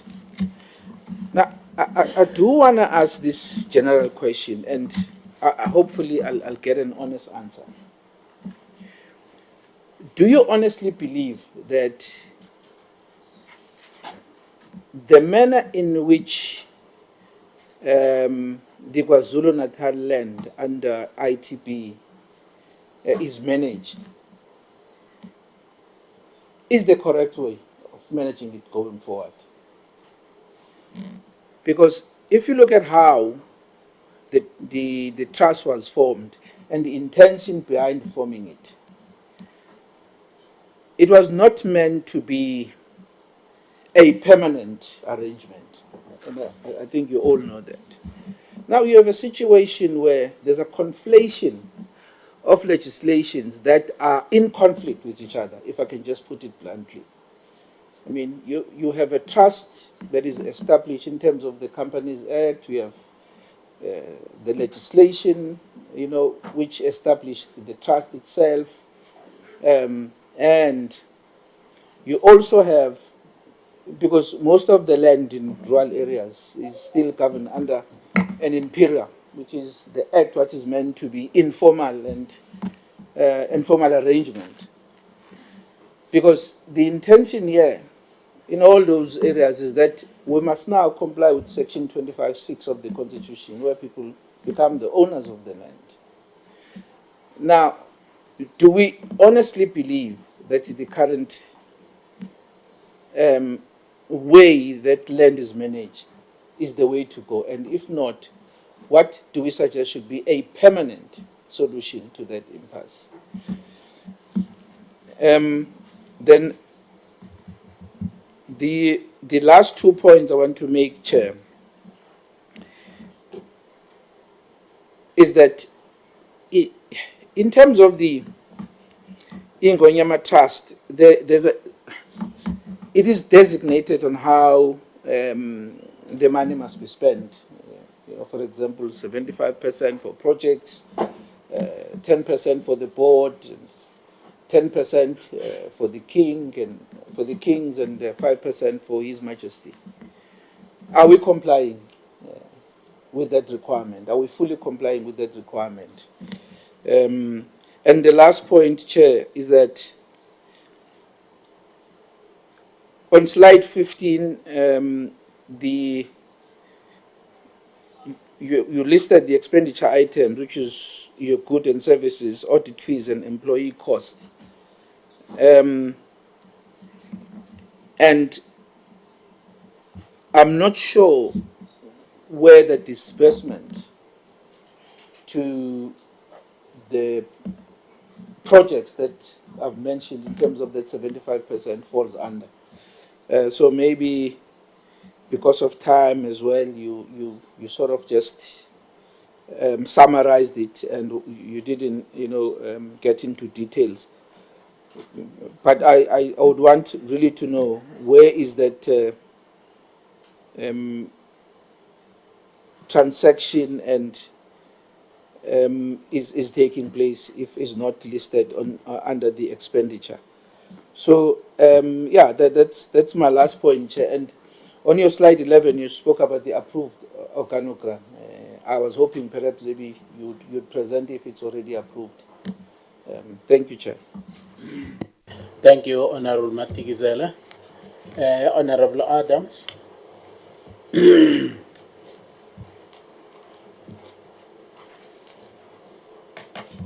Thank you, Chairperson. Let me also join my colleague by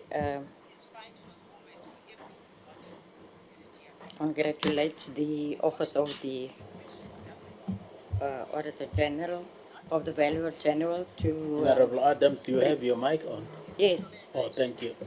Let me also giving my thanks to the presenters who present to us the presentation. Chairperson, my first question will be to the Office of the Valuer General. The Office of the OVG is a critical enabler of the success achievement land reform program objective is the institutional, agricultural and efficiency designed to effectively play this role without compromising the quality of the valuation. And then does the OVG have optimal skills to compensatory and capacity to fulfill its mandate, and is the skills retention strategy effective? What is the overall turnover relative to retention on the OVG? And then, Chair, on page 17 of the presentation, it will be useful to get actual numbers, not presentations on the performance targets. The presentations alone do not reveal the full pictures. Actual numbers are important for context. And then, Chair, what is the regulatory regime in terms of dispute related to valuation? Where is the ultimate authority vested? And the retention of critical skills indicators on page 33 is unspecified for Q1 and Q2 and is a low 30% in Q3. Is this adequate given the critical mandate of the OVG in line with the NDP targets? And then on the Commission on Restitution of Land, in slide 19 is a presentation indicates that historically the Commission operated under the version 2.5 department structural, which provided for 1,442 approved positions, of which 769 were funded and filled. However, this structure has since been discontinued. There is a new configuration current operating, which raises the following questions. How many approved positions currently exist? How many are funded currently, and how many are vacant? And to the Ingonyama Trust Chair, under the lease income collection against lease income invoices is consistently at 90% in the medium term. Does this mean there is not intention to collect the full value of lease income, or is there another consideration? And my last one, Chair, is slide 16 shows an amount of in excess of 18 million rand as general expenses. What does this item entail exactly? I thank you, Chair. Thank you, Honorable Dr. Matlaza. Thank you, Chairperson. And thank you to the presenters. I only have one question for the OV.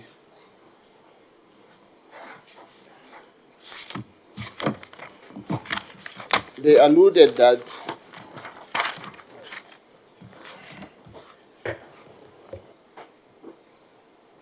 to them commodity that is valued is data. So in the same way, I'm in the business of people, and NCOP is in the business of electricity. They are in the business of data. Now the question then be, do we have a system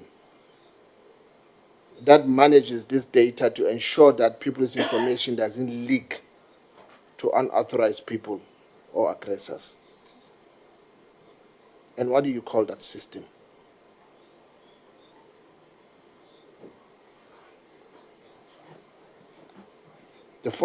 In addition, if there is such system, are the people operating it, are they being security cleared?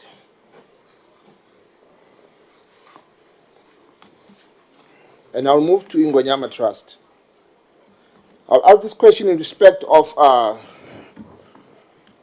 jurisdiction personality of Ingonyama Trust Board and Ingonyama Trust Company. Having concluded that Ingonyama Trust Board is not a separate entity from Ingonyama Trust, and further having investigated the possibility of delisting the ITP and listing the Ingonyama Trust, what is the status quo with regard to the developments? By when is the ITP is going to be delisted? This is in line with the outcome of improved corporate governance and service excellence. The second question, it's in respect with benefits, material welfare, and social well-being. In terms of benefit, there is a clear variable benefits. Student financial aid in 2025-2026, an increase to 250 annual over the medium-term period. Then my question is, what is the performance indicators and targets that the ITP are using to measure their own performance in relation to material welfare and the social well-being?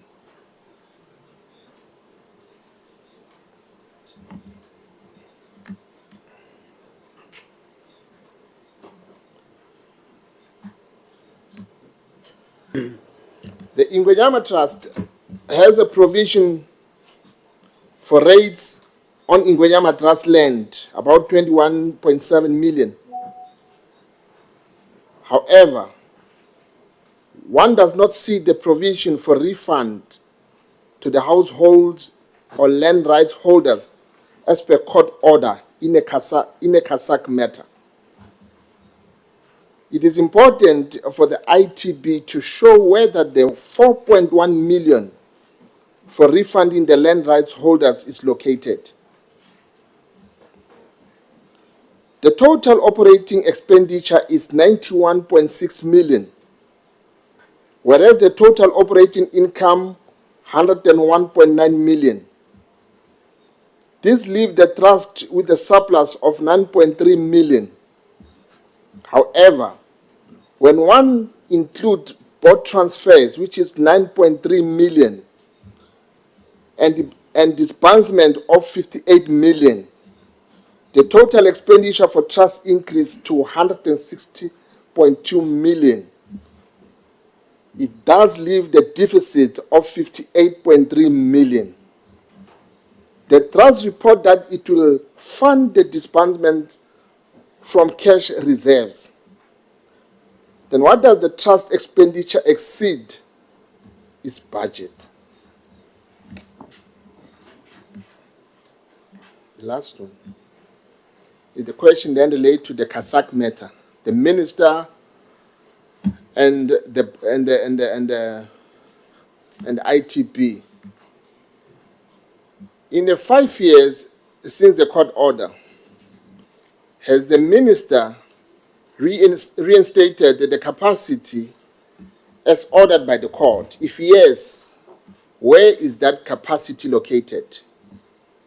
Implementation of Chapter 1 of KwaZulu-Natal Land Act means that the minister can dispose the land without involvement of the ITP, creating a possible conflict, dual authority in the land management.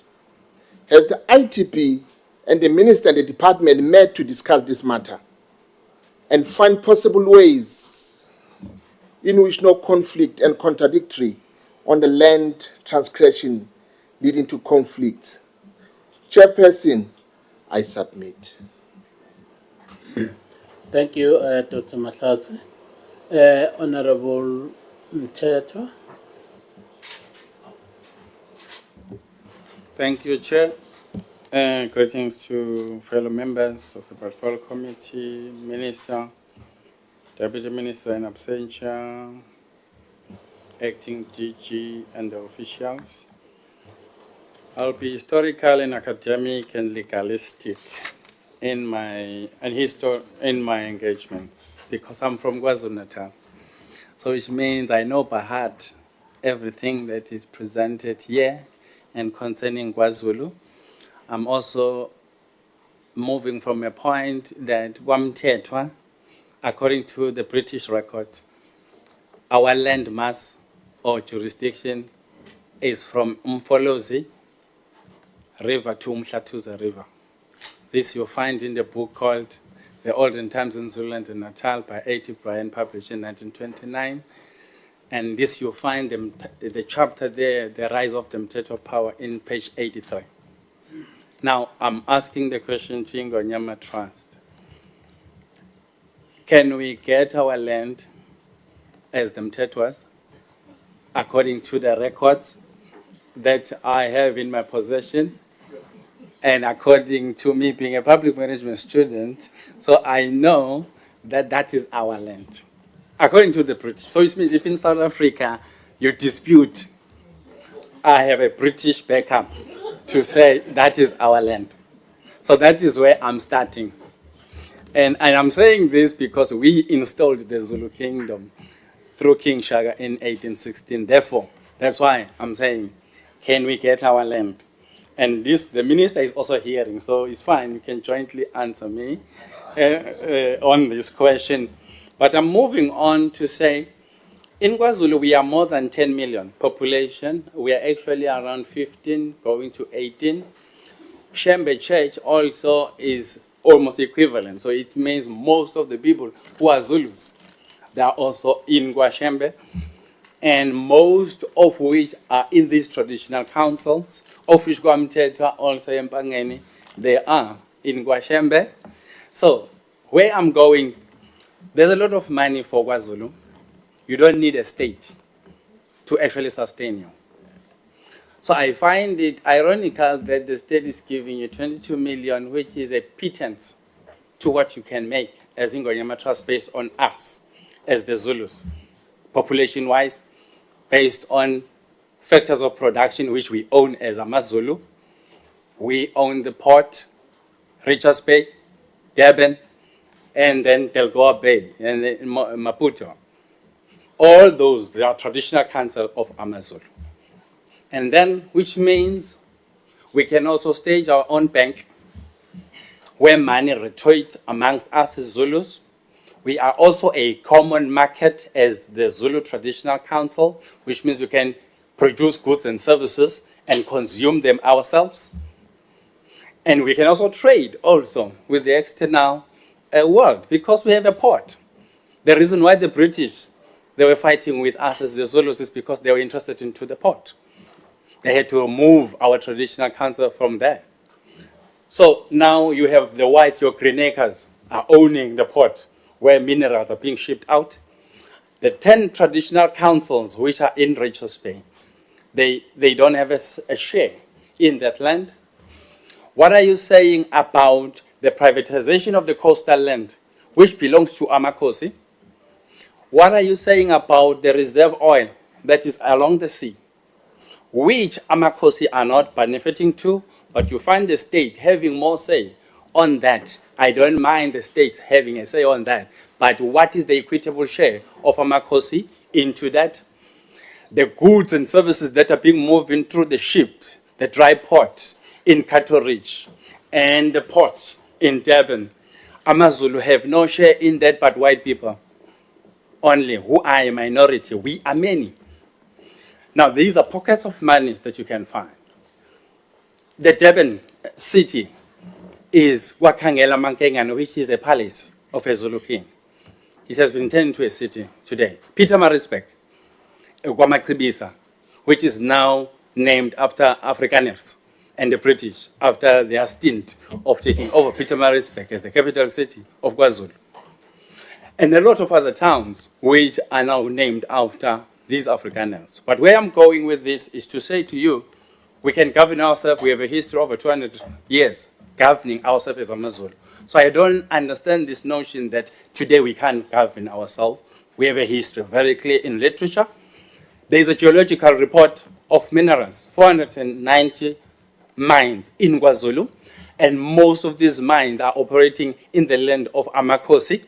This is where Amakosi were not allowed to participate in the economic participation process, and yet you allow through the law, Mineral Resources and Petroleum Development Act, that private companies can come and explore in our land as Amakosi, but us as Amakosi cannot partake in that because you say we shall not participate in politics and in commercial viable means. Yet there is a commerce activity in my land. We also have an account with the Reserve Bank as Ingonyama Trust, which is actually holding our monies that are coming from other kingdoms as part of our trade relations that we have as AmaZulu. That money is sitting at the Reserve Bank. The Reserve Bank does not want to release it for AmaZulu. And what are you saying about that money? Because that money, the Treasury is holding it, yet we have an account with the Reserve Bank, which means it gives us access that we can actually run our own affairs. Actually, the late king cried, saying, tell us if you are not able to run us or this province so that we can be independent on our own, because clearly you are abusing us. We are many, we have minerals, we have all what it takes to run, but we are poor. It's an insult to us. And that's why the anger against those who are fighting us is that we shouldn't run ourselves. But you do allow other racial groups to run their own affairs, but you don't want to allow the same to Amakosi. I'm saying to you, when I calculate the value of KwaZulu alone, you know it, in terms of gross national production, we are second, and yet we are poor, we as the Zulus. That's an insult to us. So you as an entity, you should be taking us to greater heights in terms of us being independent economically. We can no longer take it that white people, they come into our traditional authorities and mine and then leave us with nothing. Sorry, Nyambo, sir, I haven't heard your question, though, that you are posing to these two entities. I appreciate the very interesting, presentation you are making, but I thought you were going to actually ask the question in the interest of time. Okay, fine. Let me go straight. There's a case, Richards Bay Mineral and Rio Tinto. They took the traditional councils to court, a Western court, taking traditional leaders into a Western court over their own jurisdiction, a Richards Bay. They are mining right there. But you take the very same person who hosted you to court. Why? Because you wanted them to change directorship of their trust of those communities in terms of benefit. Why do we have such a situation? Oh, why don't we then annul the relationship between Richards Bay Minerals and Rio Tinto so that Amakosi can take over that mining operation on their own? Because clearly we can make it. But instead, they took us to court and they lost the case. And then still, there is no response in terms of that. Value General, as I part, the land of Amakosi is not valued. As a result, that's why private companies are infiltrating our land. How can our land be not valued, yet underneath there is a value? The fact that you're coming there, the geological report of KwaZulu-Natal is telling you under the land of those kings, all of them, there is value. But you, as Value General, you don't have a record of the value so that these kings can enter into commercial relations for themselves, so that to stop the abuse by the private sector. Can we actually then go and give value to our Amakosis land? Is there a problem? The fact that you are paying them every month that stipend, they can actually pay themselves if we can just evaluate their problem so that they engage in true transaction on their own. Thank you. Oh, thank you, Nyambose. I just hope that you are not in the process of dismantling the Republic of South Africa.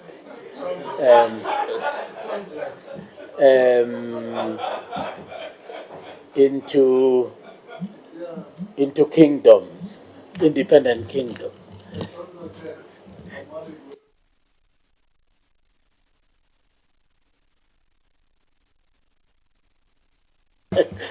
Thank you, honorable members.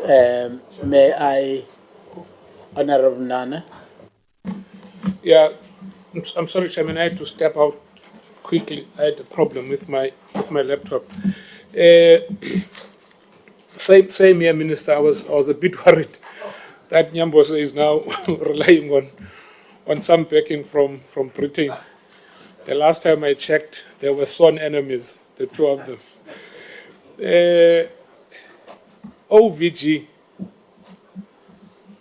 number one, Minister, is this lady still acting? Is it 7 years now? Is she still acting? This is bad, Minister. No human being deserves this treatment. If government thinks that she is not good enough, give it somebody else and employ somebody else. I mean, this is inhumane. We spoke about this, I think, sometime last year. I would have thought by now things would have changed.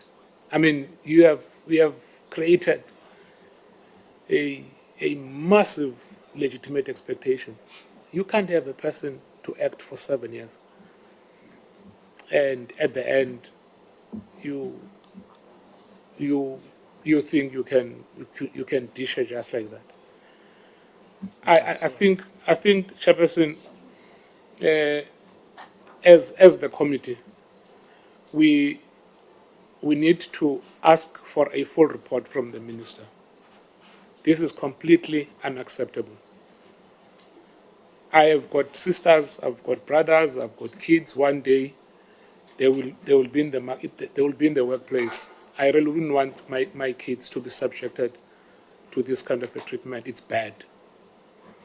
So I would really propose that, and I know Ngonyama will second me, that the minister should submit a report about the status of a CEO at the OVG. Secondly, I must have asked this question before, but you'll pardon me, I'm aging, so some of these things do slip now and then. I see in your presentation, you have a fairly moderate rejection rate. Now, in an event, there is a disagreement, a firm disagreement between what we have valued and what the would-be seller has valued, presuming that he or she may have sourced services of a private valuer. Is there a mechanism to deal with that impasse? I know in some institutions you'll have an ombudsman or something similar to that. That will be seen by both, that will be accepted to both parties as being neutral. Thirdly, your 100% prevention of fraud and corruption mechanism is quite plausible. And when you mentioned the figures, my colleague next to me was saying Me too, because I do know where there is a human element, there is mischief. Now, I don't want you to divulge publicly some of the strategies that you employ in ensuring this. But what makes you so confident that your systems are fraud and corruption free?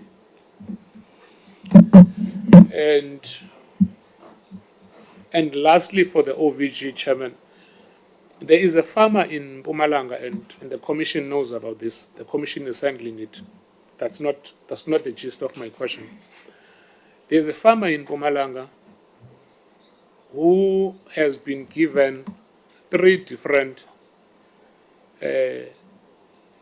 valuations in different years. I can give you offline. I can give you the name offline. In different years by the OVG. For the same piece of land, different years, different amounts. What could lead to a drastic change in somebody's property if the same office is conducting the valuation in 3 separate instances? And the ITB, I read somewhere in the presentations that the CEO is moving on to greener pastures. Well, fare thee well, CEO. You've been a good colleague. Hopefully, you will come back some other time as the DG of this department. I'm happy to lobby the minister. No, I'm joking. ITB, we... Honorable Nana, I hope you are joking. Yes, I'm joking, Chairman, I'm joking. No, I'm joking. That the CEO has actually been looking for greener pastures. I saw something in the presentation. No, it could be this cyber, what is it? Are you sure? No, I saw something. It's cyber mischief. Unless it's cyber mischief. So if that's the case, apologies, CEO. Apologies.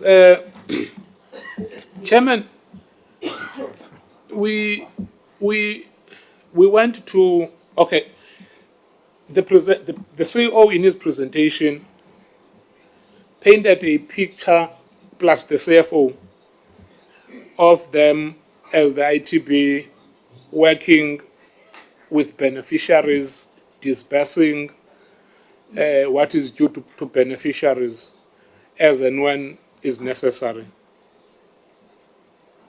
But honorable members will remember, beginning of this year, we went on an oversight to KZN. And amongst role players that we met was the KZN House of Traditional and Khoisan Leaders, the full component of the House. I think it was the Executive Committee. They painted a picture of non-cooperation between the ITB and them. In fact, one of them said the last time they had a meeting with the ITB was with the previous board of the ITB, which was about 4 years ago. Now, how do you reconcile what we have presented here with the assertions of Amakosi in KZN?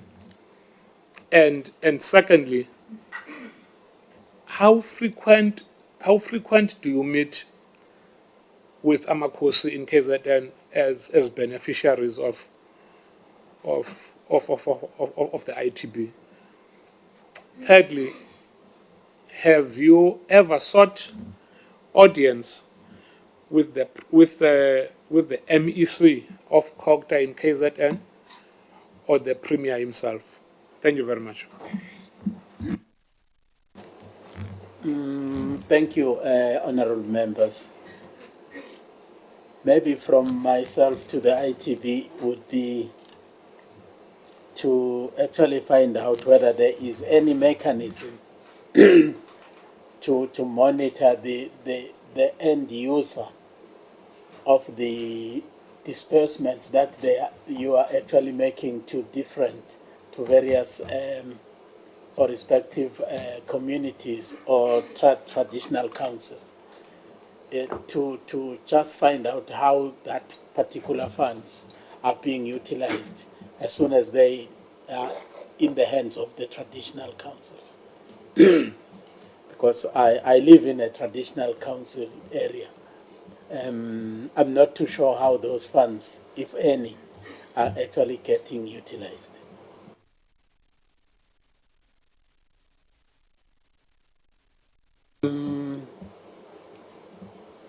Banozo, Bani Piligile first. Please go.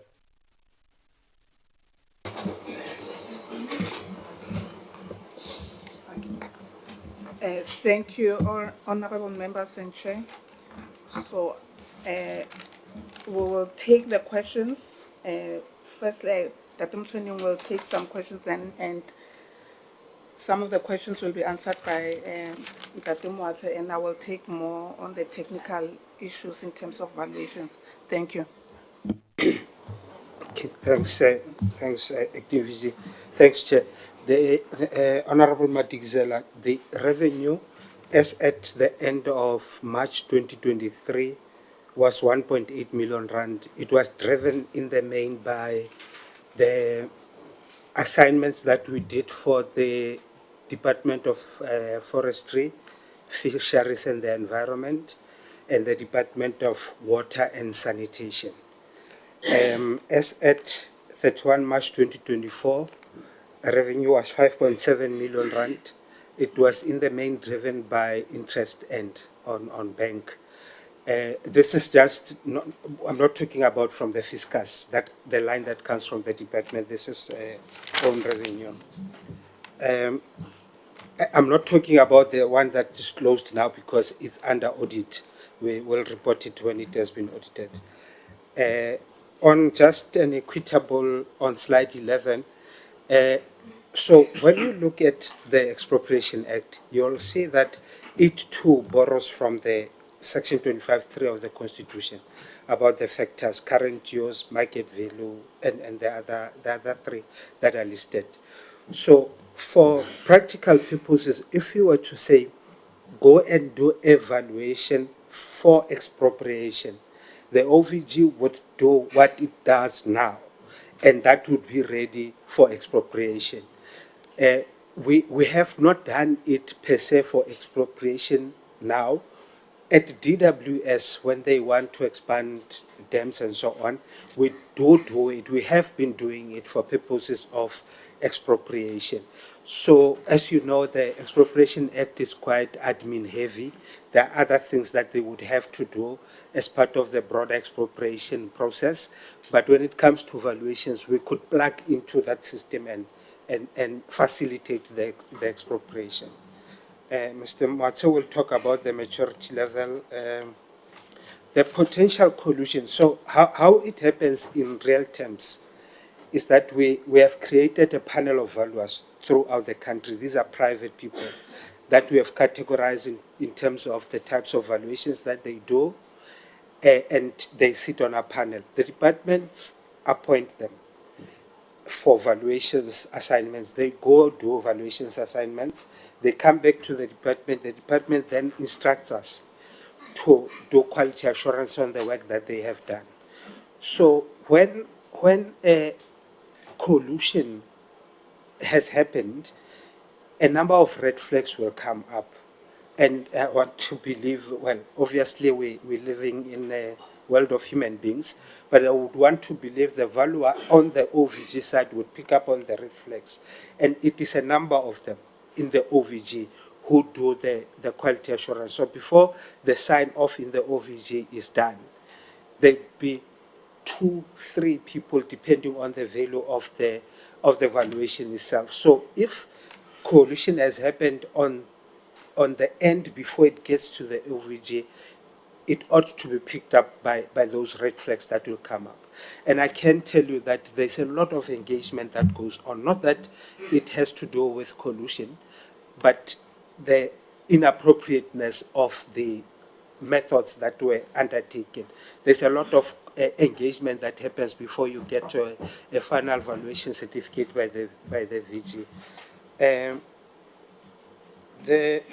Where the people say the department wants to spend less, I was joking with a colleague the other day that it depends who's talking to you. On one end, we are reported to members of parliament that we are paying too little. And on the other hand, we are reported that we are paying too much. Others would say we are still market-centric, we are driven by market value and so on. I've just shown you the numbers. So it depends who is speaking, but from where I'm sitting and what I see on a daily basis, it's really a scientific process that gets undertaken to determine what the value is. It's not above reproach, it can always be taken on, but to the extent of the processes within the OVG, we want to believe that it's not that the department wants to spend less, it's that the OVG has said to the CLCC, this is the value, and the CLCC says this is where you need to operate in terms of the offer that is being given to them. The stats where PVA value is less than market value, we can share them. It's the stats that I've shared, but the slide that I read here was not there. We can share it. It's an extract out of a study that we have done. Those that have been paid more. So your comment was other people say, but I know so and so down the road has been paid a lot more in the few years ago. What has happened is that before the arrival of the OVG, which is just 10 years, is that you were dealing only with market value, and the government had no say. Let's be honest, government did not have a say in the value. Yes, in the price down the line, but in the value, there was no state outfit that was playing the role that the OVG is now playing. So it may be true that down the road, 15 years ago, someone else got paid better. But what we do in terms of the regulations, a landholder gets a valuation certificate and report, and they get 30 days to raise objections and representations. They do so. Many of the times, that issue will come up, and they will say, Mr. Mtsweni, down the road was paid twice what you are saying is the value of my land. And then an engagement takes place. Typically, they would have an estate agent, a property practitioner by their side, or a valuer that they have appointed. So an engagement will take place at a technical level to resolve the issue. Honorable Adams, that we don't compromise the valuation itself. What we did, and we put it in the law when we did the law eventually signed off in 2014, that valuations must be done by valuers. At the time before it was in the PVA, you would find all manner of professionals doing valuations, lawyers, economists, accountants, and so on. But we put it in the law that it must be valuers registered with SEC-PVP, which is the council that reports to the Minister of Public Works and Infrastructure. So if they want to keep their professional registration, they better act in an ethical manner. So that's one of the ways in which we put in place controls that valuations must not be compromised, including what I've just explained earlier to Ntatematic Zela. Capacity in terms of skills, we are doing much better. We will send you what the turnover is. I don't have it off the top of my head. But when you look at where we were, CLCC, and where we are now 90-something people in total. There was a time we were 4. So the capacity has improved quite greatly. About actual numbers on slide number 17, we'll have to send it. We'll send the actual numbers that talk to those graphs that are on slide number 17. Okay, on slide 32, on two of those indicators, you are saying they don't have targets for quarter one up to quarter three. It is so because those indicators only arise in those two quarters, in that one quarter, which is quarter four. So the first one says percentage completion of valuation requests submitted outside the specified timelines. So the ones that are within the timelines for that financial year happen between quarter one and quarter four. These ones only happen in quarter four. And then the second one is percentage completion of priority valuations.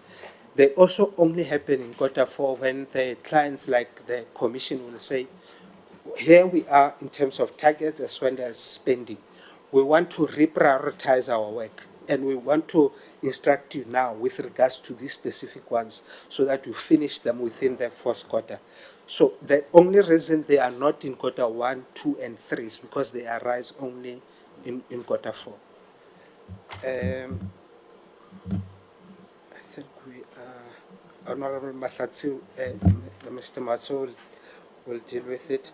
Okay, Honorable Mteto, when there is a transaction happening on communal land, the property management division of the department invites us for us to go and do evaluation. We actually do a lot of those, where we determine market value for purposes of the department to list the land out. So there is some of the land that is indeed valued. And I stand to be corrected, but I want to believe, because we've got wall-to-wall municipalities, and the Municipal Property Rates Act demands that all land be valued as part of the 4-year general valuations roll. I want to believe they would have been valued as well, even those where we don't get involved because they may not be transactional. But if you want us to value it, you can just pay us. We'll value all of it. The one on Honorable Nana, Chair, when we come here, maybe you can let us know as public servants whether we also enjoy parliamentary immunity, because I want to say something now about it. We don't. Maybe I should move away from it. On the fraud and corruption target, Honorable Nana, we are not saying the target is to get rid of it 100%. We are saying there are certain mechanisms and there is a list of them. All of them, I think in the last financial year we had about 17 or so. We want to implement them. So we're saying those mechanisms, all are 100% of them should be implemented. And we are having what you call an ethics office in the Office of the Valuer General. So it's one of the ways in which we try and manage the scourge of corruption. I think that's all from me. The VG and Mr. Matse have got a few. I would request you to really please just wrap up in the interest of time. We still have to have the ITB to respond to their share of questions. Okay. So regarding the questions of digital maturity, excuse me. So when the OVG started, we became autonomous almost 4 years ago. So we acquired and implemented our own ERP system. So the ERP system would be for all the various modules, supply chain, HR, and so forth, including valuation in terms of valuation tracking system. So while we were doing that, we did not have a structured digital maturity strategy. But because there was pressure for us to run operations, we continue to have an IT strategy. So what we're doing at this point is to make sure that now we become structured, we become systematic. Hence now that indicator that says digital business maturity. So we're doing that by following what we call an enterprise architecture roadmap. So whereby we follow a scientific process of mapping the entire business of the OVG, the processes, the models, and so forth. So it is at an advanced stage, and once we finalize that process, excuse me, we're expecting to have a full roadmap. So with that roadmap, currently when we conducted a maturity assessment to determine where we are, because it's not like we have nothing. We've implemented infrastructure in terms of network servers and so forth. We are at level maturity 2. So the idea is that in 5 years we should be at maturity level 5, and that is mostly from a business point, is so that for some valuations that we will be conducting, those which are easy, like historical valuations, a system should be able to just conduct those valuations without a human intervention. I mean, it's the same as how SARS, we use in that example, does was this tax returns, where some people you don't even need to interact with their system. So regarding the protection of data as well, so we do have an IT security policy, and as well as various cyber security controls on the system.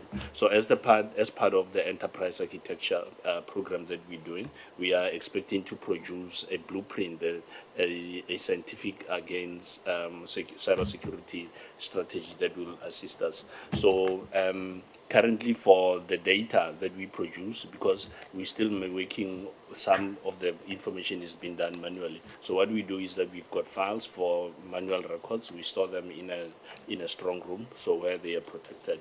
And then for the system, for the data that is being done on the evaluation tracking system, we have what we call cyber security mechanisms to make sure that we ensure protection. So regarding the end users, how they gain access, before we grant you access, whether you are an employee of the OVG or you are a consultant instance whereby we require, excuse me, service providers to assist us, we screen you, we do criminal checks, background, and in order to make sure that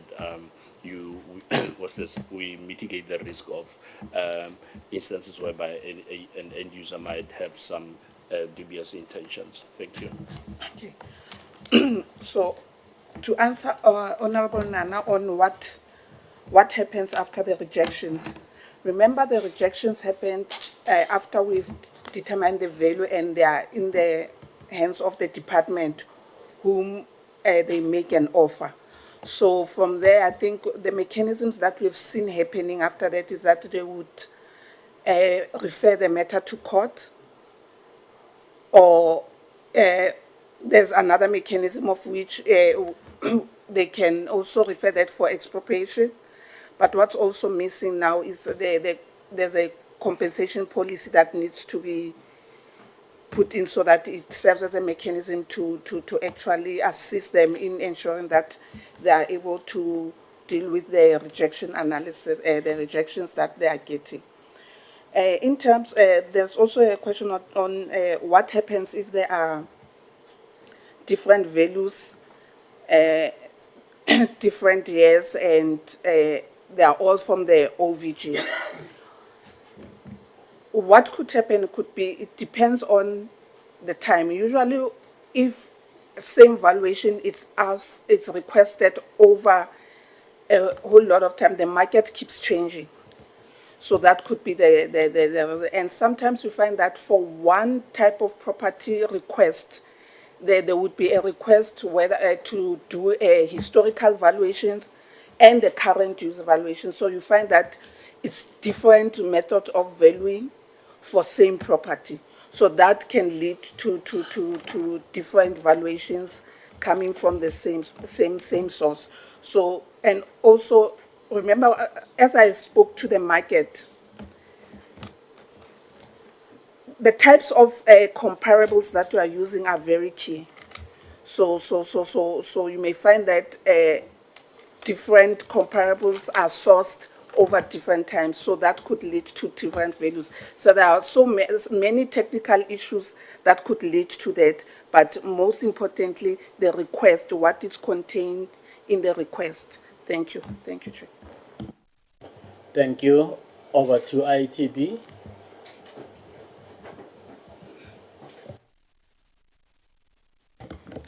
Thank you very much, Chairperson. I will just cover my part and then the CFO will cover the financial aspect. Honorable Madikizela poses a question that goes beyond the competence of Ingonyama Trust Board when he asks, is as it the ITB, is it correctly managed? IT was not meant to be permanent, correct? And what do we suggest to be a permanent solution?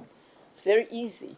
That's a matter for politicians because we've highlighted the contradictions and we would be prepared to make a contribution because we are at the receiving end of what I call a legal storm, where you find the law, the current law, in conflict with tradition. It becomes messy, and we have become experts when it comes to flying this aeroplane in such a way that even if there is a turbulence, we steady the aeroplane. So there has to be attention, otherwise that province is not going to stabilize. It is important. One doesn't want to be alarmist, and the reason being, now that we have assessed what goes on, you find that the previous board was not interacting with Amakosi in a manner that makes them know what this animal is about. It used to be, they called it Izimbizo. This is it, for 2 days. And they walk out, traditional leaders walk out not knowing what goes on, the legislation, etc. So we have discovered that there is a hierarchy. We've interacted with the provincial house more than 4 times, spending more than 6 hours. However, the information doesn't cascade down to the local houses. So we have changed the strategy that we're going to go to the local houses now. Then there was a contradiction. For me, I don't need parliamentary privilege. There were instructions from the MEC for COCTA that don't talk to them. And we had to raise this with Amakosi, and they were so scared to interact with us to such an extent that there was a time when we were invited to an extended exco, but because they couldn't go and ask for COCTA to pay refreshments, they sponsored refreshments and even fed us, which was very embarrassing. So we are addressing this matter. At that point, we've written more than 4 letters to the MEC. We just wanted to introduce ourselves because you cannot, as the Ingonyama Trust Board, there is no way you can operate solo. We have municipalities, the MEC, and Amakosi. We are all in this together, but the tendency has been to politicize this thing. We are professionals. We are public servants. We just want to do our work more than 4 times. The good thing is that for the first time last month, the CEO and myself, we found ourselves in one room with the MEC at the invitation of the Premier. So that was lovely because I spoke to him and I just emphasized that is very, very important that we work together. Whether that is going to happen, we don't know. Right. Let's come to beneficiaries and the old board. There was not a single program by the ITB. And that was concerning because we were being asked, what do you do? We couldn't explain. But the good thing, now that we know what's going on, we then decided that, first of all, in communities that fall under Amakosi, the connectivity is so bad, it is so poor that we can't even say we can run an educational program for maths and science. So, fortunately, we now have a memorandum of understanding with Vodacom. We are pushing connectivity so that Vodacom, we want to piggyback on Vodacom, go and beam what you call, there must be classes for maths and science so that these youngsters who are condemned in rural areas, at least they have a respectable grade 12. They don't have a respectable grade 12 because they've been doing math lit or nothing whatsoever, and we cannot allow that to continue. We are very passionate about it. So we've partnered with KZN Educational Trust so that we have a coordinated intervention with indicators. They have a research unit, and we're very excited about that. Then, when it comes to the disbursement policy, what is disbursed? And I'm glad the chairperson has posed this question. Does it go down? Is there an impact? The sad part is that the practice, and it's going to be a challenge for us, but we need to turn it around. The practice has been, right, Inkosi gets 10%, we don't even ask what it is for, 75% to ICs with the TC, we don't ask how it is spent, but it's public funds, and we have begun to have this conversation. For instance, this connectivity that I'm talking about, where we have a memorandum of understanding with Vodacom, there was a very surprising remark when we met with the Premier MEC. Amakosi were saying, I mean, we were excited about the MOU, and then Amakosi were saying, they don't understand how that is going to benefit them. Now, you enter in a conflictual situation, but you can't say it openly, because the bottom line, those towers are not just meant for individuals, they are meant for the community, the schools, etc. So we are working carefully to turn this thing around so that the thinking, the mindset, at the end of the day should be service, community service. And I think the CFO will cover the financial side of things. Thank you, Chair.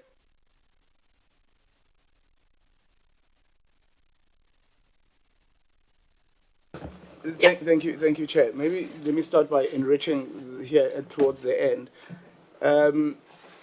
This organization is really, for the first time, finishing its first fiscal cycle of 12 months, having done disbursements through and through. It wasn't the culture in this organization. We kind of forced it when the CNO and I arrived in 2021. So the 40 million that is going to be reflected later on in the year when we have a discussion about the audited financials will be the first one. It then really does become bizarre from a human point of view to say, but I haven't been giving you all these 30 years, suddenly I must now police you. So we kind of were conscientious to an extent. Yes, our policy does require us to actually monitor, but the nice thing about it is even before monitoring, which is a post-disbursement activity, there's a framework that says what types of expenses are you willing to accept as part of a request. Cultural events, community projects, etc. It must be aligned with community. there is a level of education that needs to go to these communities in terms of financial planning and the use of these financial resources, because the nature of spending that we are seeing is not quite satisfactory. We are seeing events right now, cultural events, a lot of them, etc. We would want to start driving the conversation, which is why a conversation at a local house point of view and a TC point of view becomes more and more important. All right, then Honorable Matigizela asked two questions, which I had already respectfully dealt with in my presentation, but I'm absolutely happy to do so again and possibly in a different fashion. He asks, are we complying with our disbursement policy in terms of the framework and the limits of that framework? And it becomes important to understand what would it mean to not comply with it. It essentially means in that piece of cake, you have then gone and taken more than, or have taken more than what you are entitled to. But you can only really do that either in the 75% or in the 10% or in the 5%. And it generally is the board that becomes culprit of that. And it has been a culprit. This, again, financial year that is under review is going to be the first financial year where we can boldly say we have complied with this. Over the years, and we were quite deliberate about reflecting it to the users, how much are we taking as a board over and above what's been taken. But I'm quite confident to say this financial year that is under audit now, and possibly this one that we are at the end of the first quarter of, we are quite compliant. With respect to projects, it was on slide number 16, not on 15. Those round figures of 58 million moving to 60 million, that's generally what we're dispersing. But it doesn't automatically translate to projects, which is why my earlier statement in terms of the conversation of financial literacy, financial planning, needs to actually happen. You can't go to people and say, where are your projects, when you haven't taught them what that actually means. So there's a lot of conversation that needs to happen, which is why when I think it was Honorable Lucas who said, I don't have a question because it seems like you guys are starting from scratch. We actually appreciated that realization that we're actually at the beginning and inception of this entity. Honorable Adams asks, it seems like we're lazy and we want to just achieve 90% on collection. The reason for that is we're building a margin of error. If you recall in our quarterly interactions, I've always said we have to re-engineer the section at debtors. We have to start by bringing in people and then structuring the people in a way that they can do some of these processes that are required for debt collection. And that's going to take us some time. So that's why we're building ourselves a margin of error of about 10%. So should we fail, we don't fail so dismally. Ultimately, the goal is to collect 100% of what you actually build people towards. Honorable Matlatsi, there was a lot here. I'm going to start with the rates. He preluded the conversation in terms of he sees the rates provision, but there's no provision for CASAC. The difference with CASAC and maybe a rates provision is the money for CASAC was already collected and recognized because it was money that would have again been subjected to the 75-10-5-10. Maybe there's something that I forgot, Chair. Let me correct something on the 75% 10-5. The 10% that we say is for Resilo. It is actually in the policy written that it is still for communities that are less endowed and less developed, but at the discretion of His Majesty. So essentially, he gets to say that this community is ailing, go fund, or there's a storm that happened here, etc. It's still within community benefits. Then, in terms of the CASAC monies that we seemingly have not, we actually have, but because the money comes in and gets subjected to the framing of percentages, some of it sits in reserves already. And that will just be a matter of taking it from reserves and sending it back to where it came from. So it won't necessarily hit the income statement, but what we show in your budget is actually the income statement movements. When we present financial statements at the end, I think we'll present the annual report towards the end of the financial year, you must just note that we actually have a provision that we have raised of about 4 million for this that we will then be recycling and taking on the basis of where this particular money is sitting. But the portion that would have gone to the 10%, we've included under other expenses. It's hidden, but it's sitting under other expenses. It's quite a negligible amount that is less than 100,000. All right. In terms of the benefit, is it clear how, what is the indication that the ITB is using to measure? Okay, I'll leave that for the CEO. IT and ITB, the unification, the merging. Yeah, I'll leave that to the CEO too. So we'll be RBM. I think I'm at the end, right? We have 3 minutes to go. Thank you. I'll leave the rest for my boss, Chair. Thank you. Thank you, Chairperson. I'm going to try. Chair, yes, let me confirm. Chair, it is true that this is my last presentation to the committee in my capacity as CEO of Ingonyama Trust.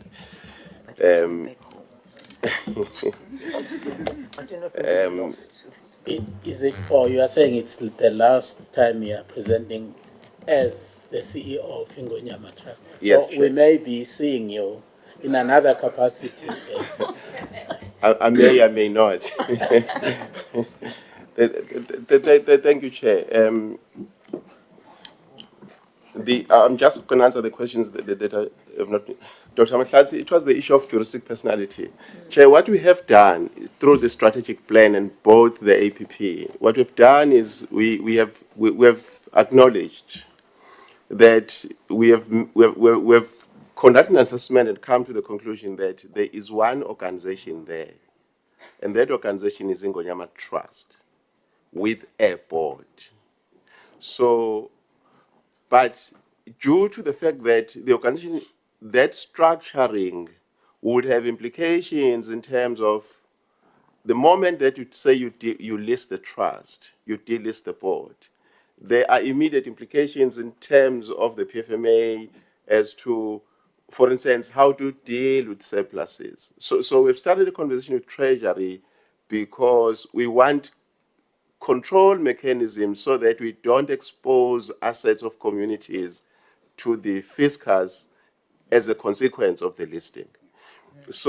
But during the strategic plan period, the board, the Ingonyama Trust Board as an entity has to be delisted. Ingonyama Trust must be listed because that is the only juristic entity. So that's what we've come down to. Then on the issue of what are the performance indicators that this organization has been using in measuring whether it is basically achieving the objects of the Act, which is it is benefiting communities, this land is being used for the material welfare. Chair, the honest answer is that there are none. They aren't measures, Chair. They have to be developed.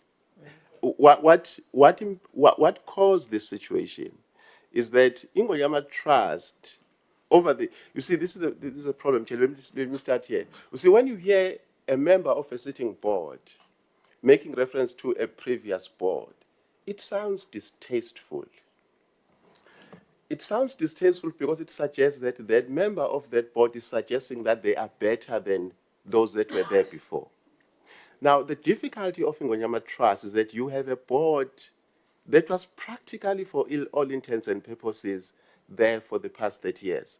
So it is difficult to refer to history without referring to them. So as a consequence, when the vice chairperson starts saying the previous board did not do that, it sounds a little bit distasteful, but in the context of that organization, it's just simply because they were there for 30 years. So it's impossible to refer to that period without referring to them. So what happened here is that the board before this one had adopted a position that says, we are not going to do any kind of development until the state make money available for us to invest in these communities. So that standoff of these government not making the money available for that purpose, the trust simply didn't invest in anything. Because if it was to invest in doing anything, if it had to develop these measures, then immediately it would mean it is giving up on the argument that the state must fund it. So that standoff between, is the state going to fund the programs towards the achievement of the mandate of the trust, that argument was only resolved when this board came. We said, hey, we've got this problem, but we don't think this is a mandate of the state to fund these communities. We think that Ingonyama Trust can structure itself in such a way that it can. So it's only now that you've got to capacitate the organization first, because you have to create the intellectual capacity so that it is able to do these things. So we're investing in the organization first so that then you can generate all the money that Honorable Mcheto was talking about. Because there is potential, there is money that this organization can generate.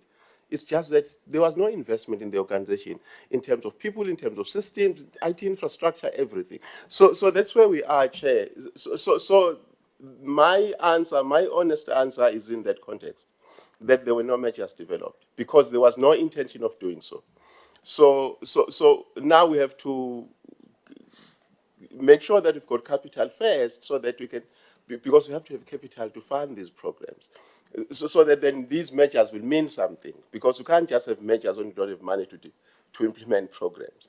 So it is that, Chair. Then the last question that Honorable Mahlatsi asked, Chair, the truth is that the department and Ingonyama Trust have not met to discuss the possible conflict between the KwaZulu Land Affairs Act, Chapter 11, and Ingonyama Trust Act provisions. The reality is that there is a conflict between the two laws. And in fact, the truth of the matter is that Chapter 11 of the KwaZulu Land Affairs Act should not be in existence by today. It's a complete accident of history that it is still there. It is like the Vendor Land Affairs Act number 45 of 1990. It should not be there. It's a complete accident of history that those two laws are still there. So now the department and Ingonyama Trust need to sit down to say, in the context of the court order, how do we avoid a possible conflict between the two organizations? Because the moment that the minister either delegates the function to the provincial government or hires capacity inside the department to issue PTOs, the moment that happens, there's an inherent conflict that Ingonyama Trust Board might issue a tender right that conflicts with a PTO that has been issued a day before if there's no mechanism that both of them will know. So that's the reality of the situation. So I had already started talking to my colleagues in the department, or Mr. Ndove, Mr. Zulu, to say we need to settle this. At the time when the conversation started, we actually had arranged to have these conversations, but they were on the side having a conversation with COPTA. At the time when we were to meet, they said, hey, listen, we think we're not ready now at the present moment to meet with Ingonyama Trust. Let's sort out this issue with COPTA first. So as a consequence, that did not happen. The truth of the matter is, it's something that needs to happen. It is very urgent. It will be dangerous for the department to enter into anything with provincial COPTA without talking to Ingonyama Trust. So that's the reality of the situation on that issue. I've just acknowledged what you said. Chair, what are you working with? You mean Honorable Mcheto? Yes.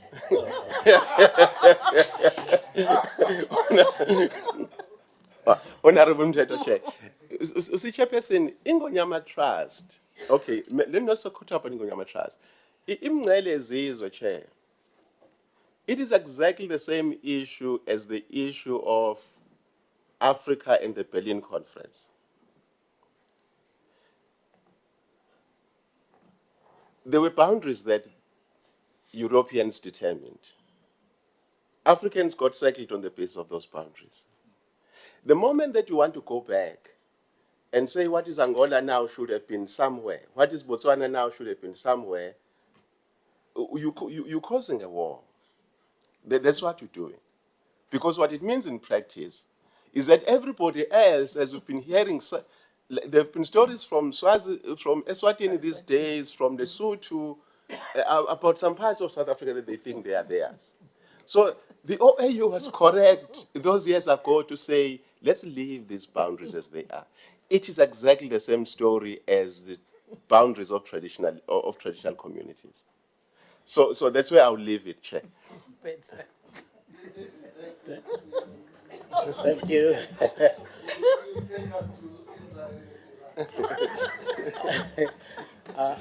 Let me rest my case. Okay. Thank you. I wonder if the minister wants to wrap up. I can only say, Chair, these entities, they work very hard. So I don't want to add anything. But I can only say I must look at this acting of CEO, not only CEO and also COO, have been acting almost the same time. 8 years. So it's something that is the report that I must bring back in the next portfolio committee, Chair. As Honorable Nana suggested, I think I must quickly resolve this matter before Honorable Nana deploys them, because I see he also has the capacity to deploy in this department. So I'll look at that and come back to the committee, Chair. Otherwise, thank you for affording us this opportunity. And yeah, it's good that we've been here the whole day, something I've never done. Thank you very much, Chair. Thank you, honorable members, for your resilience and your patience. And thank you, honorable minister, with your team for your presentations. And also thank the honorable members for their inputs and their incisive questions and comments. Thank you very much. In the interest of time, I'll have to close the meeting, but say that I was expecting Ingonyama Trust to actually say something about the Ingonyama holdings.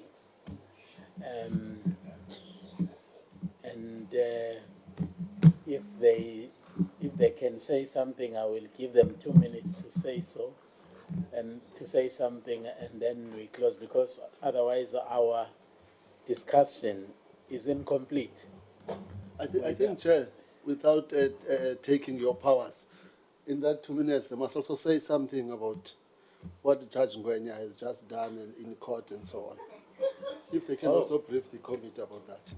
Okay. Okay, then I add another minute.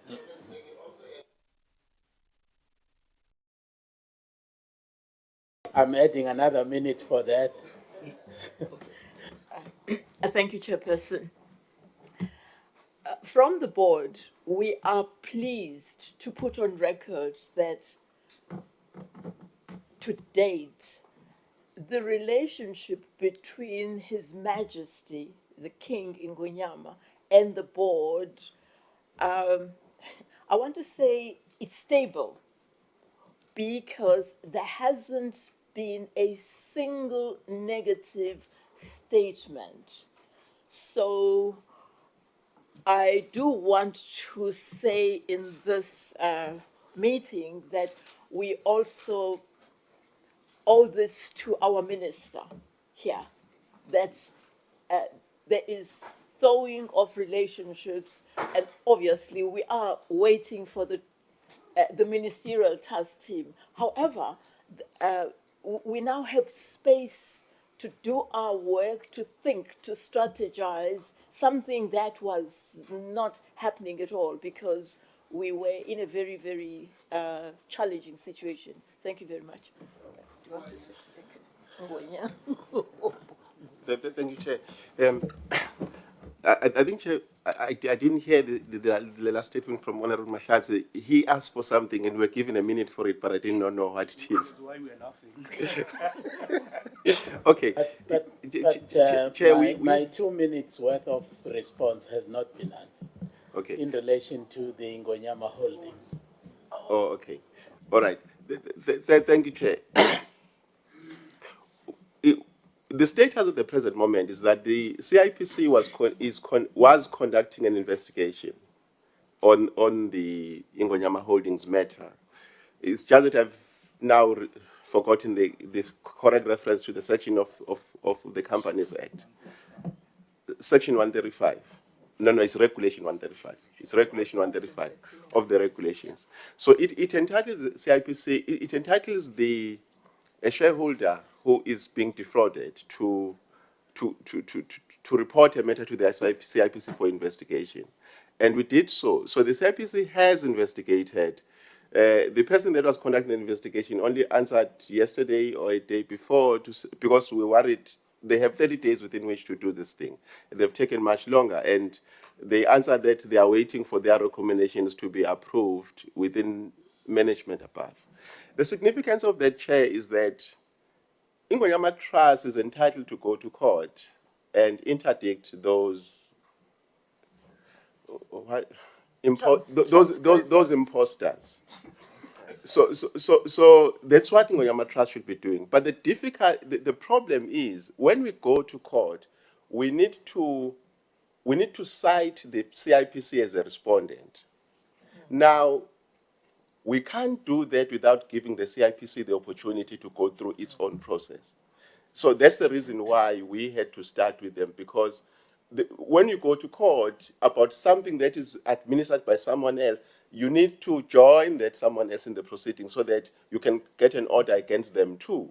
So that's where we are. So if for whatever reason the CIPC rules against us, which should be unlikely, but if should that happen, Ingonyama Trust has to go to court to stop that whole thing from happening. So that's where we are. But what has happened, Chair, is that we have now been, the board has now received a review application by Mr. Siphochero Mngwenya in his capacity as a private citizen, as a beneficiary for Ingonyama Trust.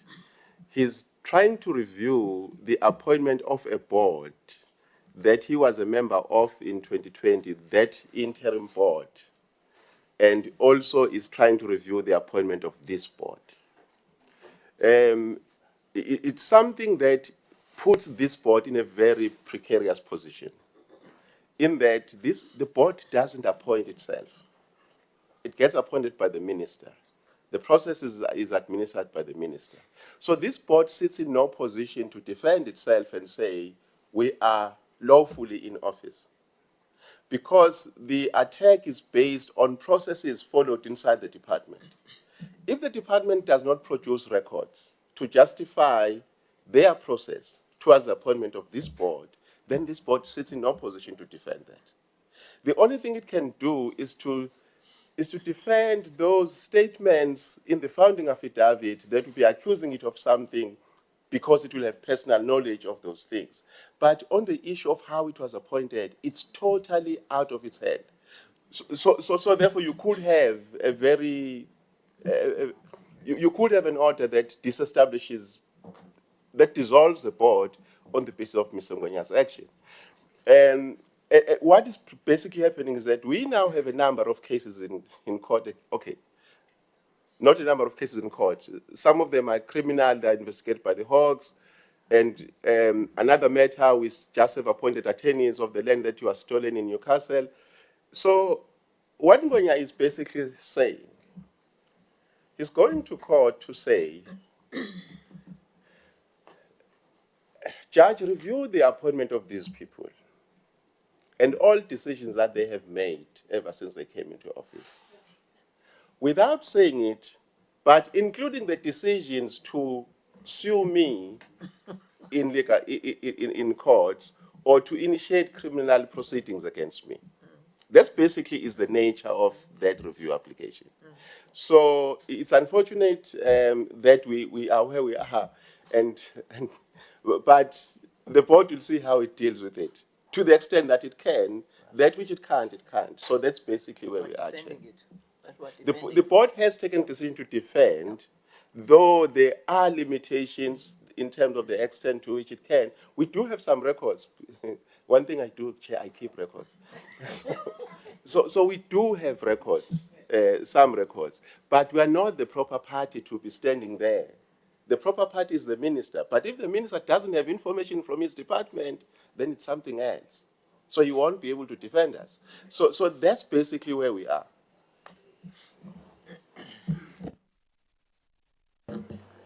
Yeah, without actually belaboring this point, it is not clear to me how could the department not have information about a process it was actually handling of Honorable Minister. Thank you, Chair. No, Chair, I just wanted them to brief the committee. Otherwise, as the department, we will definitely be party to it and defend the decisions of the minister. So we are aware of it, but I wanted the committee to be, just to have the information. Thank you. We will defend that decision. Honorable Nana, you please take 1 minute, otherwise we are going to lose our bus, we'll miss our bus. No, it's 1 minute, Chair, I promise you. You know, for the longest time, we've been tiptoeing around the Ingonyama holdings. All of us are quite concerned about the dealings in that entity, but we haven't really had the guts to take the bull by its horns. I want to suggest, Chairman, that maybe we should, as a committee, we should consider seeking an opinion from the parliamentary legal team as to whether we cannot subpoena Jerome Ngwenya and Ingonyama Holdings, so he can come and explain himself before us. Thanks.